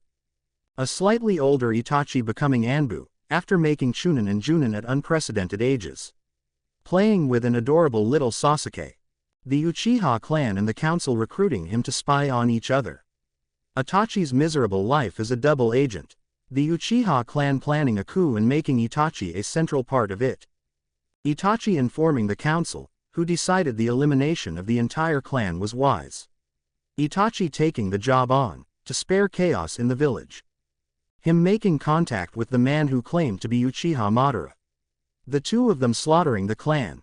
Makoto and Fugaku Uchiha accepting death in their son's presence, telling him he was too gentle. Itachi torturing Sasuke to make him learn hate, his heart breaking into a million pieces the entire time. Becoming a missing nin and taking it all upon his shoulders.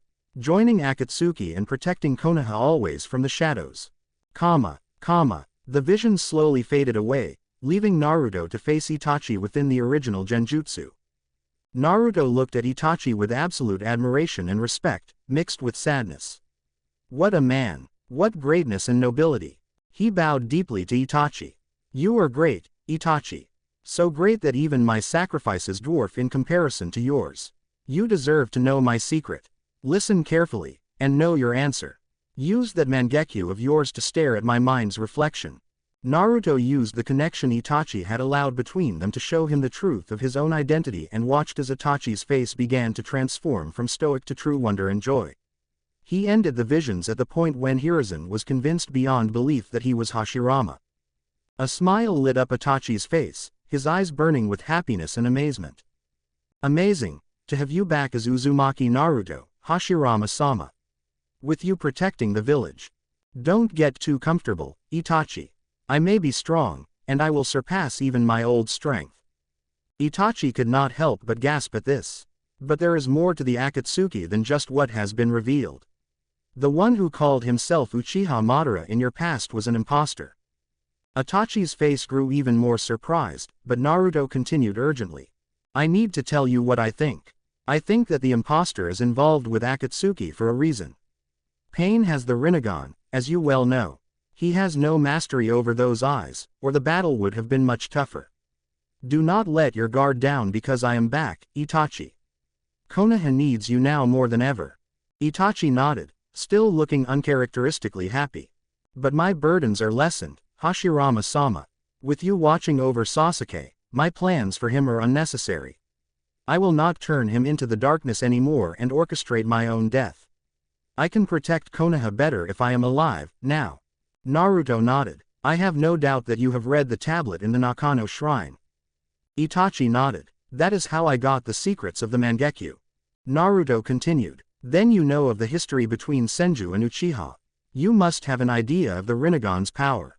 If Pain attacks again with all his strength, I will be the only one standing between him and Konoha's destruction. There is much more to this.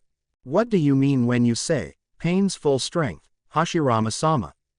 Listen carefully, Itachi. I could sense that Pain was nothing more than a puppet, and that he was being controlled by chakra transmission from another location. I could sense 5 other such puppets, and I assume they each wield the 6 paths. Itachi looked very alarmed now. If the true Pain attacks with all 6 paths unified. Yes, only I can defeat such a person, as Konoha stands now. There must be a reason he is using the splitting of paths. You must find out, Itachi. I will be concentrating on getting back to my full strength, so I can defend Konoha when Akatsuki makes their move. I will find out, Hashirama-sama. And one last thing, you are the only one who can decipher more of the Rinnegan's secrets. You know what you must do. Will you consider it? Itachi nodded slowly. I will. Will you tell Sasuke of your identity? He is a child, Itachi. A troubled one, but a child nevertheless. I will burden him with such knowledge only when he is ready. I want him to be my true friend, not my follower. On that note, I would ask you to drop the honorifics as well. Call me Hashirama, here. All right, Hashirama, I think we have spoken as much as necessary. I can feel Jiraiya-sama approaching. The time will come when the nations will rise up against Akatsuki, Itachi. Please keep Konoha safe until such a time. Itachi nodded and the illusion broke, leaving Naruto facing Itachi in the devastated crater. You are a greater shinobi than me, Itachi. You have my word that your sacrifice will not be forgotten by Konoha. And I will take care of Sasuke, don't worry about him. Concentrate on Akatsuki, and we will meet when you see fit. A smile broke through Itachi's face, before he disappeared. Naruto turned around, and spoke. What happened, Ero Sennin? The white-haired sage appeared in the crater, whistling at the scale of the damage. Who did you fight, Gaki? I fought Kisame to a stalemate, and still did not cause this much damage. Naruto sighed. I will tell you everything later. But first, are Sasuke and Sakura safe? They are. Kakashi and Guy followed Sakura here and got them out of that burning hotel. They are on the way back to Konoha. Those flames were Amaterasu, weren't they? I had to seal them up with my strongest fire suppressor. We can talk in a more secure environment, Ero Sennin. Too many secrets. Jiraiya nodded, and the duo disappeared with a shunshin. Chapter 10. That Rinnegan wielder, he is a very serious threat, Ero Sennin. You said a former student of yours had awakened those eyes, but my opponent did not look like him. Jiraiya looked very interested. If I didn't have to deal with Kisame, and then extract Sasuke and Sakura, I would have loved to have a look at your opponent. Can you henge into him? Mokuden. Henge. Standing before the Toad Sage was an Akatsuki cloaked man, with orange spiky hair. The legendary Rinnegan eyes blazed, giving off a sense of unfathomable power. Jiraiya gasped. Yahiko. You fought Yahiko. Naruto transformed back into his original body. No, I sensed that the one I fought was being controlled via chakra transmission. I know he was the embodiment of Tendo, the divine path of the Rinnegan. Jiraiya looked confused. If you are right, then Yahiko is dead. No one else has the chakra to transplant those eyes on to themselves. It has to be a descendant of the Rikodo Sennin. So Nagato is the one behind all this, and is still alive. And what did you mean by paths? Nagato. So that is his name. Ah, yes. The much is known about the Sage of the 6 Paths, or about those eyes. I know that it has 6 paths. Deva, Asura, Preta, Naraka, animal and human. There is much more to those eyes, but this is all I know about it for sure. The rest of what I know is the usual legend about the sage. I believe I faced the Deva path today. His jutsu was Shinra Tensai, after all. He was an extremely formidable opponent, and I think if he comes at me with all 6 paths unified in his true body, I will have to fight quite seriously. Then we need more information. If someone using Nagato's eyes, or Nagato himself has resurfaced, it is indeed a serious threat. Akatsuki is becoming very strong, and I think they will continue to quietly gather strength before making a bid for the Biju. Especially after you forced a stalemate with Pain, concluded Jiraiya with concern. I can match Pain, Ero Sennin. But Sasuke has awakened the Mangekyo thanks to Itachi, and Itachi himself is doing all he can to obtain more power. Konoha will be in safe hands even without me. Jiraiya nodded, and the two sat quietly for a while. It's time to go, Ero Sennin. Sasuke and Sakura are safe in Konoha, and we will do what needs to be done to get Tsunade back. I should never have brought Sasuke along, but I suppose it all worked out. Naruto stopped his ponderings of yesterday's conversation and stared at the town they had just reached. Tanzaku Town, the place where Tsunade was sighted last. They were here, finally. Naruto held up a half-rammed seal, immersing himself in his sensory perception of chakra. His senses extended for a mile in every direction, searching, questing. There, a large chakra, too familiar. It may or may not be Tsunade, but it certainly felt like the chakra of the Senju clan. Found her, Ero Sennin. Or at least female members of the Senju clan. I have a lock on her location, and I can lead us there directly. Jiraiya nodded, and the three of them followed Naruto through the town. Naruto had healed Sasuke and Sakura, the two having sustained only minor damage. Sasuke's chakra exhaustion was dealt with easily enough, and the Uchiha had become as quiet as the grave since the altercation with his brother. Kakashi and Guy had taken his teammates back to Konoha. As much as he hated to admit it, Sakura was a liability as of now. Kakashi had been furious with her, but she was yet to recover completely, and Sasuke had wanted to go back. Naruto thought of Itachi, and his plans for Sasuke. He really wanted to tell Sasuke everything, but he respected Itachi too much to interfere in Uchiha affairs. Instead he told Sasuke of Itachi's deception with Sakura to get him to develop Mangekyo Sharingan. He could certainly point Sasuke towards the answers. It wasn't his place to brainwash Sasuke about the village's importance. It was a decision each shinobi had to make for himself. Sasuke had caught on then, becoming introspective and silent. He was actually putting the facts together, and was asking himself why Itachi did what he had. Naruto hoped that the answer he found would not cause him to lose himself. Sasuke had shown no intention of wanting to continue with the mission, instead wanting to go back to the village. He claimed he had to read something he couldn't before. Naruto understood. I will try my best to reunite Sasuke with you, Itachi. It is my promise as a shinobi. I only hope he won't lose himself to the darkness when he learns what happened to you. They paused in front of a bar in a busy street. Naruto looked at Jiraiya. This is the place, Ero Sennin. Shall we go? Jiraiya nodded, looking anxious and happy at the same time.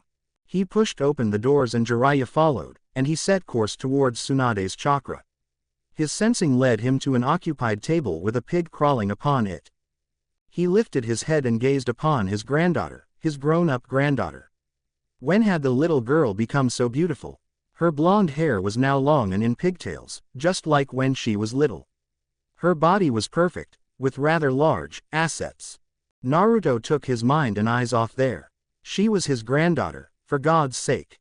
He calmed himself and kept staring at her face, affection in his eyes. Family. This time, his direct descendant. He couldn't wait to tease the hell out of her. Tsunade stopped her steady consumption of sake, and stared back at him. A short-haired brunette woman considerably younger than Tsunade reached for the peacefully grunting pig on the table. What are you looking at, Gaki? Naruto felt really out of his depth. Tsunade used to be a little girl whom he taught gambling, not this grown woman who consumed sake. He felt a temptation to wrest the sake bottle from her hands and scold her till she cried. Jiraiya appeared behind Naruto, noting his discomfort. Naruto looked like a startled deer as he stared at Tsunade with a conflicted face.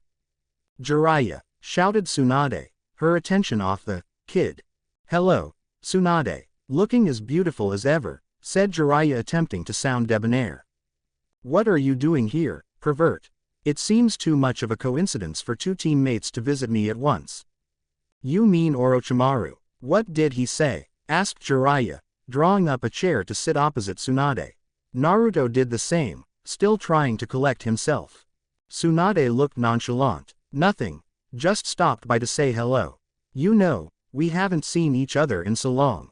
That's more than I can say for you, you pervert. Jiraiya opened his mouth, but Naruto beat him to it. Liar. Orochimaru never just says hello to anybody. You lie, Tsunade. Didn't your parents teach you lying was a bad habit? Asked Naruto with a grin. He knew full well that her parents had taught her not to lie. He on the other hand had unintentionally taught her the opposite when he showed her gambling. Tsunade scowled, as she saw Naruto grinning. Jiraiya too smiled but dropped it when Tsunade glared at him. Who's the kid, Jiraiya? Uzumaki Naruto. Don't bother denying the lie, Tsunade. He is a very strong censor. Anyway, do you know what has been happening in Konoha? Tsunade gasped a little and looked closer at Naruto.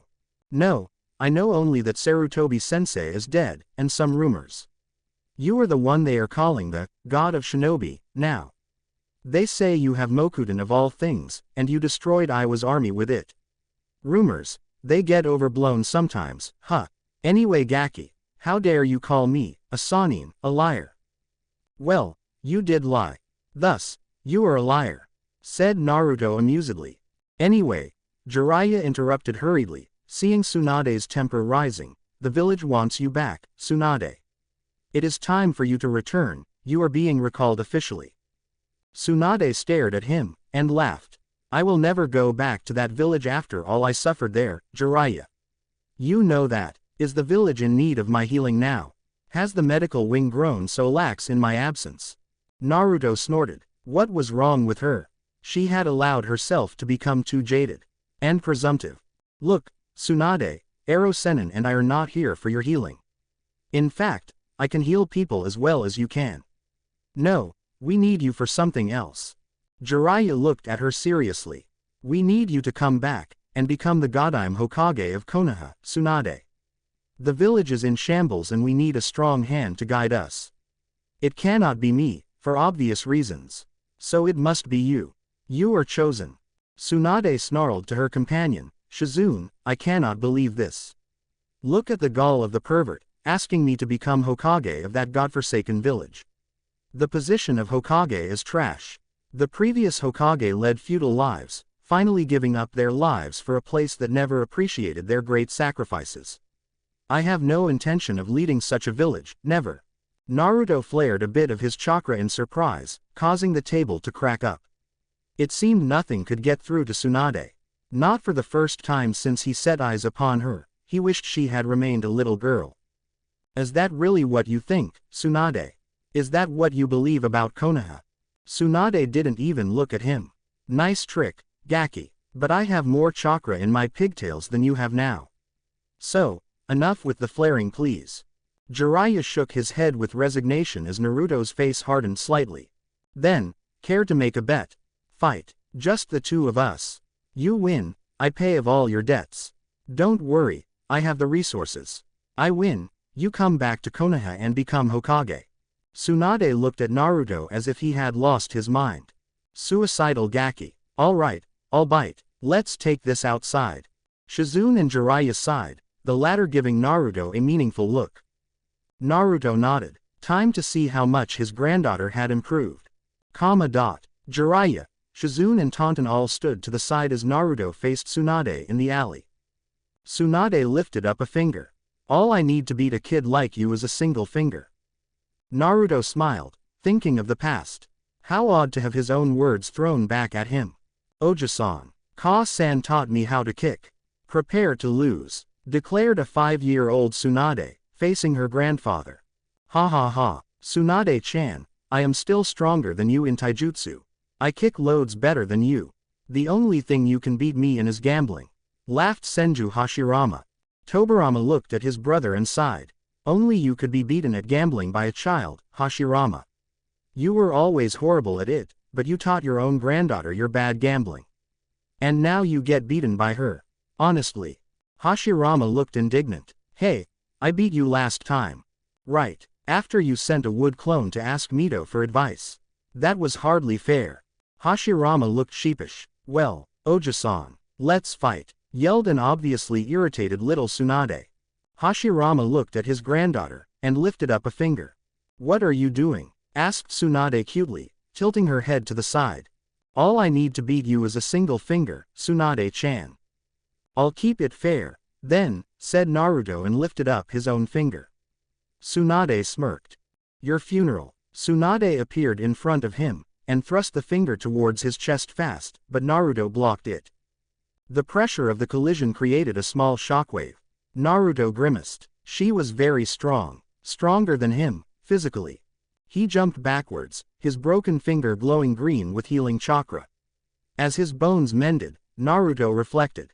Tsunade had found a way to harness extreme physical strength instantaneously. He himself needed to gather chakra for a few moments to enhance his strength many times over. That was the basis of the nature fist. Naturally he was strong, yes. But from what he saw of Tsunade, she had found a way to increase her chakra control to ultimate refinement. He dropped into the first stance of the nature fist, holding up only the now mended finger. Chakra began reinforcing that finger, causing Tsunade's eyes to widen. This time Naruto took the initiative, rushing at his errant granddaughter fast. Their fingers met with the force of rampaging bulls, causing the ground to crack. They disappeared from sight, clashing furiously, fighting only with their forefingers. Strength met strength as the nature fist began to unveil its power. Naruto steadily gathered chakra and his strikes became stronger and stronger. Tsunade, to his surprise, was easily able to match his strength. Impressive. The girl really did deserve to be one of the Densetsu no Sannin. Tsunade suddenly lifted her finger high and with a yell, brought it down on Naruto's head. Naruto blocked it with his own forefinger, but the strength was too much. Tsunade had put a lot into that strike. He was smashed into the ground, multiple bones broken. He lay groaning in the depression he had created with his fall. Tsunade landed in front of him. "You were very strong, but not enough to match a Sannin. Too bad you lost the bet, Gaki." Naruto's body glowed green, and bones began to mend themselves automatically. Tsunade gasped, as she recognized her ultimate jutsu used by that kid like it was nothing. Naruto got up, shaking his head.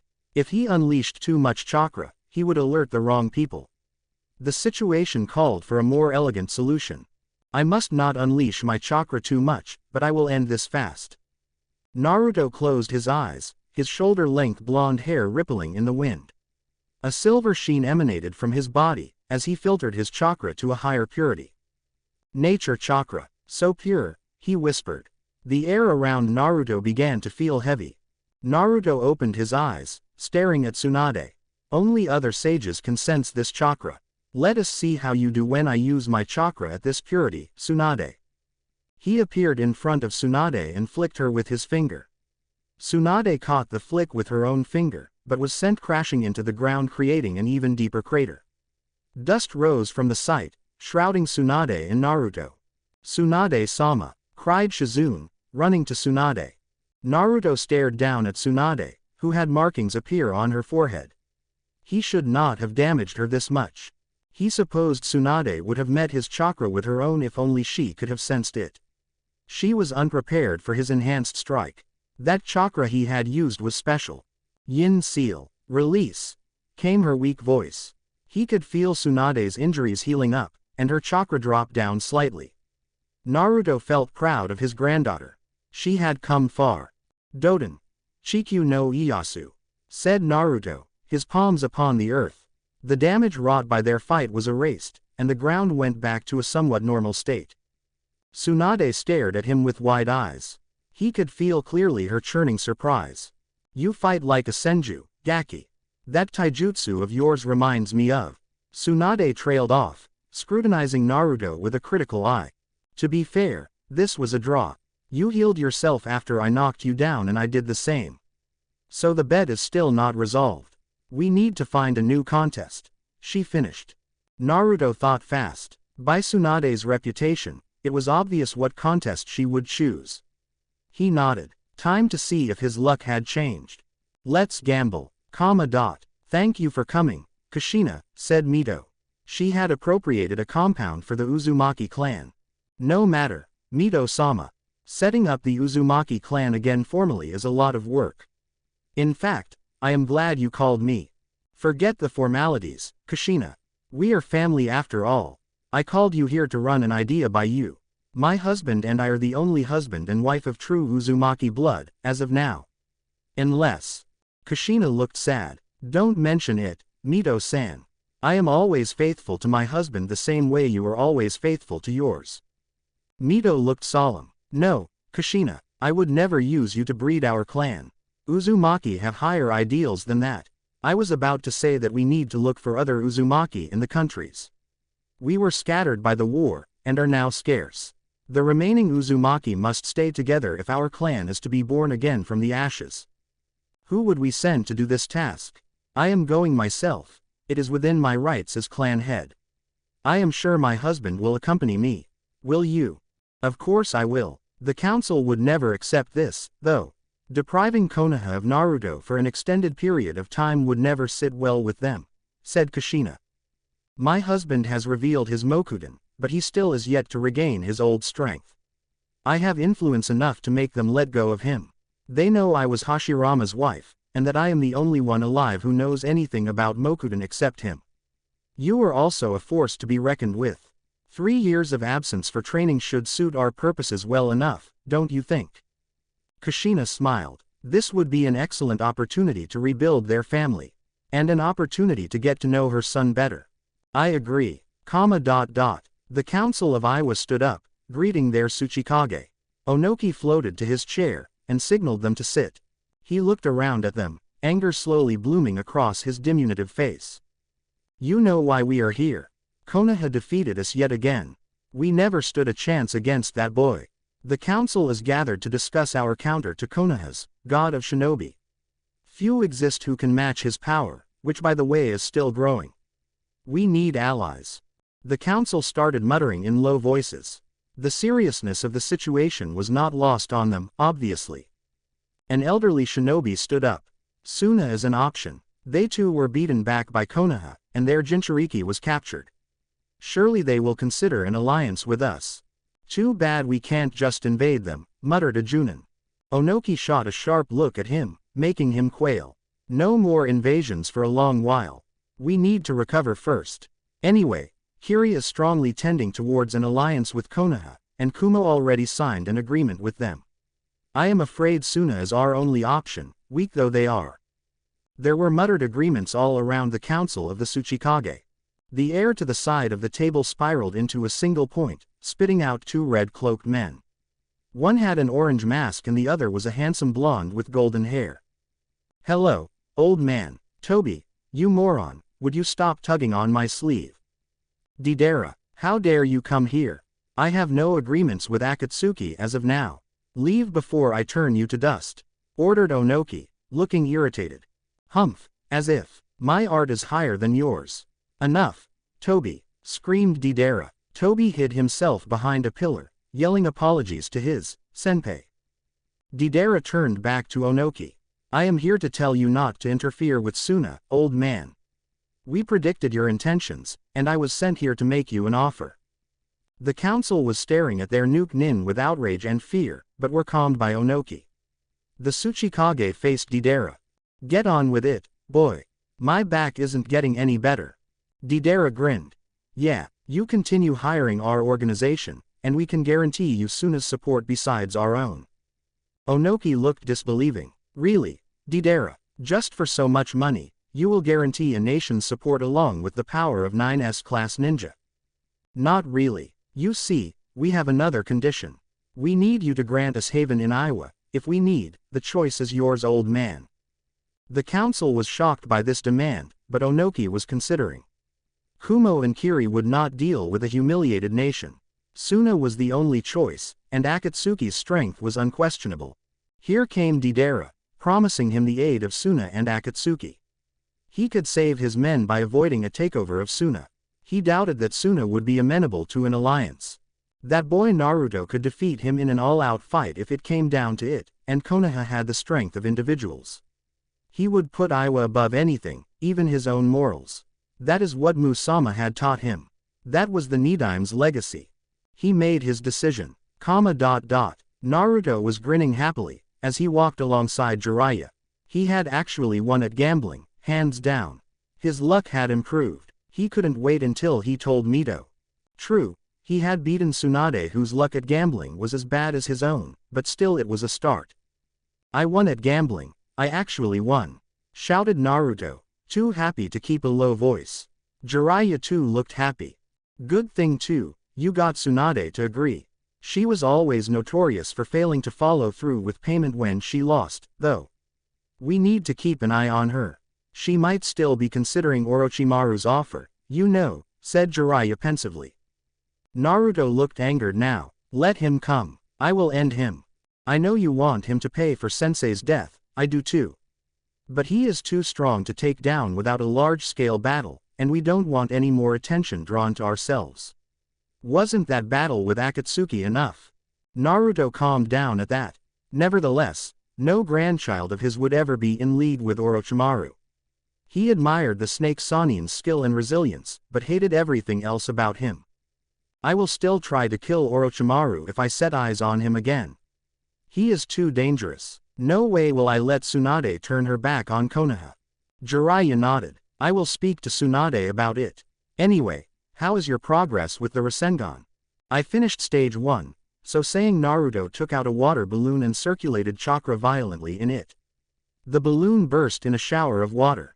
"Great job. Now, the second step. Try to pop these rubber balls," said Jiraiya and gaily tossed him a sack of the stuff. Naruto grumbled, and went to work. At least learning the Rasengan for a while would help him clear his head after meeting his jaded and world-weary granddaughter. He really wished he could talk to Mito about all this. Worry shot through him as he remembered the Rinnegan user. He had fought only the Diva path. He absently got out a rubber ball and got to work. This step obviously emphasized power, just as the previous step had emphasized rotation. Just like Bijudama, rotation, power, containment. Containment was easy enough, he already did that with his heavenly pillars of light. The problem was power, how to introduce more power into the Rasengan. Uchiha Sasuke stood in front of the secret Nakano shrine of the Uchiha, his eyes morphing into the Mangekyo Sharingan. His eyes alighted upon the tablet supposedly carved by the sage of the Six Paths himself. He began to read, noting the difference in perception between the Sharingan and the Mangekyo Sharingan.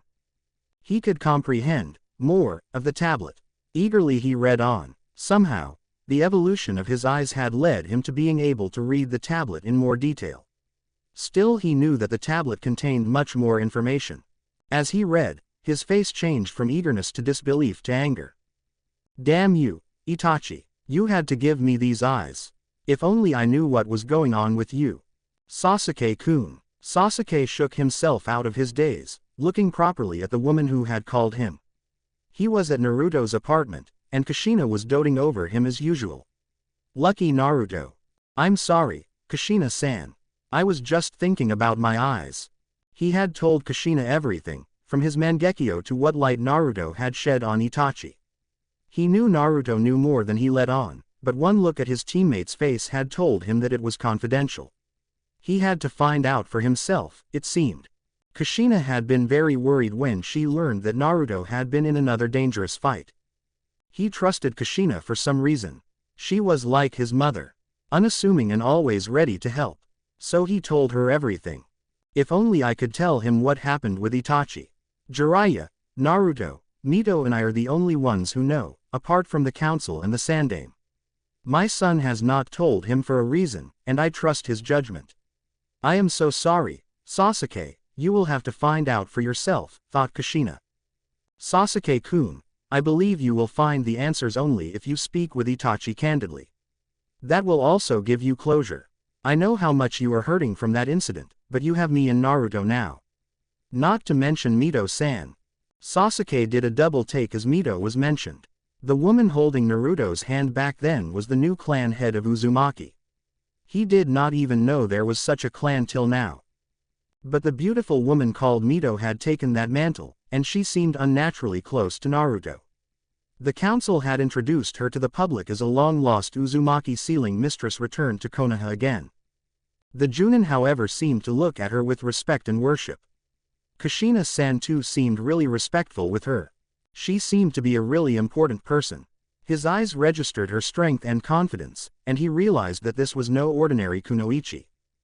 Thoughts of his eyes banished the curious Uzumaki Mito from his mind.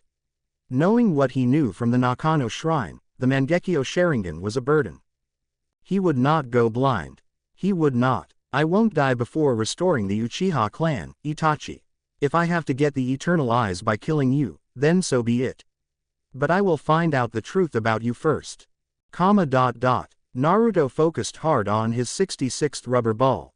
He was only able to puncture them by now, not pop them. Jiraiya had said it was fine and had started him on the third stage. That one came to him easily, and he had learned the Rasengan fast enough. But it could be so much more. It had been 2 days since he met Tsunade, and Jiraiya had gone to talk with her. Tsunade, it appeared, was indeed notorious about following through with payments. She kept putting off the trip with some excuse or the other. He hoped Jiraiya would be able to talk her out of her stubbornness, as he didn't want to reveal himself this soon. He would rather do that after he reacquainted himself with Tsunade to a certain degree. He gathered his chakra and pumped it violently through the rubber ball, causing it to puncture and lose air slowly. He was trying to improve the second phase, increase the power of the Rasengan. What am I doing wrong? With the water balloon I rotated my chakra constantly in chaotic manner. Here I do the same and the ball only punctures no matter how much power I use. Hey, who would have believed I would get a chance to instruct you, Hashirama? Asked Kyubi, who seemed to be rather happy. What do you mean? Would you come in here? It's really irritating to break through your suppression and talk to you this way. Fine. Naruto closed his eyes and stood in his forest mindscape. Kurama was sleeping in his huge wooden cage, and batted open an eyelid as he came closer. You know, Hashirama, you did promise that I could get out of this place soon. I didn't know you were someone to go back on their word. Funny, Kurama, I may be strong this moment, but I am not yet enough to suppress you by chakra alone. You know I need to reach my old strength before I can do that. Kurama looked at him quizzically. Have you forgotten that thrice-damned necklace of yours? No, but I cannot find it. I asked Hiruzen, but he said it wasn't in Konoha. Hashirama, I will tell you where to find the necklace and clue you in about what you are missing with the Rasengan, if you promise to take me out of this cage and let me free, at least in your mindscape. Naruto spied the Biju. It seemed reasonable. Once he had his necklace back, he would be able to suppress Kurama without any seals. I agree. Tell me. The nine-tailed fox sighed. I could sense it on that hot blonde woman you were fighting earlier. Your granddaughter. Naruto looked flummoxed. Impossible. I would have felt it at such proximity. Well, you were fighting too intently to sense your chakra's reaction to the thing, but I could sense it all too well. Your necklace is with the woman. And as for that Rasengan of yours, remember its origins, and you will know what you are missing. Naruto was happy. 2 problems solved. All he had to do was get the necklace from Tsunade, and master the Rasengan. Thank you. He opened his eyes and saw again the park he was practicing in. Tsunade and the necklace had to wait, but he could certainly master the Rasengan. Origins. Bijudama was the origin. He closed his eyes again, remembering his final fight with his friend and rival Uchiha Madara. Damn, he armored the Biju with Susanoo. Smart Madara. He remembered the way Kurama looked like a demon lord, holding the twin swords of Susanoo and mirroring the eternal Mangekyo of Madara. The Biju roared, looking terrifying in its complete armor of chakra. He noted clearly how the chakra coalesced into Kurama's mouth, and its violent rotation. The ball of unbelievably dense chakra seemed to pulse at its edges. Wait, it pulsed at its edges. Naruto opened his eyes immediately, thoughts striking in a torrent. Why would the Bijudama pulse? No rotational force pushed outwards in such a way, however chaotic. I'm an idiot. He had to add one more component to the rotation, one that made the Rasengan actually explode upon contact. An outward force from the center had to complement the violent rotation. He picked up a rubber ball, and began again. The turbulence of his chakra was wearing down the ball's durability and he knew it was coming close to the point of puncture. He simultaneously caused his chakra to gather at the center, and focused. A small gathering of chakra, surrounded by violent rotation of chakra. It needs to explode, like the Bijudama. Ero Sennin's Rasengan is good, but I can make it better.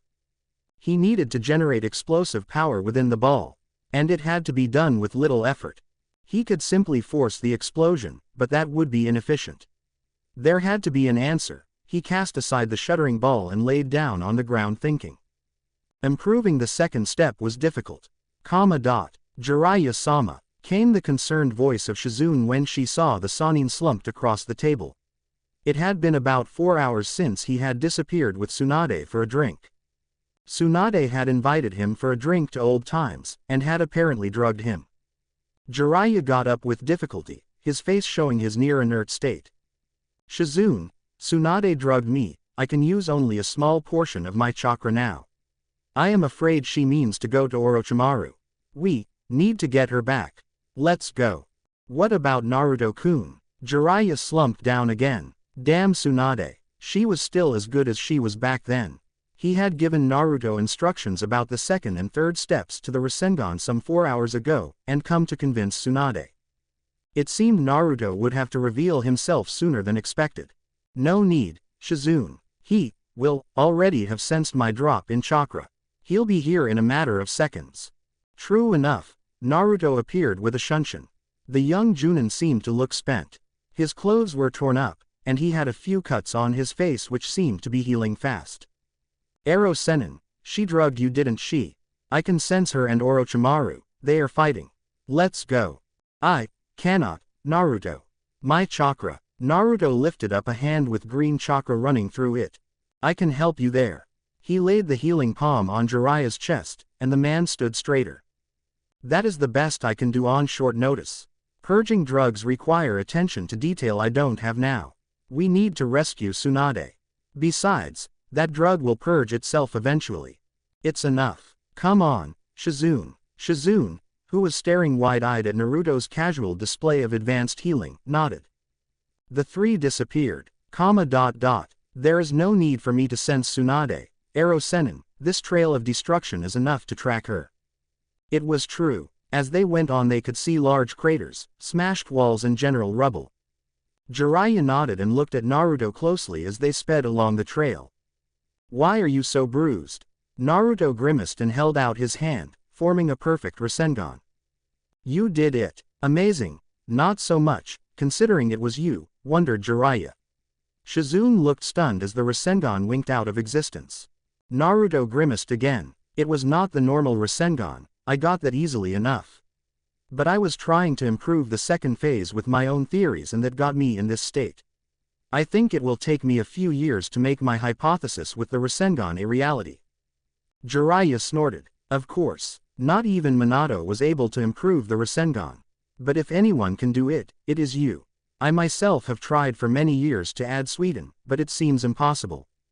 Naruto just looked ahead, shaking off thoughts of his failed experiment with Rasengan. He would improve it, no matter what. The trail had led outside the village to some empty plain where they could see a particularly large crater. 3 people stood there with one woman kneeling. Naruto went cold. Tsunade was shivering, looking at something on Orochimaru's hand. What is she doing? He asked Jiraiya urgently, but it was Shizune who answered.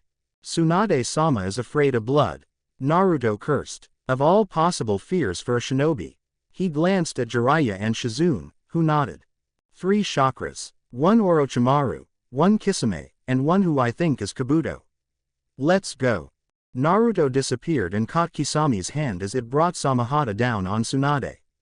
Our Jinchuriki is here at last, laughed Kisame. Orochimaru looked at him warily, and Kabuto stared at him with fascination. Jiraiya appeared next to Tsunade and steadied her. The female Sannin was still shivering as she huddled into Jiraiya. Rejoined Akatsuki. Have we, Orochimaru? Didn't expect that, said Jiraiya noting Orochimaru's Akatsuki cloak. The snake Sannin's hands looked black and withered. Now, Jiraiya, it is mutual benefit and I had to do it earlier than I planned, thanks to dear Naruto-kun. I am sure you understand. Tsunade here tried to kill me while she tried to make me believe she was healing me. If it weren't for Kabuto, Orochimaru trailed off. Naruto stared at Kisame, registering the conversations happening. Kisame knew Naruto would beat him, but he still sensed no hesitation in the man. In fact, the shark-like Akatsuki seemed excited. Heh, heh, too bad I was partnered with Orochimaru. I was beginning to like Itachi-san, chuckled Kisame. Naruto flared his silver chakra and began to crush Kisame's wrist. Suddenly he gasped and flew back, looking at Samahata with realization. Realized, have you? Samahata can now eat chakra like yours, thanks to the snake here. He did give us a few gifts for letting him return. Itachi wanted to just kill him and be done with it. But no, Leader Sama had to go and reinstate him. He is rather useful, though. Orochimaru smiled at that as Jiraiya handed Tsunade to Shizune, who tried to revive her in vain. We both have our handicaps, Jiraiya, but I think we know who is stronger. He looked at Naruto. You know, Naruto-kun, I was flattered by the fact that I sent you into such a rage that you exterminated an entire army of Iwa for me.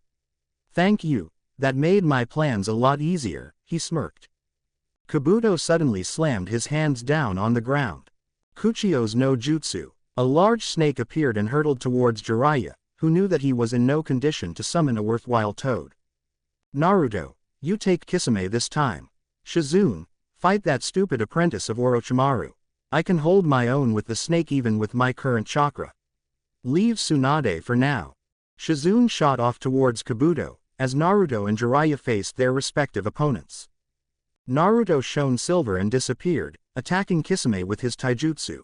Kisame blocked, and swiped Samahata through his shroud of silver chakra. Naruto fell to his knees as Samahata burped noisily, consuming more of his chakra. That sword was very irritating. He scowled. Using Kenjutsu against Kisame was not suitable, as it would take too long. Taijutsu too was eliminated. He formed the Ram Seal as Kisame rushed towards him. He had to take care of Kisame fast, once and for all. Time to wipe out two of the Akatsuki by his own hand. Mokuden. Don't, Hashirama, get the necklace from her and let me out. I want to play too. Came Kurama's voice. Naruto paused in his thoughts, absently dodging strikes from a grinning Kisame. Samahata came down towards his head with stunning speed. Shunshin no jutsu. He appeared behind Tsunade and put his hand on her neck, feeling for his necklace. There was a chain, he pulled. The necklace glinted, its green pendant shining. He put it on as Tsunade snapped out of her fear-induced shock when he divested her of his necklace. Green chakra blasted out of Naruto in all directions, kicking up a huge wind. Naruto smiled serenely as he felt his chakra become calmer and purer. I can let you out, Kurama. Make sure you don't damage too much of the land, and do not use Bijudama at full strength. Fine, now can you just do it? The fights around him had paused as Tsunade was walking towards Jiraiya and Orochimaru. Kisame was staring at him, and Shizune was groaning at Kabuto's feet. Naruto disappeared, and appeared in the air above Kabuto with Ath Rasengan blazing in his hand. Before the spectacled shinobi could react, he slammed the Rasengan into his chest with explosive force, sending him crashing into the ground. One down. He looked at the three Sannin, who were now staring at each other. Naruto frowned as Kabuto appeared beside his master, the wound dealt by the Rasengan healing rapidly. It appeared as if Kabuto had some weak ability of regeneration. Anyway, it was time to let Kurama out. Kisame, I believe the Akatsuki wanted the Kyuubi. Feel free to have him, grinned Naruto. He slammed his hands together. Mokuden. Mokubunshin no jutsu. Kurama, now that I have my necklace, I have made it so that you can manifest through my wood clone. I think you can only use a part of your strength, but it should be enough, he thought to Kurama. He felt the Biju acknowledge this. A large tower of red chakra exploded from his wood clone, reaching to the skies. Kisame looked at the phenomenon with a kind of happy focus, already ignoring Naruto. Kuchio's no jutsu. Naruto turned and saw that the Sannin had called their boss summons, their battle escalating as well. He really wanted to kill Orochimaru, but now he had to be ready to reabsorb Kurama. The tower of red chakra had subsided, leaving his wood clone transformed into a fox human with 4 tails. He could feel its intense chakra, and its elemental desires. He remained on alert, drawing chakra through his necklace. At the height of his strength he could suppress Kurama easily, but for now he had to use the necklace. Kisame would have his hands full. Kurama, who was manifested through his clone, disappeared and slammed his hands down on Kisame. Kisame met the beast with Samahata, and a huge white explosion resulted, devastating the land. Naruto winced. Kisame would hurt after taking that hit. Facing a Biju with the strength of your body was madness. Sure enough, Kisame was down to one knee with his face twisted in pain. Bruises covered his body from head to toe. Interestingly, Samahata was buried in Kurama's gut, not piercing him in the slightest. It was bloated to an enormous size and cracks suddenly appeared in its structure. Kisame threw back the beast with a massive heave and stared at his sword. Naruto smiled. The Kyuubi's chakra is practically inexhaustible, Kisame. Through the link to my clone, it can funnel as much chakra as is necessary to its manifestation. Your sword has more indigestion, I believe. Kisame roared with anger, and rushed at the four-tailed Kyuubi with Samahata held aloft. The Kyuubi raised its hands and they elongated, capturing Kisame in huge fists. Kurama then proceeded to slam Kisame onto the ground repeatedly, dazing the Akatsuki. Kisame was then tossed so hard onto the ground that a small depression appeared. Kurama's bloodlust skyrocketed as hundreds of multicolored balls of chakra floated from his body into the air. Kisame got up groggily, and saw the beast open its mouth. The multiple balls of chakra coalesced into a single ball of massive density. Naruto looked on curiously as Kurama prepared a much less intense version of his true Bijudama. The four-tailed Kyuubi swallowed the ball and bloated to a comical size. Kisame kept staring at the thing drunkenly, apparently yet to recover from his violent beating. Samahata's hilt snaked around him, giving him chakra. Naruto knew that he was toast as he could feel the staggering amount of chakra Kurama was releasing. A battered Orochimaru and Kabuto appeared by the still recovering Kisame's side, and Kabuto slammed his hands into the ground. Kuchiyos. Sanju Rashomon. 3 demonic gates rose from the ground to defend the Akatsuki trio as Kurama released a huge and blinding bright beam of red energy. Naruto snorted. The Rashomon was just enough to stop that underpowered Bijudama. As it was, the 3 gates exploded into dust, throwing everything into sharp relief. He could feel Jiraiya and Tsunade dispel their summons, and he could feel Orochimaru and his colleagues being tossed far away from the clearing. They weren't dead, too bad. If not for the Rashomon, they would have been at least critically wounded. He could sense them fleeing, though. Akatsuki wouldn't attack so brazenly after so many defeats. He slammed his hands together, and dispelled his wood clone, causing Kurama to unmanifest completely. Good fight, Kurama. Thank you for underpowering your Bijudama. I know firsthand the power in that attack. The shark face underestimated me, Hashirama. From the way he thought me to be a mindless beast. I think he has fought other free Biju before. I really want to tear him apart. Me too, but I have a feeling he won't go down that easily. Naruto turned and ran to Shizune, but Tsunade was already healing her. Jiraiya grinned at him. I see you handed Kisame his 3rd defeat, as expected. Tsunade really roughed up Orochimaru. The snake was literally crawling after his beating. Great job, Haim. Congratulated Jiraiya loudly. Tsunade blushed slightly, and stared up at Naruto with a small amount of respect. That necklace you took is my grandfather's, Gaki. You used it well to manipulate the Kyuubi's chakra, but I need it back. It is very important to me. The only heirloom of my family I have except my grandfather's armor, she requested sadly. Naruto couldn't contain himself. You have my necklace, and now you have my old armor. What else do you have, Tsunade-chan? My old katana. No, my scroll, he shouted excitedly. Tsunade stared at him with absolute shock, as did Shizune. Jiraiya just face-palmed. Naruto just stood there with mouth open, looking sheepish. Why am I running my mouth so much these days? He looked at Tsunade, noting her disbelieving expression. I suppose now is as good a time as any to tell you. Let's get back to the hotel, Ero Sennin. The Toad Sage grasped Tsunade's shoulder and disappeared with her, followed closely by Naruto and an amazed Shizune. At least this would make sure Tsunade would return to Konoha. Beyond any shadow of doubt. He really wanted to go home, and be with his family. And now that family would include Tsunade. His wife, his mother, and his granddaughter. What an odd family he had. Chapter 11. The clouds darkened as if it was about to rain. A tall youth with a ponytail and Akatsuki cloak walked the desolate land. His constantly activated Sharingan blazed red as he walked with a thoughtful expression. "So, you are the notorious Uchiha Itachi. You don't look like much," said a voice behind him. He turned around in surprise, and saw a woman fully in white. Her deep white hooded cloak concealed her face excellently, and for some reason even the Sharingan could not penetrate that concealment. "You evaded me. Most impressive," Itachi said stoically. His Sharingan saw the massive chakra the woman held. It was somewhat larger than his own. "I am here to collect the bounty placed on your head, Uchiha Itachi. S-ranked criminal whose true strength is unknown, murderer of the Uchiha, traitor to Konoha. Your price in the bingo book is very high, after all," said the woman in a calm voice. Itachi still observed her stoically. The woman was very strong, and was obviously not to be taken lightly. "You can try, but I am afraid you will be dead soon enough," the woman said. "Let us see," and disappeared with barely a sound.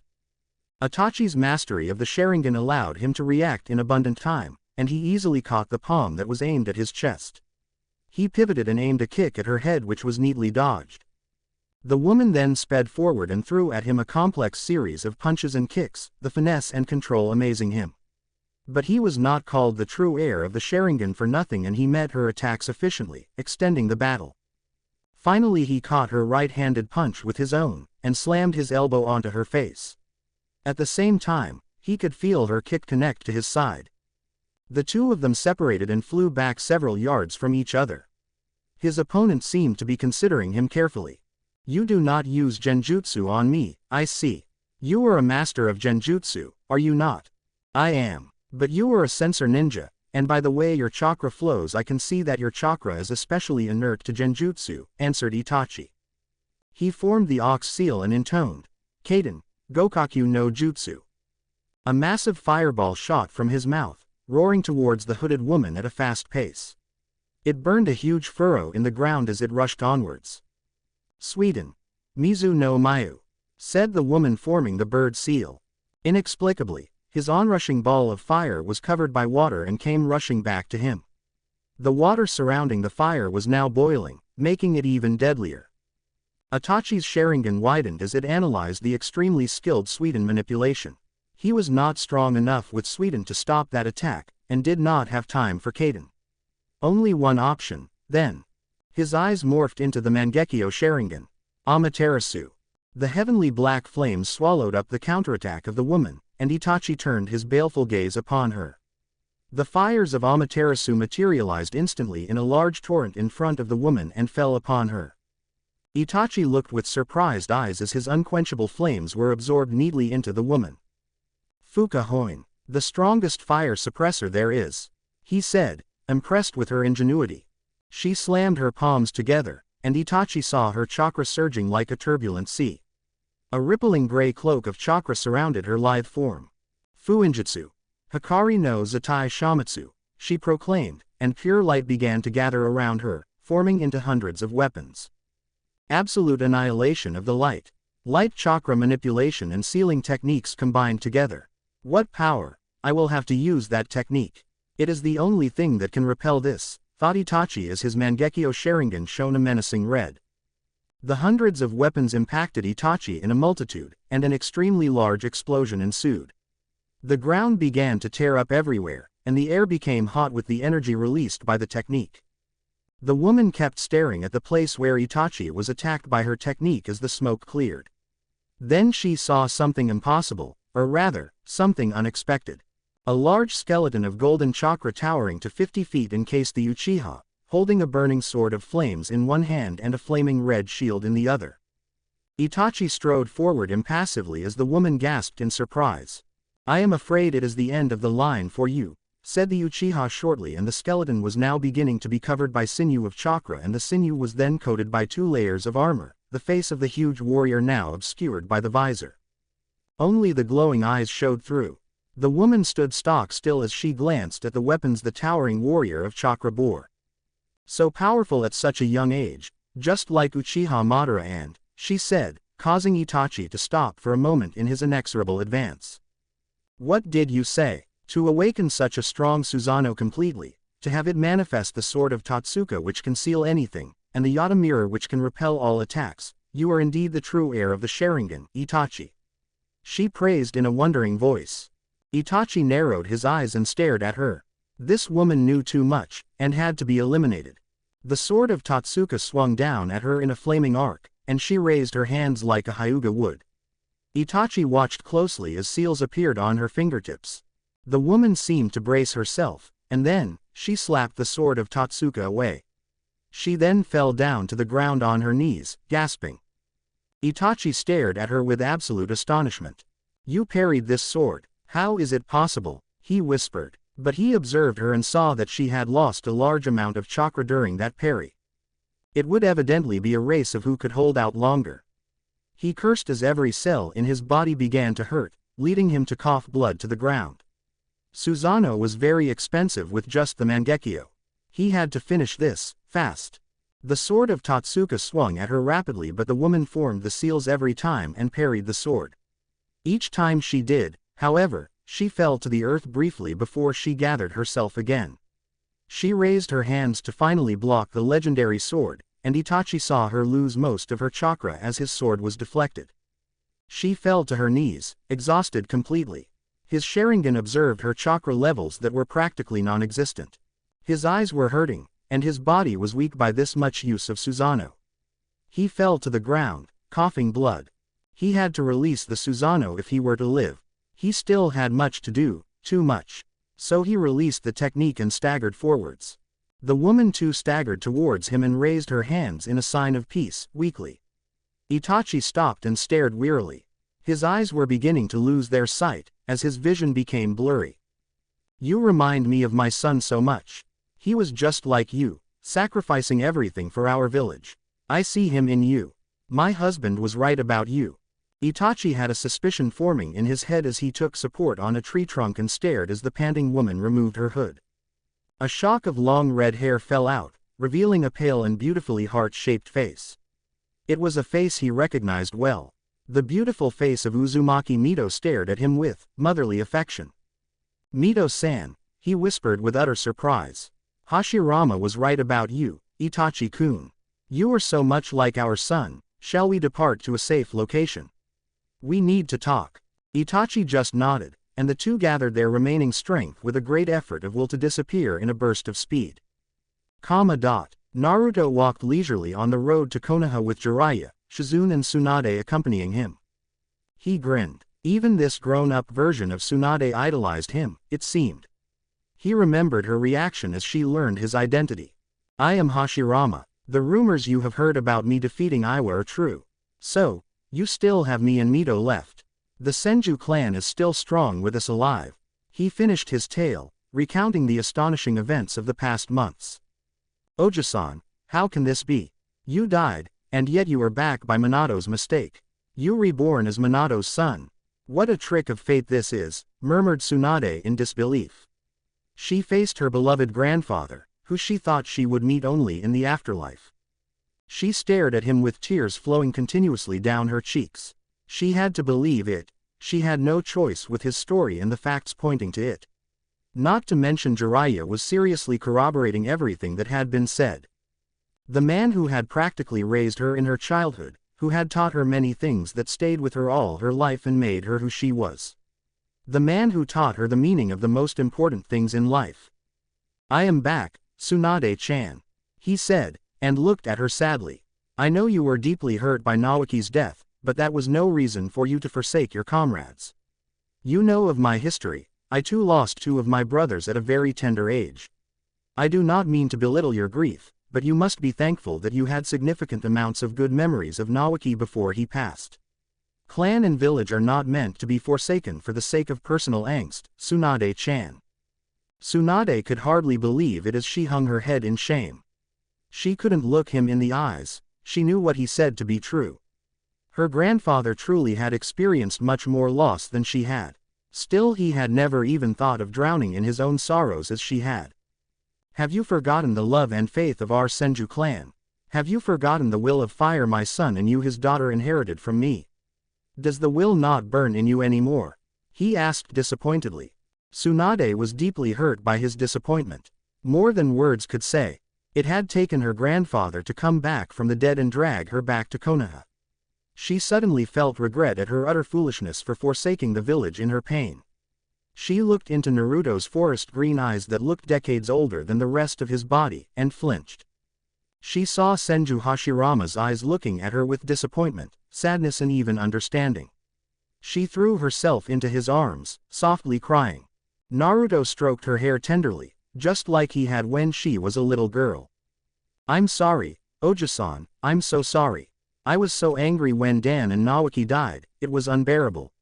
I couldn't bear to see Konoha again, too many bad memories." Naruto nodded and let her go. "The past is unchangeable, Tsunade-chan. The position of Hokage is the greatest honor that can be bestowed upon a Konoha shinobi. It means that you are considered worthy enough to lead the village I founded." Madara refused to be Hokage even when he was given a second chance and spit on our dreams. You know what it led to. So, will you truly come back to Konoha and become the Godime Hokage? Tsunade nodded with resolve, causing Naruto to smile. She then frowned quizzically. "Oji-san, why don't you just become the Hokage again?" "No, I won't. Akatsuki is a true threat, and I do not need the duties of a Hokage to prevent me from protecting Konoha in my full capacity." Tsunade looked at Naruto with happiness. "You say Mito Obasan is also back, Oji-san?" Naruto grinned predatorily. "Yes, she is young again with her 17-year-old body. So beautiful. I really need to thank Orochimaru for that before I kill him." Tsunade now looked happier than ever, as they walked out to rejoin Jiraiya and Shizune. Her teammate and apprentice noticed her huge smile and smiled themselves. It seemed Konoha would have a good Godime after all. Naruto was shaken out of his thoughts as a messenger bird dropped a scroll on his head. He bent down to catch it. Jiraiya and Tsunade looked at him inquisitively, and Shizune was attempting to feed the stubborn tauntaun. He opened the scroll and read, "My beloved husband, Uchiha Itachi has agreed to your request. I talked him into it after getting into a stalemate of a fight. And you were right, he is extremely strong. I shudder to think of what strength he will possess when he gains the eternal eyes like Madara. Be warned, his Susanoo uses Totsuka no Tsurugi and the Yata mirror. With the eternal Mangekyo Sharingan, the boy might even be a match for you at full strength. You chose a great Uchiha. Him and Sasuke will change that accursed clan, Hashirama. And do not worry about me, I plan on staying with Itachi a while longer as we seek his transplants. He told me he has his mother's eyes stored in a secret Uchiha base. He plans to take Makoto's eyes and make his Sharingan eternal. We are currently on our way to that base. I will heal Itachi as best as I can, and transplant the eyes onto him. Konoha will be safe for now, with you and Itachi guarding it. Itachi and I will part the following morning. He is a great man, Hashirama. He reminds me of our son every second I lay eyes on him. He feels like my son as well. I will help him to the best of my ability. Please take care of yourself. I will be back in Konoha in another 3 days and I look forward to seeing little Tsunade and you again. Love, Uzumaki Mito." Naruto sighed. Itachi had been incredibly noble when he refused power, but it was necessary. When he had shown him the visions proving his identity, he had also shown the older Uchiha his suspicions about Danzo, what he thought of pain, and requested Itachi to try and acquire the eternal Mangekyo somehow. Itachi had said he would consider it, but Naruto sensed his reluctance. Understandable, seeing as he knew what Madara had become after gaining the eternal Mangekyo. He himself had wanted to show Itachi why he needed to get the eternal Mangekyo, but it was in vain. It had been vital for him to heal Sasuke at the time, so he had let Itachi go. But Mito could show him the necessity, and Konoha would have its second defender if the need arose. So he had sent her a message immediately. Sasuke was still developing, so it had to be Itachi. There was no other alternative. Naruto had to admit, the idea of Uchiha Itachi with the eternal Mangekyo Sharingan was very formidable. 3 days later, Konohagakure no Sato. They are here, Kushina-sama. Tsunade-sama is back, along with Naruto-san and Jiraiya-sama. The citizens are welcoming the Godime now, Izumo said to Kushina urgently before disappearing on his next errand. Kushina smiled happily on hearing that her son was back, along with Tsunade. He had succeeded, of course he had. Let us meet them in near the Hokage Tower, Mito. We need to see Tsunade-sama's elevation to Godime. We can exchange information later in the tower when all of us are gathered. Mito nodded, looking elated at this turn of events. Tsunade was back and her task was accomplished. Hashirama would be happy. The two Uzumaki women disappeared, heading towards their about-to-be-completed family. Naruto and Jiraiya looked at Tsunade, seeing her pride and elation as the villagers venerated her as the Godime. Her beautiful face was radiating joy as she saw the village she had so callously abandoned in her grief, welcoming her with all its heart. Tsunade stepped up to the dais as the council of Konoha approached her solemnly. The villagers were gathered in their thousands, cheering the new Godime Hokage. Naruto watched proudly from her side as Homura stepped up and began the ceremony of Tsunade's elevation to Godime. Senju Tsunade, you are chosen by Konoha to be its Godime Hokage. The Hokage is the heart of the village, just as the shinobi are its lifeblood. That was what our Shodai Hokage, Senju Hashirama, taught us. Will you be the essence, the heart, the leader of Konoha? Asked Homura. The thousands of villagers and shinobi observed solemnly as the ceremony that was as old as the first Hokage happened for the 5th time. I will, said Tsunade firmly. Then, Senju Tsunade, you are appointed the Godime Hokage of Konoha, the one who will guide us, protect us, and lead us to prosperity. May you reign be long and great, said Kaharu, placing the Hokage hat of Konoha in Tsunade's hands. Naruto watched as Tsunade wore the Hokage hat for the first time, and he felt proud. 3 Senju have become Hokage out of 5, all 3 with the same blood as me flowing through their veins. You did well to accept, Tsunade-chan. You are strong enough to be Hokage, there is no doubt about it. You will be great as our leader. He saw Mito and his mother watching from the windows of the Hokage tower as Tsunade turned to the gathered multitude of Konoha's populace. Mito, like him, was wearing an expression of pride and affection as she saw their granddaughter become Hokage.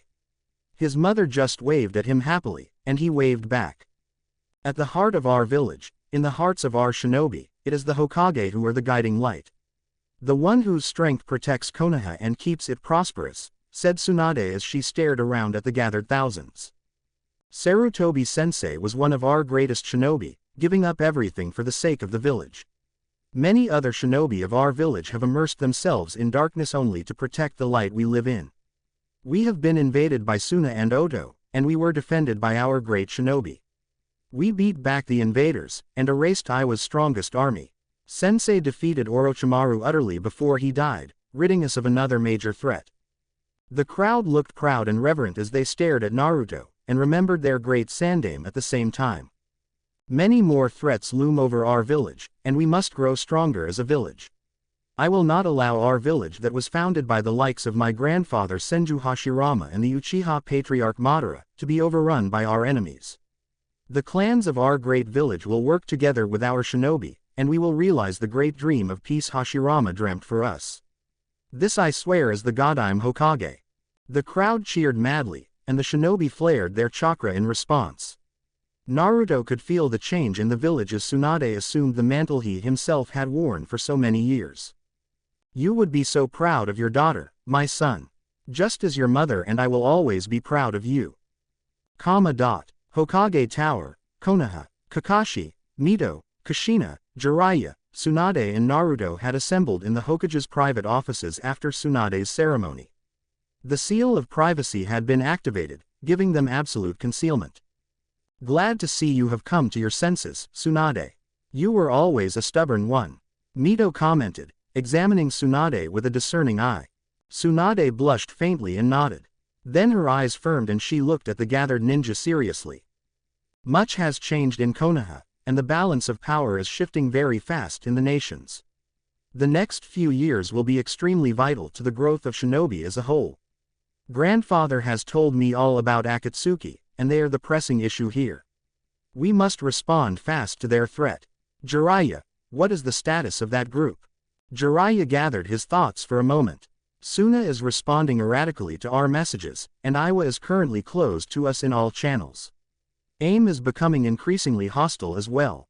We would do well to assume that Akatsuki is now involving itself in international and political affairs. If we cannot control the situation, then we must be ready for it. Mito nodded, looking at Naruto.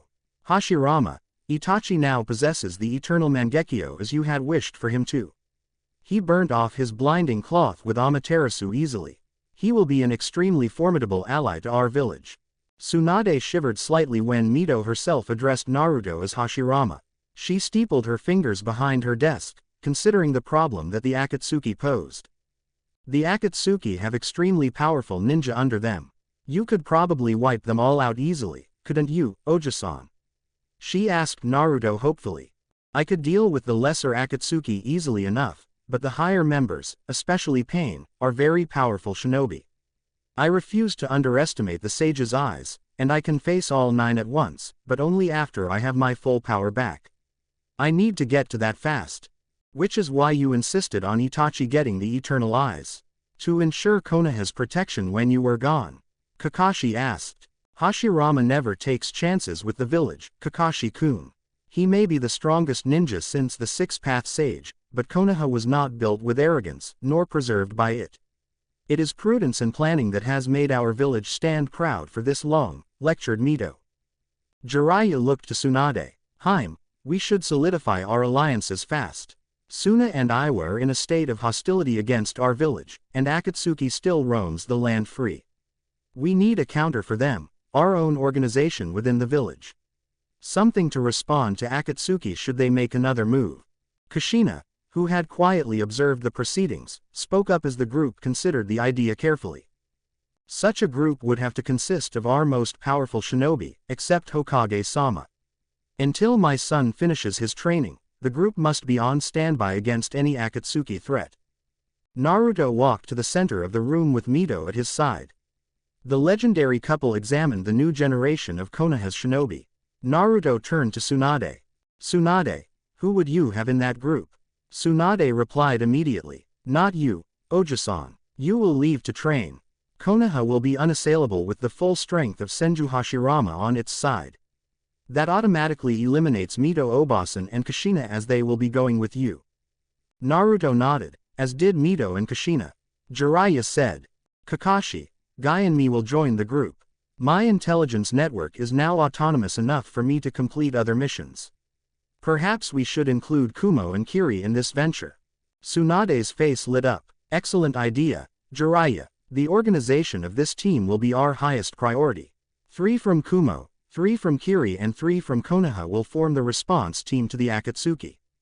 We will somehow need to get this news to Itachi-kun, pondered Mito. Naruto agreed. Yes, I will not leave Itachi out of the loop. He is Konoha's second most powerful shinobi, after me. And unflinchingly loyal. If what my wife says is true, then he will be the only one with strength enough to stop the true pain besides me. I agree with Naruto. Now, what to do about Sasuke-kun? Asked Kushina with concern. Is he stable? Has the Mangekyo had any adverse effects on his psyche? Naruto asked his mother. I believe so. He has already had great trauma in his life. The Mangekyo Sharingan has increased his depression even more. He should never have awakened it this early. Itachi made a foolish mistake giving him those eyes, she said sharply. Naruto watched amused as his wife vehemently defended Itachi's actions. Itachi-kun was only making contingencies for the village's and his clan's survival. Kushina, would you not do the same if it meant the survival of the Uzumaki and Konoha? She asked heatedly. The rest watched as Kushina slowly wilted under Mito's stare. The younger Uzumaki woman nodded with slow agreement. I suppose I would. But Sasuke is also like a son to me, almost as much as Naruto. They should never have had such misery in their life, she whispered sadly. The Uchiha treasure love more than anyone, Ka-san.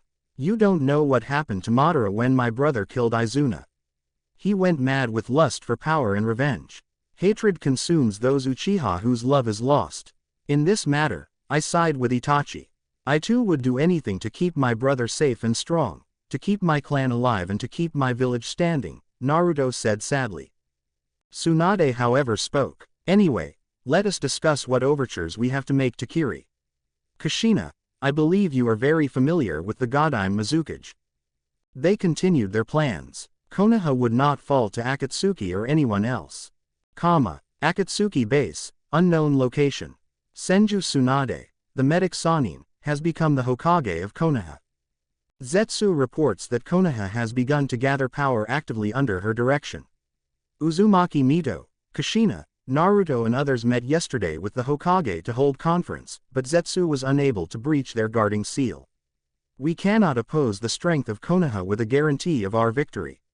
So, our approach this time will be militaristic, said Pain in his deep voice, looking around at the gathered members of the Akatsuki. They had gathered physically this time. Konoha is allied with Kiri and Kumo. Suna and Iwa hate Konoha and we will use that hatred against them all. Deidara, what was the Tsuchikage's decision? Deidara snickered. The old man is with us 100% and accepted all our conditions. We can begin building our bases in Iwa somewhat legally. Good. We control Suna anyway, and I control Omegakure. We will begin to array the strength of the other minor villages on our side in the next 3 years, and also capture what Jinchuriki we can. Konoha will eventually understand along with the Kyuubi Jinchuriki the consequences of angering God. Kakuzu looked at Pain. All fine and good, but we need details and facts for our missions. Toby will bring my orders to all of you, individually. Let us disperse. The Akatsuki walked towards the exit, but Pain appeared in front of Itachi who was the last to leave. Do you really believe I cannot sense your unbelievably drastic increase in strength, Itachi? My Rinnegan is the strongest Dujutsu in existence. What happened to your Mangekyo? Questioned Pain in an impassive voice. Itachi did not answer and just stared at Pain, evaluating and considering. Space distorted into a compressing spiral as the orange-masked Toby appeared in the room beside the Uchiha. Answer him, Itachi, or you will not be leaving here alive. We know that Sasuke is fine, his eyes are also fine. How did you do it? He questioned in a menacing and deep voice, all signs of infuriating childishness melting away. Itachi turned to him slowly. My secrets are mine, and mine alone, Uchiha Madara, he said with a very faint undertone of mocking in his voice. Pain's Rinnegan blazed. How do you know of Toba's identity, Itachi? He asked impassively. I can recognize his Sharingan. I felt it on the day of the Uchiha massacre when he chose to aid me. I never forget an Uchiha whose Sharingan I have seen. Toby clapped appreciatively. Yes, I too have that talent, young Itachi. Now, I remember the feeling of your Mangekyo very well. But it seems your eyes have now evolved to Eternal Mangekyo Sharingan. Itachi's Sharingan began to shine malevolently as he faced Pain and Toby across the Gedo statue. I told you, my secrets are mine alone. Akatsuki needs my power and loyalty, not my secrets. But I will tell you this, Madara. My eyes are eternal now, supposedly like yours. Pain and Itachi stared as Toby began laughing heartily. The masked man slowly walked to Itachi and clapped him on the back in a comradely fashion. The second person ever to awaken the eternal Mangekyo Sharingan, the blood of Madara Uchiha runs strongly in you, Itachi. You will be of great use to Akatsuki, of great use indeed. Prepare yourself for your mission, he said with authority. Itachi raised a quizzical eyebrow. His Sharingan picked up traces of pride in the impostor. Odd. I will tell you on our way, said Pain with his Rinnegan blazing as he walked to stand beside Itachi. Yes, my Rinnegan and your eternal Mangekyo Sharingan can achieve anything when used together. No one can stand against us.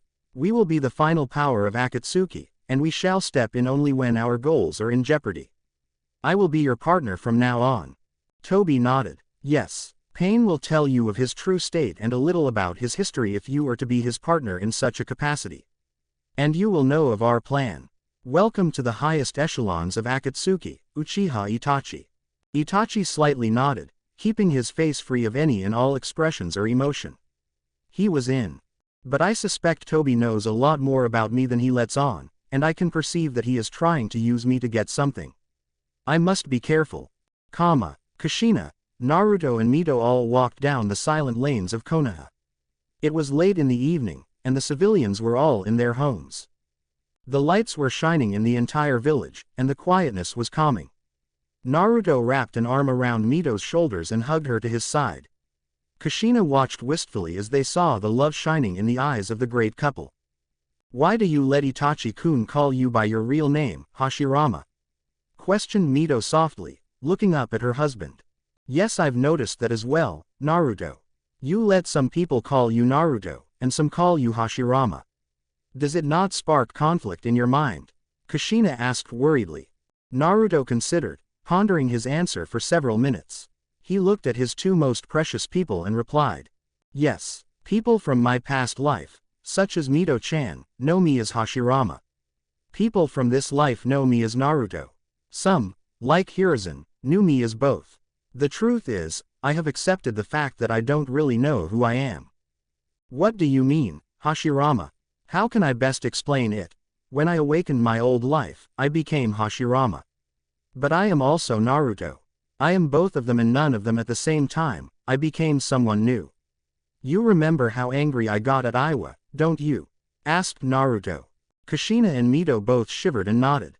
No one who witnessed that battle would ever forget it. It was seared in their minds forever. Naruto continued, looking introspective. As Hashirama, I was never roused so quickly. In this life, Hiruzen was the only one I could take comfort from. At this, Kushina let out a soft sob. Naruto encircled his mother in the embrace of his left arm as they sat down on the park bench.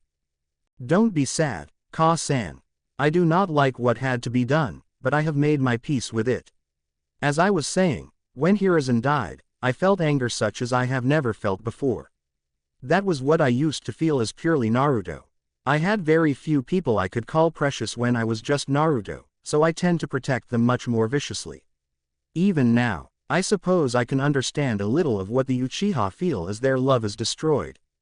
Naruto looked at Mito, who seemed to be thinking hard. Mito, you knew me as Hashirama. I am Hashirama, yes, but no longer am I only Hashirama. He turned to his mother. Nor am I only Naruto. I am both of them and more than both of them combined. I am a new person, and that is why I said I don't know who I am. I am still discovering myself. But Hashirama, you did not answer my original question, reminded Mito gently. Naruto sighed. Yes, you see, I truly admire Itachi. He is a shinobi who is truly a beacon for this generation. His high ideals are something every shinobi should try to emulate. Mito and Kushina nodded at this. It was quite true, what Naruto had said. Itachi lives in a world of shadows and darkness, hate and deception. I could see that the life he was living was really taking a toll on him. Itachi understands many things about the village's origins. He understood the truth of the history between me and Madara.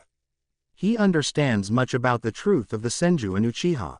That is why I knew he would take hope in the fact that I walked the world again, and was sharing his burden. We both love Konoha in the same way, and would give up anything for it. Mito interrupted him. You did a good thing, Hashirama. I could see that Itachi's depression was lifting every time he mentioned your name.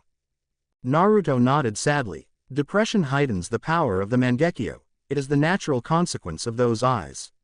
The one who bears the Mangekyo craves power, and the eyes feed from the depression it creates in its bearer. It is a vicious cycle of hatred, one that drove Madara mad.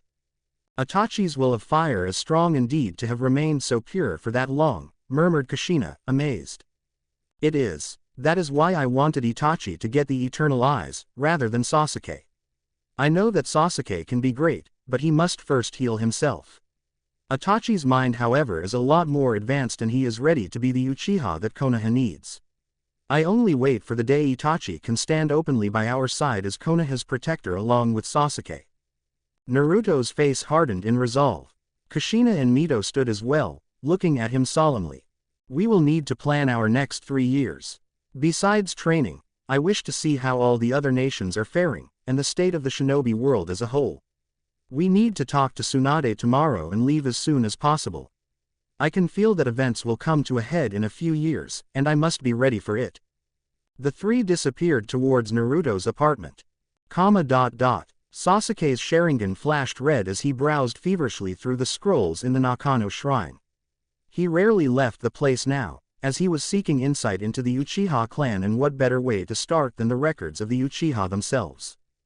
The moment he had begun to question Itachi's actions was the moment he had begun to question what exactly he knew of his clan. Up to now, he had simply been parroting what his elders had taught him about the Uchiha. He knew nothing about his clan, its true origins, its purpose and philosophies. What the Sharingan truly was. He remembered Itachi sitting in the same archives and poring over scrolls day and night. So he was retracing his brother's path, hoping to find answers. He tossed away a scroll that held records of one of the battles between the Uchiha and Senju, and picked up a scroll bordered in gold thread. Commercial ventures and assets of the Uchiha. Sasuke scoffed, and was about to cast the scroll away when his Sharingan picked up a slight wavering in its fabric. Intrigued, he laid open the scroll in its entirety on his table and observed closely with his Sharingan. There, that slight wavering in the fabric. It was a very subtle genjutsu, but very strong. Sasuke's Sharingan could only just see through it. I can break through this easily. The Mangekyo Sharingan shone in Sasuke's eyes as he saw through the genjutsu on the scroll. The illusion broke and the writings reformed into neat new script. He began to read. I am Madara Uchiha. The one who reads this scroll bears the Mangekyo Sharingan. Greetings, true-blooded Uchiha. This is my final word to my traitorous clan as I leave the village, betrayed by all. The ancestor of the Uchiha, one of the founders of Konoha. Sasuke could not contain his eagerness and awe as he read the manuscript his feared ancestor had concealed. We have been sidelined in the hierarchy of Konoha. Curse the weak Uchiha who betrayed me and sided with the Senju. Our once proud clan will be the lapdogs of the Senju. Hashirama is so strong that except me, no one can stand against him. I sometimes wonder, is he the Rikodo Sennin reborn? How can anyone be so strong? He defeated me utterly in our final fight. We tore the earth apart, and the heavens themselves churned in response to the magnitude of our fight. But my eternal Mangekyo Sharingan made no difference to Hashirama, and he defeated me easily. But we struck an accord with each other after Hashirama was even ready to kill himself to prove his trustworthiness. He is the only Senju I admire. But I could see the natural order of the world asserting itself in Konoha. Our clan, which had been beaten in every way by the Senju, was being seen as inferior. Our eyes demanded respect, but the villagers knew that in front of Hashirama's strength, we were nothing. I tried once again to stoke the hatred of our clan, putting forth my arguments. But it meant nothing to those traitorous vermin. My brother's sacrifice was voided by their cowardice. Now, I am leaving Konoha to seek understanding and power. Power to defeat Senju Hashirama at last, and wrest Konoha from the wretched hands of the Senju. But I understand one thing. My will of hatred will live on secretly in the Uchiha clan, just as the Senju will of fire will shine brightly in Konoha. I predict that the Senju will oppress our clan without us even knowing it. Tobirama was always resentful of us. When Hashirama passes, it will be Tobirama with the Hokage title. Then, the Uchiha will wither. I have read our secret tablet with my eternal Mangekyo, and I will share with no one the secrets and understanding I have gained. Hashirama will fall before my eyes, in our next fight. Or sometime later. But he will fall. There is no doubt about it. Sasuke could not take his eyes off the scroll as he finished Madara's monologue. Then his Mangekyo Sharingan picked up even more wavering in Madara's scroll. A second layer of the genjutsu. If it weren't for these eyes. His Mangekyo shone a menacing red as he broke the second layer. His breathing quickened as he read the title. First meeting under Fugaku, head of the Uchiha clan. He continued reading the scroll, and he could not believe what he was reading. His mind was furiously churning in agitation, and he began sweating. Impossible. How can this be?